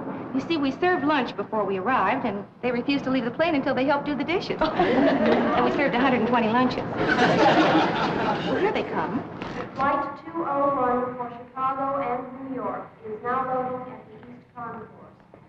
Oh. Thank you for sharing your food with us. Thank you for doing the dishes. You sure you don't want us to wash the windows? It won't take long if we all pitch in. Thank you. Drysdale, howdy. Welcome home, Mr. Clampett. This here is my cousin, Pearl Bodine. Oh, howdy, Mr. Drysdale. Oh, excuse my wet hand. Oh, it's quite all right. Well, how did you enjoy your plane ride? I don't believe it. Our plane don't believe it. It's a miracle. Oh, well, it ain't nothing. You ain't seen nothing, Pearl. Wait till we ride on that escalator. Yes. Well, my car's out in front, Mr. Clampett. Come on. Mon amour. That ain't my name. Who are you? I am a wild and mysterious gypsy. I have come to take you away to my gypsy camp. You got some food there? Well, I can't stay long, but I am kind of hungry. Helping wash all them dishes give me quite an appetite. Jed, them stairs is moving. We're having a California earthquake. Pearl, them stairs are supposed to move like that. What for? I don't know, but that's what they call an escalator. Only thing is, last time we was here, they was moving the other way. Well, come on. Well, we ain't gonna get on them crazy stairs. Oh, come on, Pearl. Once you're on there, you like it. Welcome home, Elly Mae. Howdy, Mr. Drysdale. Welcome home, Granny. Thank you. Well, where's Jethro? Last I saw of her, she was still eating. Well,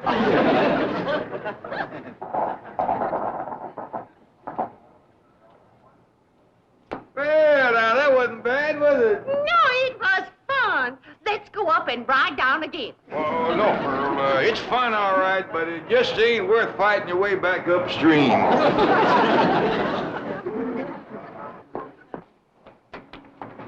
Jane, this place is haunted. A ghost just went through that door. That ain't no ghost, Pearl. That's what they call electric eye. They got them all over out here. Well, you go first. I ain't taking no chances on crowding a spook. Come on, Benny. I go get on that. Come on, Benny. Oh, howdy there. So this is California. It's so warm. And the air smells different from the mountains. Yep, looks different, too. Out here, you can see what you're breathing.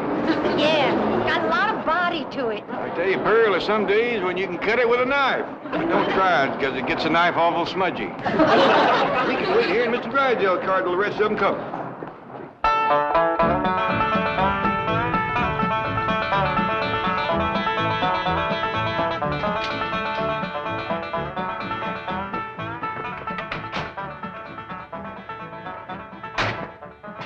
I'll go with Martin and take the luggage around to the servants' entrance.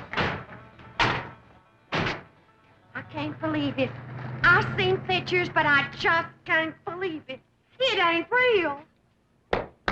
It's real, Ma. Jeffrey, don't you knock no holes in your Uncle Jed's mansion. She can't hurt it, Pearl. Wait till you see inside, Pearl. It's the biggest bunch of indoors you ever did see.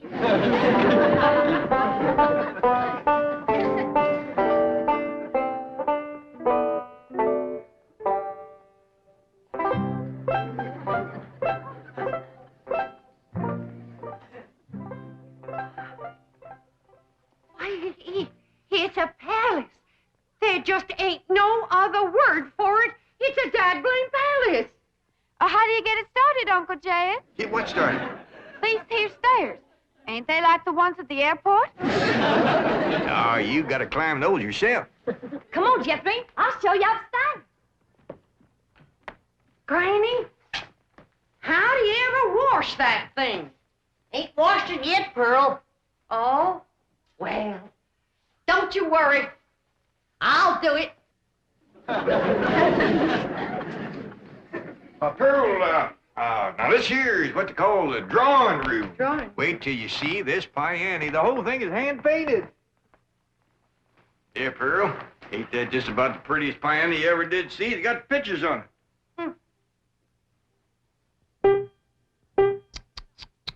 Look at the dust. Granny, did you run up them curtains? No, they was here when we came. Well, as soon as we get settled, I'll run up some new ones. Them windows ain't been washed in weeks. Well, Pearl, you know, it's a mighty big house. It'd take a miracle woman to get it all done. Looks like I've come just in time, huh? Where's the kitchen, Dad? I'll show you. 32 rooms in this house, and something tells me it ain't gonna be big enough.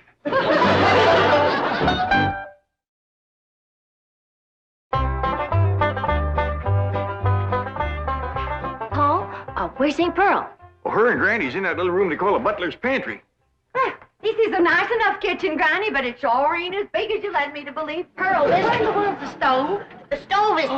This here's the barest cupboard I ever did see, but I reckon if you ain't got a stove, you don't need food. This room... Well, Pearl, what do you think? Well, I think I should have brought my coal oil stove. For your information, Miss Pearl, we got gas. Well, I don't wonder. Nothing but uncooked food. Your pump is stuck tight. It ain't been used so long, Pearl. You know, Granny, we got a lot of work to do to get this kitchen in shape. Granny, did you tell Pearl this is the kitchen? I ain't been able to tell Pearl nothing. She won't quit flapping her trap long enough. Pearl, come on. This here's the kitchen. That there's what they call a pantry. My stars and garters. What? A person could feed an army in here. Well, the way those two young'uns of yours eat, that's just what you'll have to do. Pearl, look at this stove here. All you have to do to get fire is turn one of them little things right here without lighting no matches nor nothing. Now, look at here. This here lights this in here. This one lights this one. And this one lights this in here. And this one lights this one. Oh, what do you think of that, Pearl? I declare, I'm just speechless. That'll be the day. Pearl, look at this ice box here. Just take a look. You ever seen anything like that before? Look at that. Well, I don't like to mention it yet, but somebody left the light a-burning in there. I reckon some people just don't care how they waste other people's money. The light comes on when you open the door. You don't say. He pert near didn't with you pounding your gums. Hey, Girl Jethro wants to know where's the suitcases. especially the big one with the sandwiches in it. But Jethro said he'd bring in the suitcases. Jethro. What happened to my boy? Where's Jethro? Well, the last time I seen him, a dark-haired gypsy woman was taking him away. A gypsy's got him. My baby's been carried off by the gypsy. Don't worry, Pearl. One meal and they'll carry him right back. He might have it a little bit mixed up. Besides, Jethro is big enough to take care of himself. Yeah, Mama's in here. Come on in. My baby, where you been? With the gypsy woman, we stopped to get something to eat. I told you one meal and they'd bring him back. You gypsy kidnapper. I'm gonna snatch you both. Hathaway! What you doing being a gypsy? Just a little harmless fun, Mr. Clampett. When Jethro failed to recognize me, I couldn't resist continuing the masquerade. Ma, this here's Miss Hathaway, Mr. Drysdale's secretary. I'm happy to know you, Mrs. Bodine. I have brought your son back safe and sound. Well, thank you. Yeah. Is your hair back?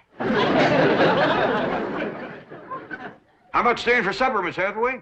Oh, I wouldn't want to be any trouble. Well, I figured with company at the table, there wouldn't be so much trouble. Wait till you taste Granny's sweet potato pie. Ain't nobody can make sweet potato pie like my ma. Now, they is both very fine, extra good cooks, but Pearl not knowing her way around the kitchen, I reckon... Oh, well, don't you worry none about that, Jed. I'll have this kitchen put in order in no time. It ain't out of order. Elly, you get rid of the ants. I'll start the cooking. What ants? Start with your Aunt Pearl. Well, I like that. I'll bet you won't like what I'm going to say next. Girls, I got an idea. Now, Pearl, you know there ain't nothing more soothing and appetizing than a mess of piano playing and sweet singing before supper. But I figure a body can't be doing that and cooking at the same time. No, I don't think they hardly could, Jed. Right. Now, somebody will get Mr. Drysdale. We'll all sit around while supper's cooking and listen to the kind of music that has made the name of Bodine famous from Oxford to Eureka Spring.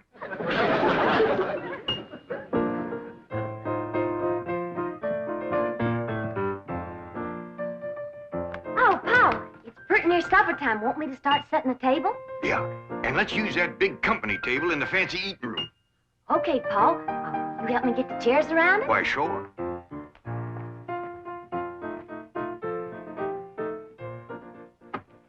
Leave the door open so as we can hear the music. Okay, Pa. I'm kind of glad we got company so we can show off this fine eating table. Yeah, we ain't used it since Thanksgiving. Has Granny figured out a way to get this tablecloth unstuck yet? No, she ain't, Pa. She even tried to steam it off. She couldn't get it loose. She said if she didn't know better, she'd think somebody stuck it down on purpose. Well, I'm glad I got all my pot passers notched. It's gonna come in real handy. See a pot out there that you want, you can reach for it and get it or pass it without bothering the fella sitting next to you. Yeah, the good thing about this table is things can't go a-sliding off. Oh, I gotta tell Granny. Since we're gonna use this table, she can leave the victuals right in the pots.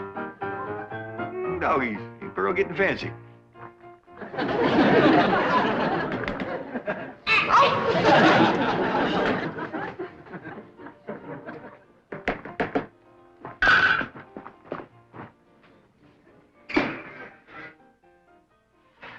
Ever see anybody bake a fluffier pie than that one? Some folks don't know that cakes is fluffy and pies is juicy.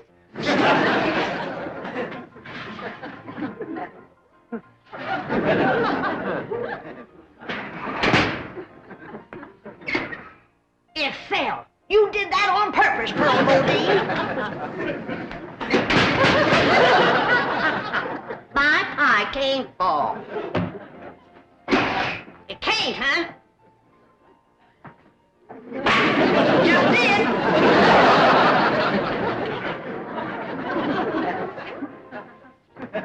Granny!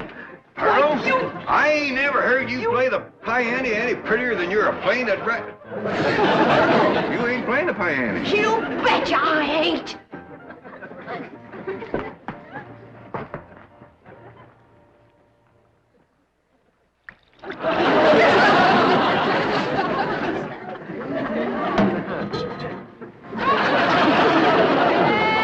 Before the battle, Mother,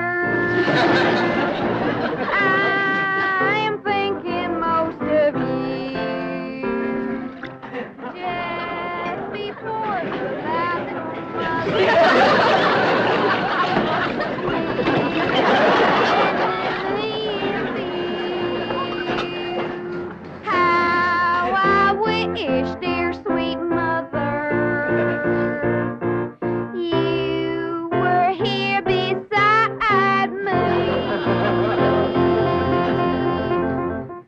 I feel the same way, Jethrine. Mr. Drysdale, have I got enough money to take everybody out to a nice eating place? Mr. Clampett, with your money, you can buy the finest restaurant in Beverly Hills.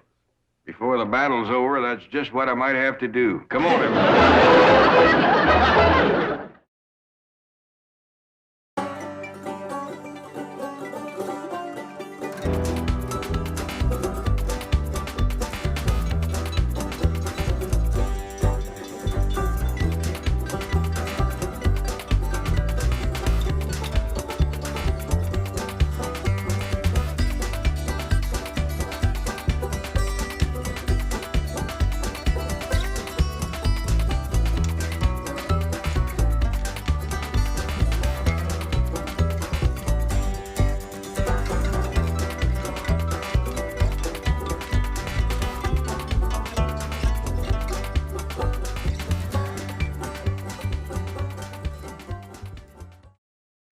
This has been a Filmways presentation.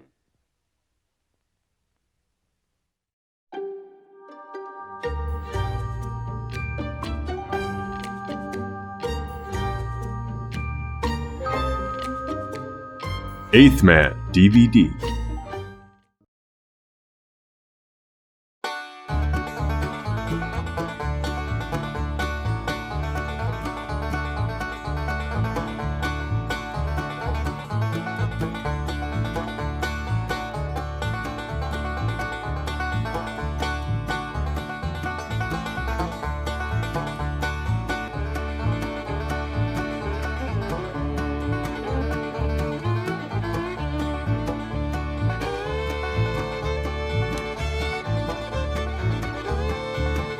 The Beverly Hillbillies.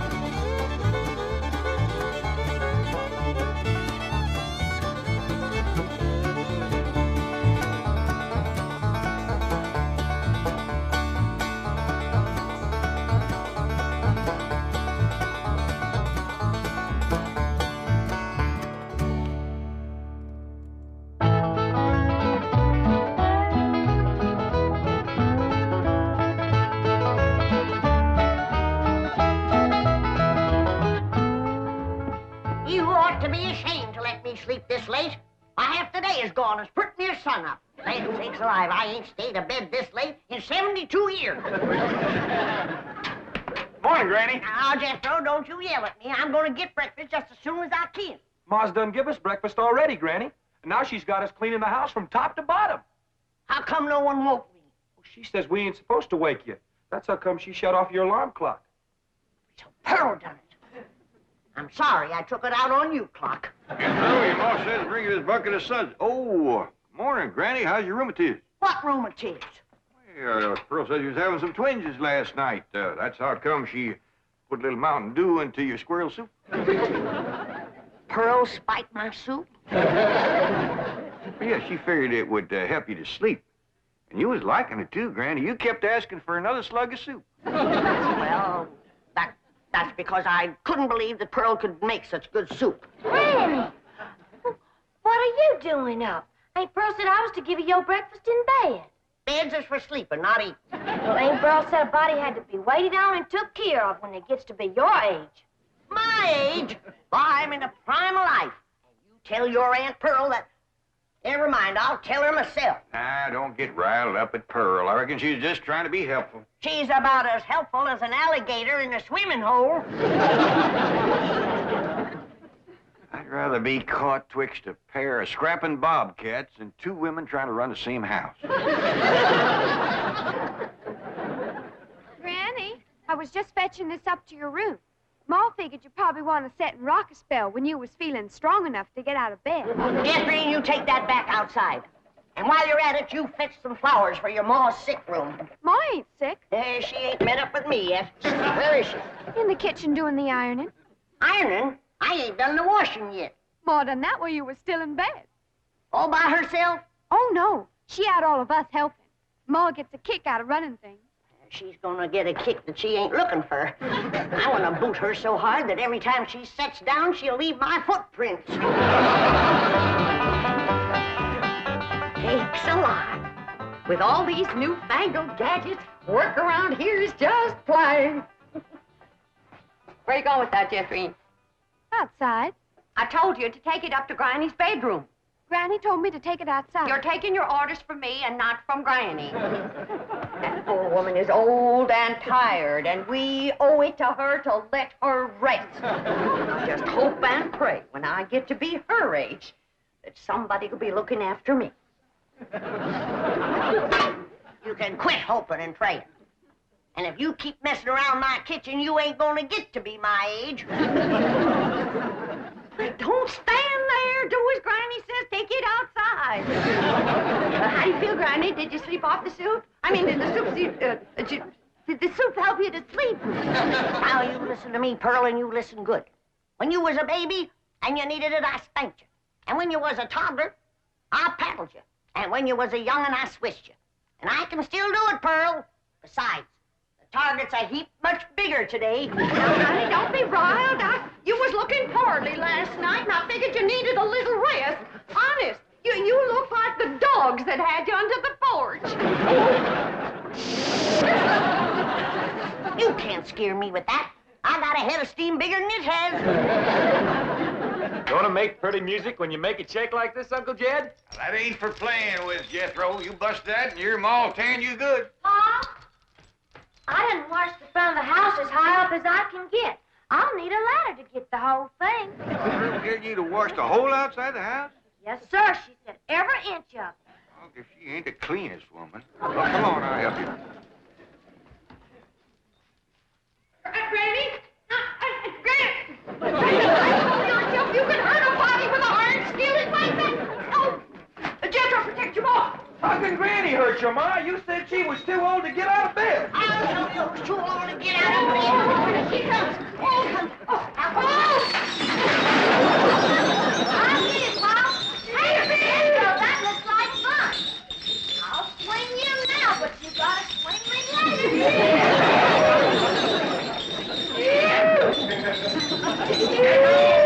That was for playing on. Now get down from there. Come on.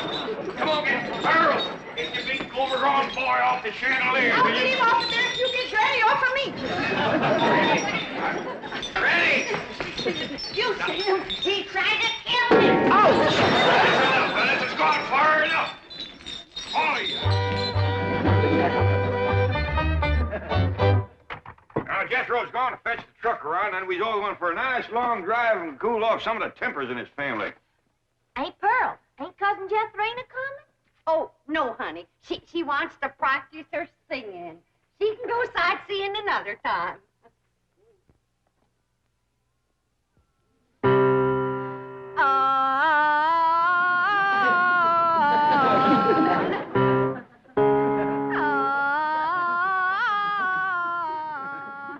Listen to that. You ought to be ashamed of yourself running off and leaving a child that sick. Irene ain't sick, she's singing. Well, she's singing sick. For your information, my daughter's training for the stage. Well, now, that's one thing she can do, drive a stage. This snapping and backbiting twixt you two has got to stop. Quick as Jethro gets here with the truck, we're going to take a nice long drive and show Pearl some amazing sights. She ain't never gonna see no more amazing sights than she sees every morning when she looks in the mirror. I wouldn't talk if I was you. Looky, Pop. Yonder comes a truck and there's nobody a-driving it.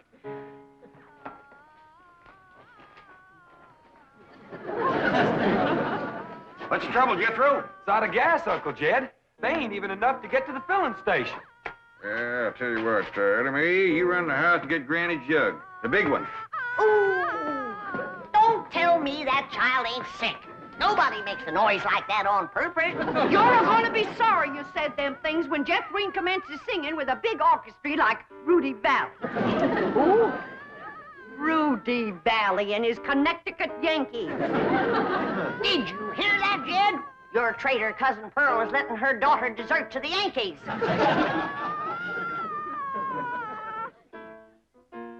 Well, I I reckon they're getting what they deserve. There you are, Pa. Thank you, Elly Mae.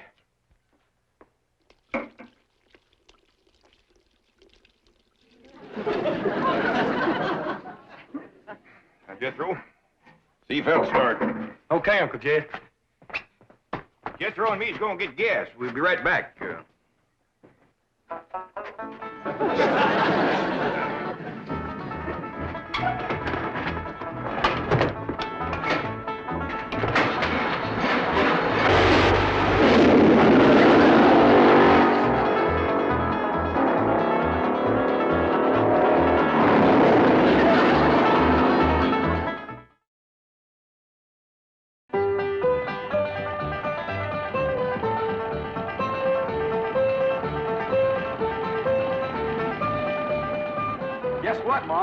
Tell me at school there's lots of movie stars live on this street. Do you reckon that Francis X. Bushman lives in one of them houses? Wouldn't be a bit surprised. Oh, my stars and garters. If I was to meet him face to face, I'd faint that away. So would he. What'd she say, Elly? Well, she said... Look at that big house down there. I bet you the movie star lives in that one. Oh, Jethro, drive up the driveway, and I'll go to the door and ask for directions. Directions to where, Ma? Directions to the next corner. Who cares? You didn't stop. I know how to get to the next corner. Now we passed it. Why, that might have been Raymond and Baer's house. I might have got acquainted with him and told him how I play piano at the movie theater back home. Why, I could have played and sung the song I wrote for the chariot race in Ben-Hur. Simmer down, Pearl. I don't reckon that was Mr. Navarro's house. I got a good look up the driveway as we passed. The barn door was open. There wasn't a span of horses or a chariot in there. Well, slow down anyway, Jethro. Land's sakes, if I was to see Rod LaRock or John Gilbert or Hoot Gibson, why, I wouldn't even have time to ask for their autograph. Some women is just plain man crazy. What'd she say, Elly? Well, she said some Let's women... drive down to the business part of town, Jethro, and show Pearl some of the beautiful buildings and stores they got there. Okay, Uncle Jed. Tell your Aunt Pearl not to fret. There's men there, too. Aunt Pearl, Granny said... Never mind, Elly. Drive on, Jethro. I think we'll see some movie stars down there.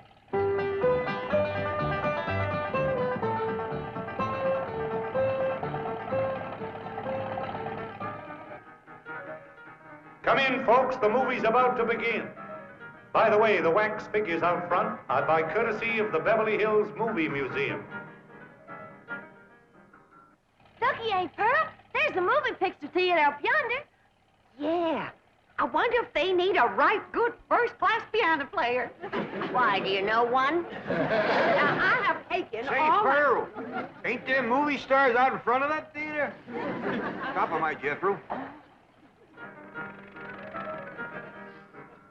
I can't believe it. It's Douglas Fairbanks, Rudolph Valentino, and William S. Hart. I have never seen one woman as man crazy and movie star crazy as William S. Hart. Let me off of here. Jethro, drive on before we embarrass them poor fellers. Bill, honey, you're my hero. Yoo-hoo, yoo-hoo, bang, bang.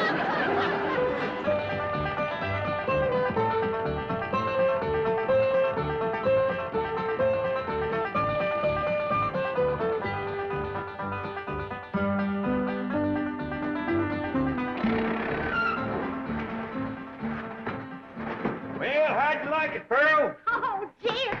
That was the most thrilling, most exciting thing that ever happened to me. Seeing all them movie stars. Did you see how old Bill Hart stood there with them steely eyes just a-staring at me? You betcha, Granny. Well, Rudolph Valentino kind of gave me a scorcher of a look, too. He sure did, Pearl. How about them green drawers that Mr. Fairbanks was wearing? Yeah, Dad. You ought to dye your drawers that color. Oh, Pearl, red's my color. Hey, Jethro, let's go for a swim. I'm too hungry, Elly Mae. All that driving around give me an appetite. Yeah, I reckon all that fresh air give us all an appetite. I'm empty as last year's bird's nest myself. But eating time, too. I reckon I got time for a little friend before Biddle. Hurry up, Elly Mae. I could eat a horse. Well, just everybody relax. I'll have fiddles a cooking for, you can say Jack Robinson. Jack Robinson. And you stay out of my kitchen. I believe that kitchen happens to belong to my cousin Jake. Well, I's a granny, and grannies is closer than cousins. Not when the granny's on the wife's side. I got Clampett blood in my veins. You want to keep it there, you stay out of my kitchen. Hey, Uncle Jed, come on back. There's gonna be a fight. Oh, I don't fight nobody twice my age. There ain't nobody twice your age. I happen to be on the sunny side of 45. Well, then move into the shade. You're drying up something awful. Now, hold on. Who's closer related to you, Jed? Her or me? I is, 'cause I's a granny. You're a mother-in-law. I'm blood cousin. You're gonna be... Oh, no, I reckon you're both just as close related to me as folks can be, 'cause I love you both equal. And it'd pleasure me if you'd shake hands. And come out fighting. Come on now, shake hands. Granny, you start it off. Come on. Now, shake hands. Come on, Granny, shake hands with Pearl. Hey, now, Granny, say something nice to Pearl. Go on, say something nice. Pearl? I never did see anything prettier than the weather is today. Now, Granny. Well, that was friendly. Well, say something nice and friendly about Pearl. Don't force her, Jed. I ain't forcing her. She's just trying to think up something extra special nice. Now, ain't you, Granny? Yeah, and it ain't easy. See? Oh, Pearl. She's always bragging on you. How pretty you are, or what a nice figure you got. I bragged on Pearl's figure. You sure did. You said Pearl got the kind of figure a man likes. Yep. And then I said, too bad a man didn't get it instead of Pearl. I wouldn't talk if I had a figure as bony as you. Now, Pearl. You're built like a sack full of horseshoes. And you're built like a sack full of doorknobs. Now, let me tell you... Uncle Jed, you're breaking up a good fight. Jethro, why don't you go out and help your sister Irene? What's she doing? I don't know. Find out what she's doing and go help her. Oh, you never let me have any fun. Now, I'm asking you just as nice as I know how to stop all this backbiting and bickering. You're both fine-looking women. I'm proud to be kin to you. Why, if folks didn't know, they'd think you was Elly Mae's sisters. Oh, Elly, honey. Now, why don't you take these two pretty girls swimming down to the cement pond? That ought to cool them off. In the dead of winter? Oh, the water stays warm all year round, ain't Pearl? Yeah, must be fed by some kind of hot mineral springs or something. Oh? That ought to be mighty good for your rheumatiz, Granny. And I'll fix lunch while you're swimming. I told you to stay out of my kitchen. And I told you that... Now, that's enough. And I hear one more word spoke in anger out of either one of you, dogged if I ain't gonna take a switch to you. Ain't Pearl? Granny ain't too fond of swimming, but I'd be mighty proud if you'd go with me. Oh, that's a mighty sweet invite, Elly Mae. Earl, did you bring some swimming clothes? Yeah, I did. Well, now, you run along and get into them. But I don't know. Come on, put them on. All right, doggies. I bet you Pearl in them swimming clothes has got the figure of a young girl. She better give it back before she stretches it out of shape anymore. I didn't say it in anger. I'm smiling.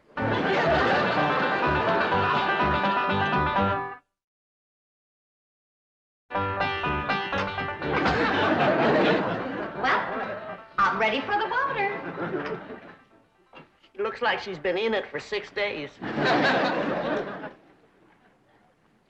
Pearl, you are one of the finest looking women ever to come down out of the hill. And you're extra fetching in your swimming clothes.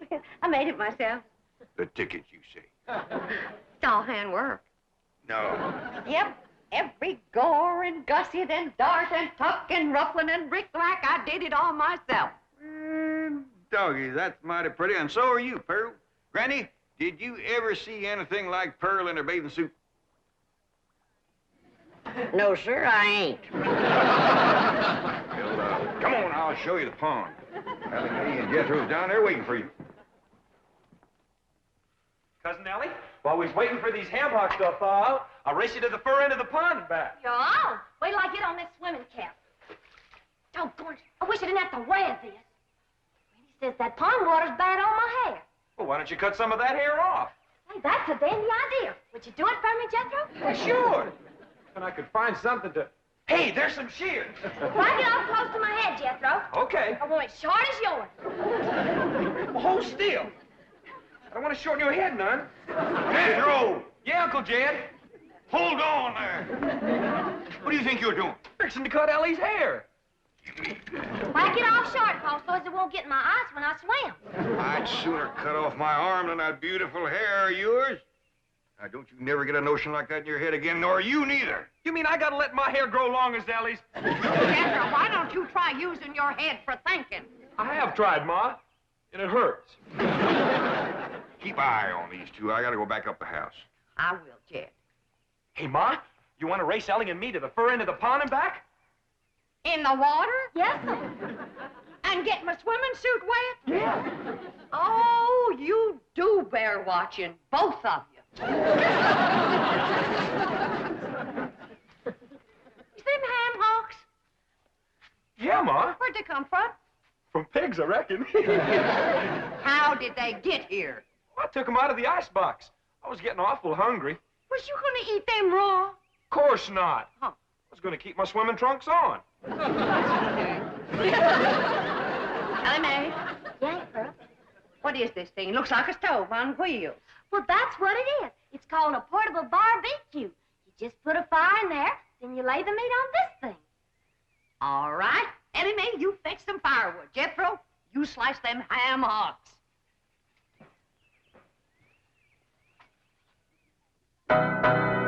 What would you like to hear next, Uncle Jed? Well, can you play Dixie? Why, sure. I sure do like to sing that song. It's right good for dancing, too. Would you do a jig? Well, if the music happens to get down around my feet, I might just cut loose and stomp a spell.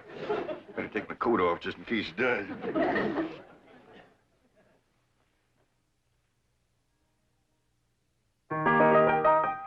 Oh, I wish I was in the land of cotton.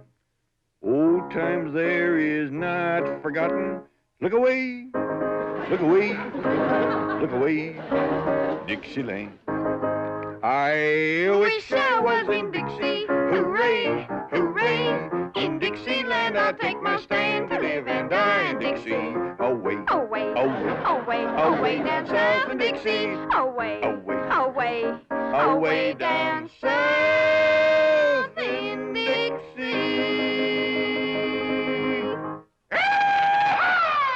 I wish I was in Dixie, away from Pearl. In Dixieland, I'll take my stand away from a cousin of Pearl. Away, away, away down south in Dixie. Away, away, away from Pearl and Dixie. Oh, I was in Dixie, away from Pearl and old Pearl, and away from Pearl and Dixie.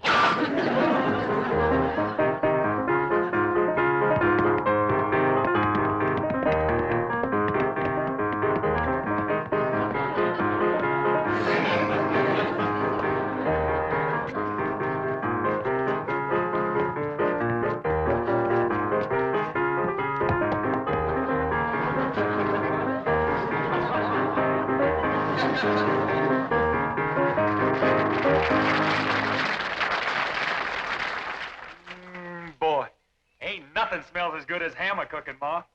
That's the truth. Wait till Jethro gets a whiff of this. Ham is her favorite. Mine too, Ma. Come on, hurry up. Catherine, what is that delicious smell I'm a-smelling?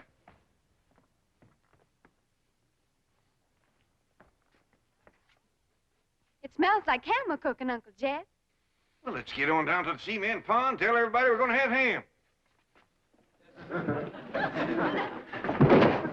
That is a shortcut.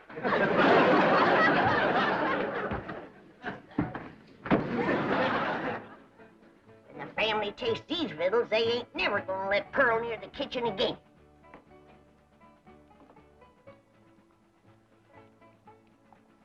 Good. Come and get it! Come and get it!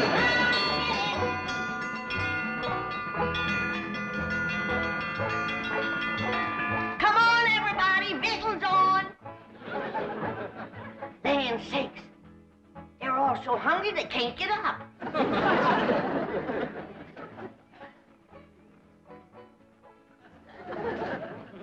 Come on, Jethro, I know you can make it. Oh, please, Granny, we just done eat 5 hams. Dad? Granny, them little hams is the best you ever cooked. I didn't cook no hams. I cooked them, Granny. How'd you get in my kitchen without me seeing you? I cooked them on this here stove with wheels. Ma can cook anywhere. Well, let's see her cook where I'm gonna Don't do it, Granny!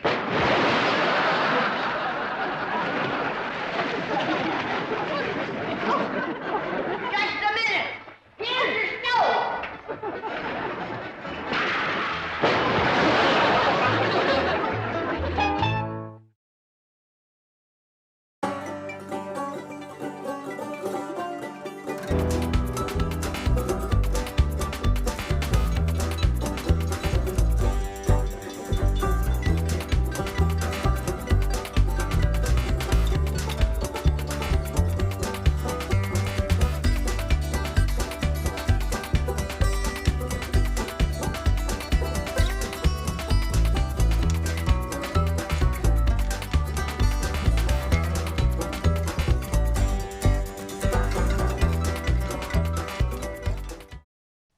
This has been a Filmways presentation.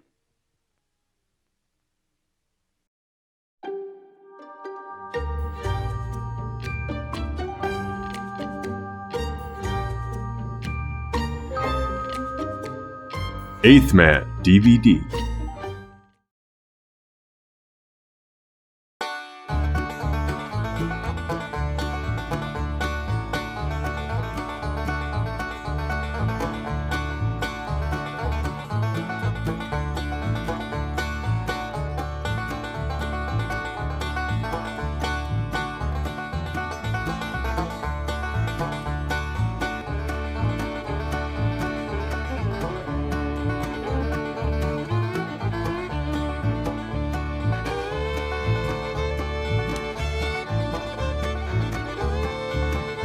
The Beverly Hillbillies.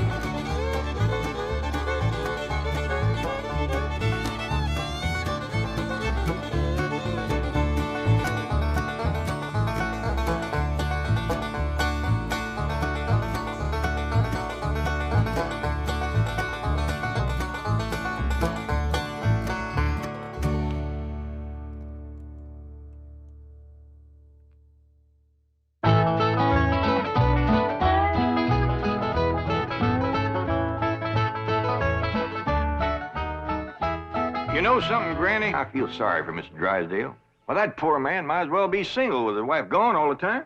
He's a lost soul, Jed.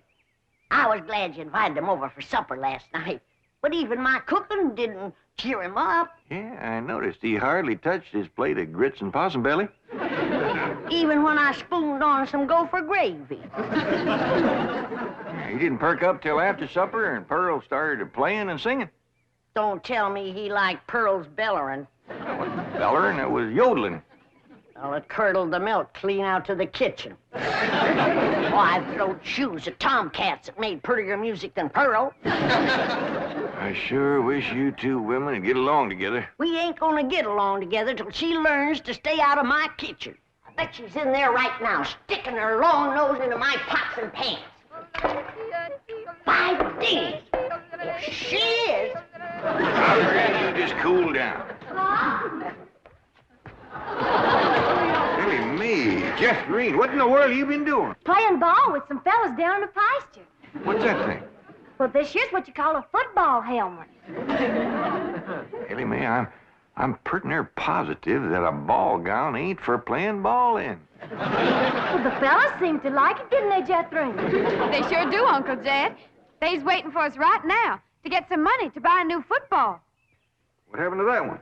Well, Jethro was going to throw me a pipe, but I grabbed it too hard, and it busted. I ain't gonna give you the money for another one. Oh, heck. Well, that's all right, Jethro. Remember, they said they'd be just as glad to play with us without a football. Come on!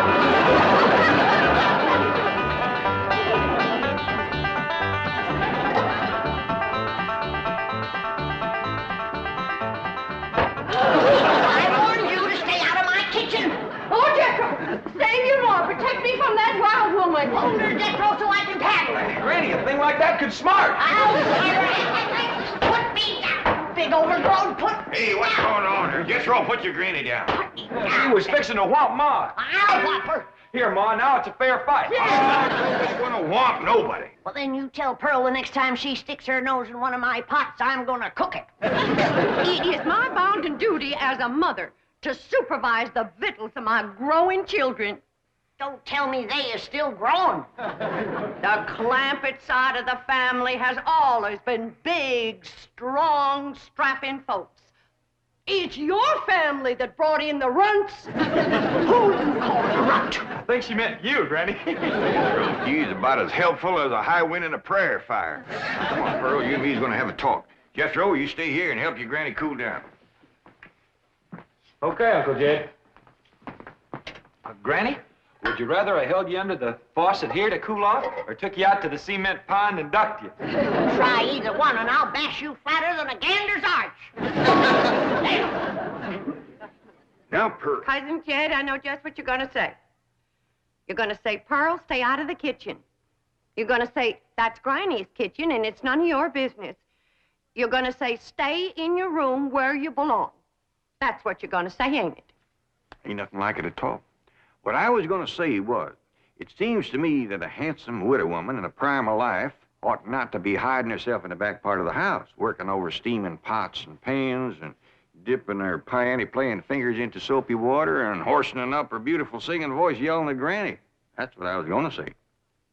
Praise be. Why don't I keep my big mouth shut and just listen? You know, Pearl, you got the gift of making music. And I reckon there ain't nothing these city fellas likes better than that. Really, Jed? Yeah, remember last night Mr. Drysdale was here and you was playing and singing and yodeling for him? Yeah. You brung that poor lonesome man a lot of happiness. Jed, you ain't agreeing in me, are you? I'll give you my word. Remember that song you sung, The Flowers That Bloom in the Spring, Tra-la? Yeah. Well, you had Mr. Drysdale believing it was spring. No. Yeah. While you was still singing, he went, flung open the window, stuck his head out, and started taking deep breaths, just like he was really smelling them flowers. Reckon he liked my yodeling? Pearl, he like to went wild. I reckon them city fellas don't get a chance to hear much yodeling. 'Cause when you throwed your head back and cut loose, it really grabbed a hold of him. It did? He gripped the arms of his chair till his knuckles turned white. Then he commenced to rocking back and forth and moaning like he's under some kind of a spell. And his eyes commenced to circling in his head, and real tears run down his cheeks. Before you got done, he was limp as a dish rag. I had to help him to the door. Uncle Jed, I can't seem to do nothing to cool Granny off. Ain't no need to, Jethro. Your pretty, young, piano-playing ma has decided not to hide herself away out in the kitchen. That's a good idea, Ma, because Granny, she'd find you and whomp you. Well, we'll see about that. Well, will you stay out here and practice playing and singing and yodeling? I'll take care of Granny. I wonder if I should have told Uncle Jed that Granny's waiting behind the door with a skillet to whomp the first person that sets foot in her kitchen. Reckon I should have. Jed, I'm sorry. I thought it was Pearl coming in. Granny, you done shortened me. I'll make a poultice for your head right away now, kid. Right away.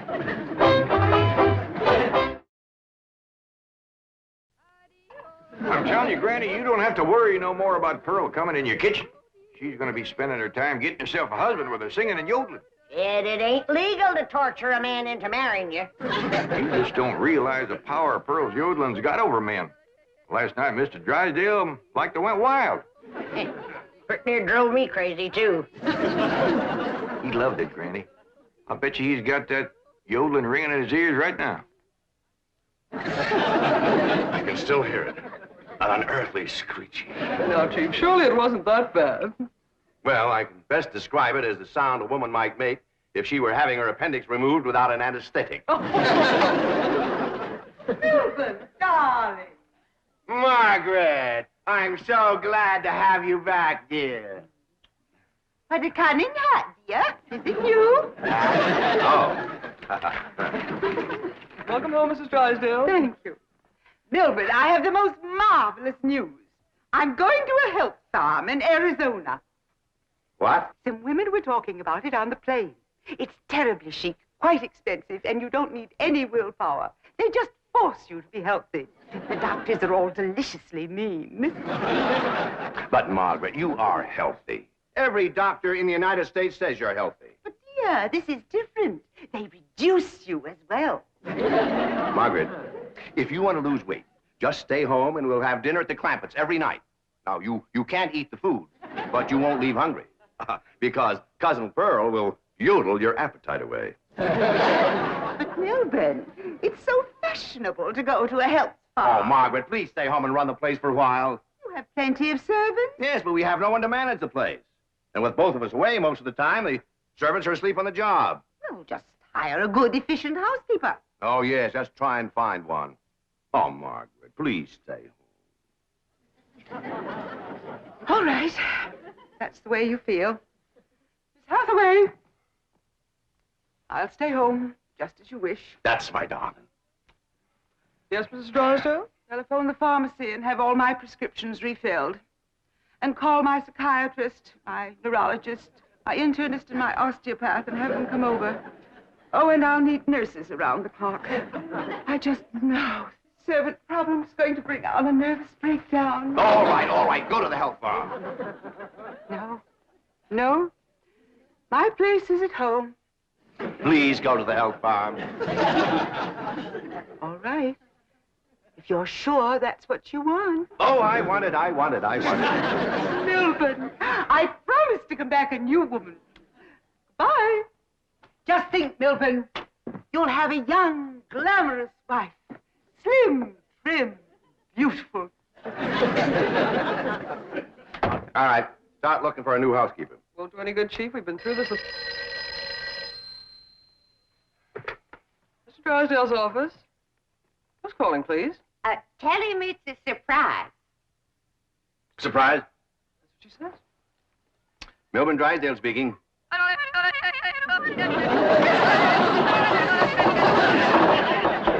in the world is that? That is Pearl Bodine yodeling. Now, when she comes up for air, tell her I was drafted. Chief, she might be the answer to your housekeeping problem. What? Be nice to her. I'll explain. Hello? Hello? Hello, Mrs. Bodine. How nice to hear your voice again. What are you saying? Mr. Clampett says that Pearl is such an industrious housekeeper that Granny is jealous. She might take over your house and hers and solve both your problems. What about that yodeling? I won't be there. And I defy any servants to sleep on the job with Pearl around. Hello? Hello, Mrs. Bodine. I wonder if I might come over and talk to you for a while. What, talk to me? Well, what about?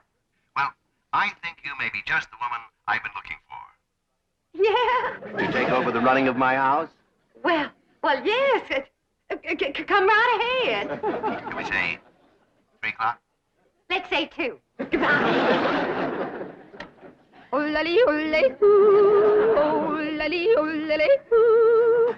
Will you stop that infernal caterwauling of yours? It might be infernal caterwauling to you, but it's pure catnip to me.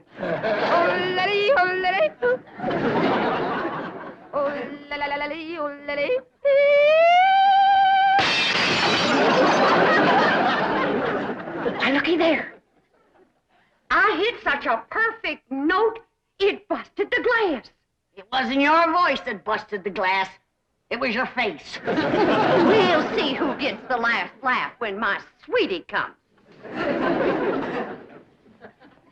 What, sweetie?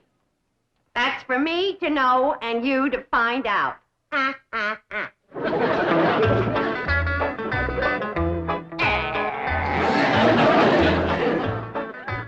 nice of you to share your soap with Miss Drysdale. Well, with my lye soap, she'll be happy to stay home and do her housework. Granny, most powerful batch of soap that you ever made. Just a breeze blowing it back on me on the way over here has got me crying. I make a big soap to do a big job. Arrivederci, au revoir, toodaloo. Howdy, Miss Drysdale. Hello. Goodbye. Where are you going? Milburn is sending me to a help farm. Martin, are we loaded? Yes, ma'am. Well, let's fly. Just a minute, Miss Drysdale. Granny and me brung you something. Yeah, honey. Take a good whiff of this. How nice of you. Tell the gardener to spade it in around the rose bushes. Toodaloo. Oh, just a minute, ma'am. Granny and me'd like to talk to you. I have time. The sooner I go, the sooner Milburn will have his new wife. Did you say new wife? Completely new. Young, glamorous, slim, trim, and beautiful. Oh, Martin, did we back my medicine? 16 bottles, Mrs. Drysdale. Good. Drive on. Toodaloo.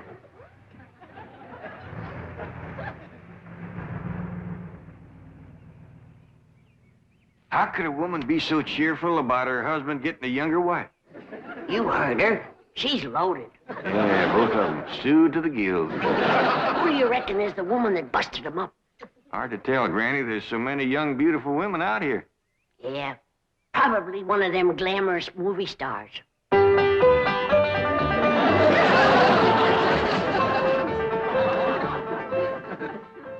Hey, Ma. You sure are all fancied up. Do I look like one of them glamorous movie stars? Yeah, by golly, you do.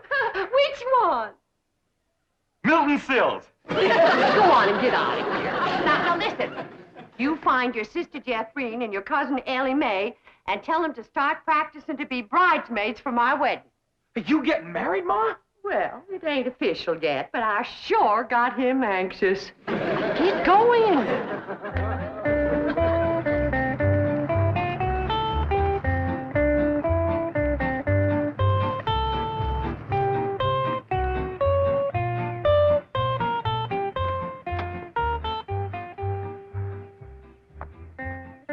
Pick me up in about 15 minutes.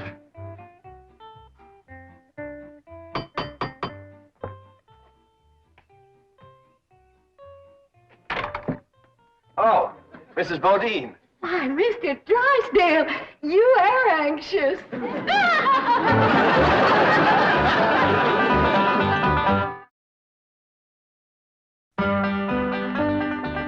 If I'd have had a little more notice, I'd have baked your sweet potato pie. It's one of my specialties. Oh. Won't you sit down? Thank you. Here, I'll take your hat.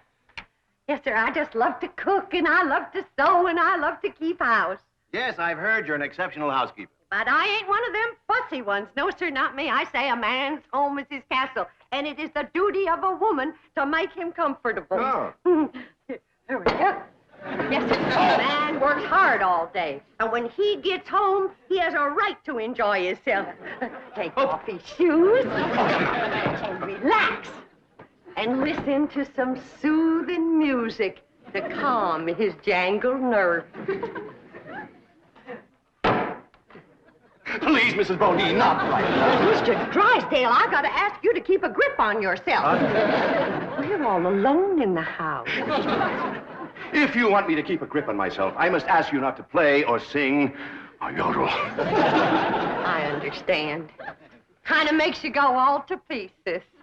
Yes, it does. Well, you just come on back, and you sit down. Why, Mr. Drysdale, you're perspiring. Why, you gotta get relaxed. Oh, please. A man can't say what's on his mind unless he's resting easy. Land sakes. And with that tie and collar a-choking you, it's a wonder you can talk at all. Oh, Mrs. Bodine, I'll be all right. Really, I will. Mr. Drysdale, you got a hole in your stocking. Oh, it's nothing to be ashamed of. When a man ain't got a woman around to care for him, Them things is bound to happen. I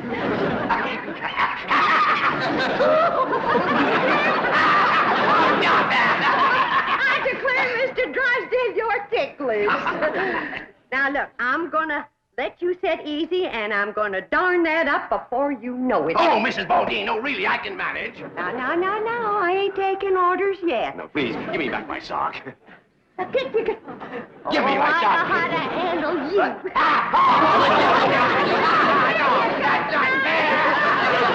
Uncle Jed, Granny, Ma's gonna get married. What? Who to? Well, she wouldn't tell me, but she was expecting him any minute. I reckon he's inside right now. Let's go in and see who it is.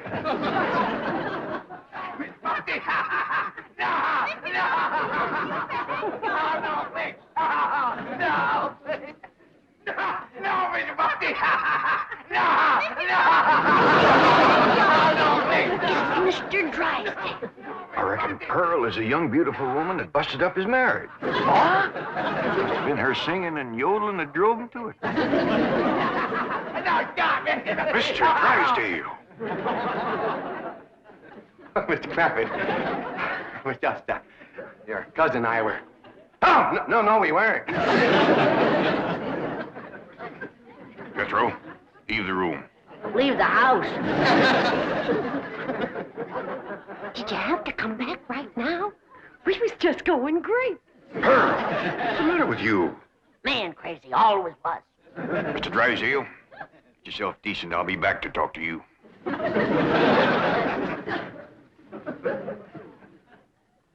Shame on you! You too, Pearl, you homewrecker. I don't know what you're talking about. You told me that Mr. Drysdale was crazy about my yodeling, so I called him at the bank, and I yodeled, and he come a-running over here to see me. You done yodeled your way twixt Mr. Drysdale and his wife. Wife, I didn't know he had a wife.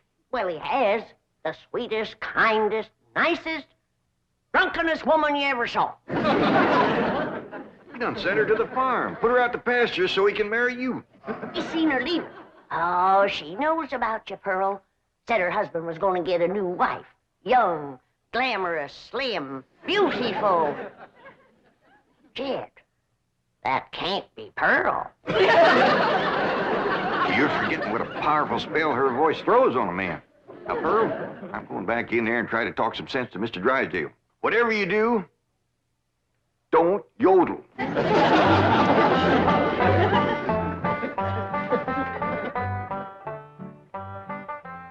Oh, Mr. Clampett, I'm terribly embarrassed about the picture we must have presented when you came in, but I assure you I wasn't at fault. Yes, your cousin Pearl is one of the most... Yeah, my cousin Pearl admitted that she called you on the telephone and stirred you up. But she didn't know you were going to send your wife away to make room for her. Oh, but I didn't. In the first place, my wife is never home. Second place, if she does come home, there's still plenty of room for both of them. Mr. Drysdale, I hear tell that you folks out here behaves mighty different than we's used to. I know you're carrying a heavy load on account of your wife. But I just can't let my cousin Pearl get mixed up in any kind of goings-on like that. Well, then, if I can't have Pearl, can I have Granny?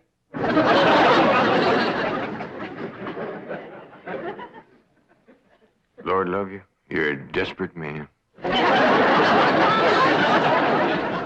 are they saying? How can I hear when you keep pestering me? Mama! Oh! Jed told you not to yodel. I was screaming. Tell the difference. What in the world happened to you? We was playing football with some boys. Yeah, and they sure was dumb. Jethro was a toting the ball, and they kept a-tackling me. Go get cleaned up, both of you. But Jethro says you want us to be bridesmaids at your wedding. Yeah, who you marrying, Aunt Pearl? What's his name, Ma? Puddin' and Tame. Ask me again, and I'll tell you the same. Now, get upstairs. That's a funny name, Puddin' and Tame. Oh, Ma don't care. She once said she'd marry Humpty Dumpty. Well, I like Jethro and Tame better than Jethro and Dumpty. That poor man in there is so sick of his drinking wife, he is wanting to marry either one of you two. Last one in is an old maid. Ready?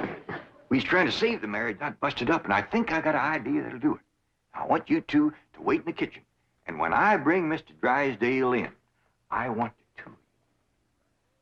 Yes, sir, Mr. Drysdale. Both them fine, hard-working, good-cooking, housekeeping women is in the kitchen there. All you have to do is go in there and take your pick. Oh, this is marvelous of you.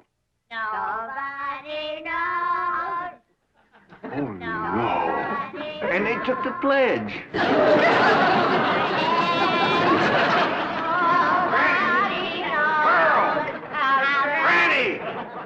Well, look who's here. It's old Jet himself. And there's Milburn, baby.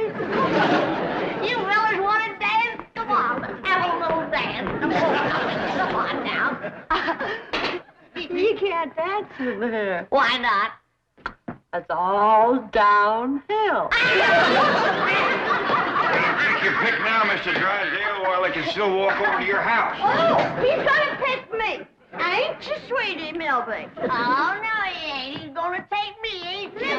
You get your banker grabbing hands off of him. Will you shove him, fella? Will you shove it, huh? I'll show you. Shove it there.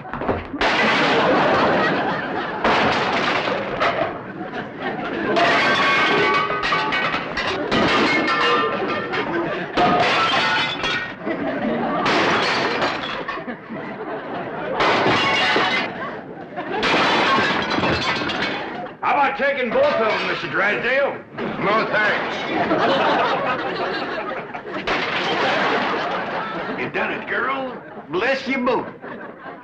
Pearl, you were just great.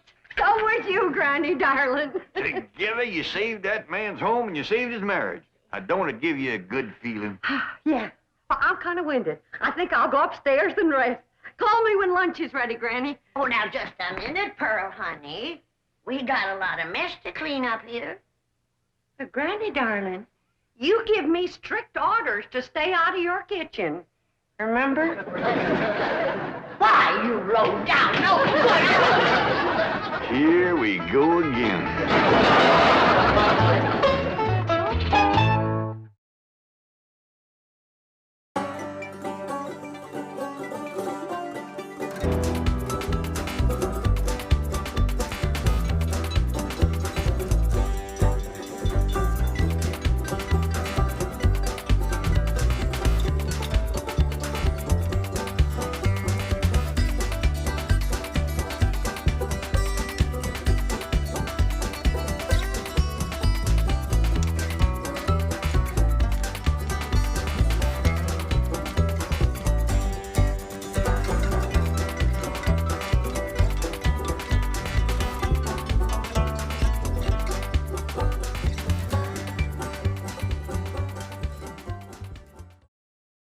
This has been a Filmways presentation.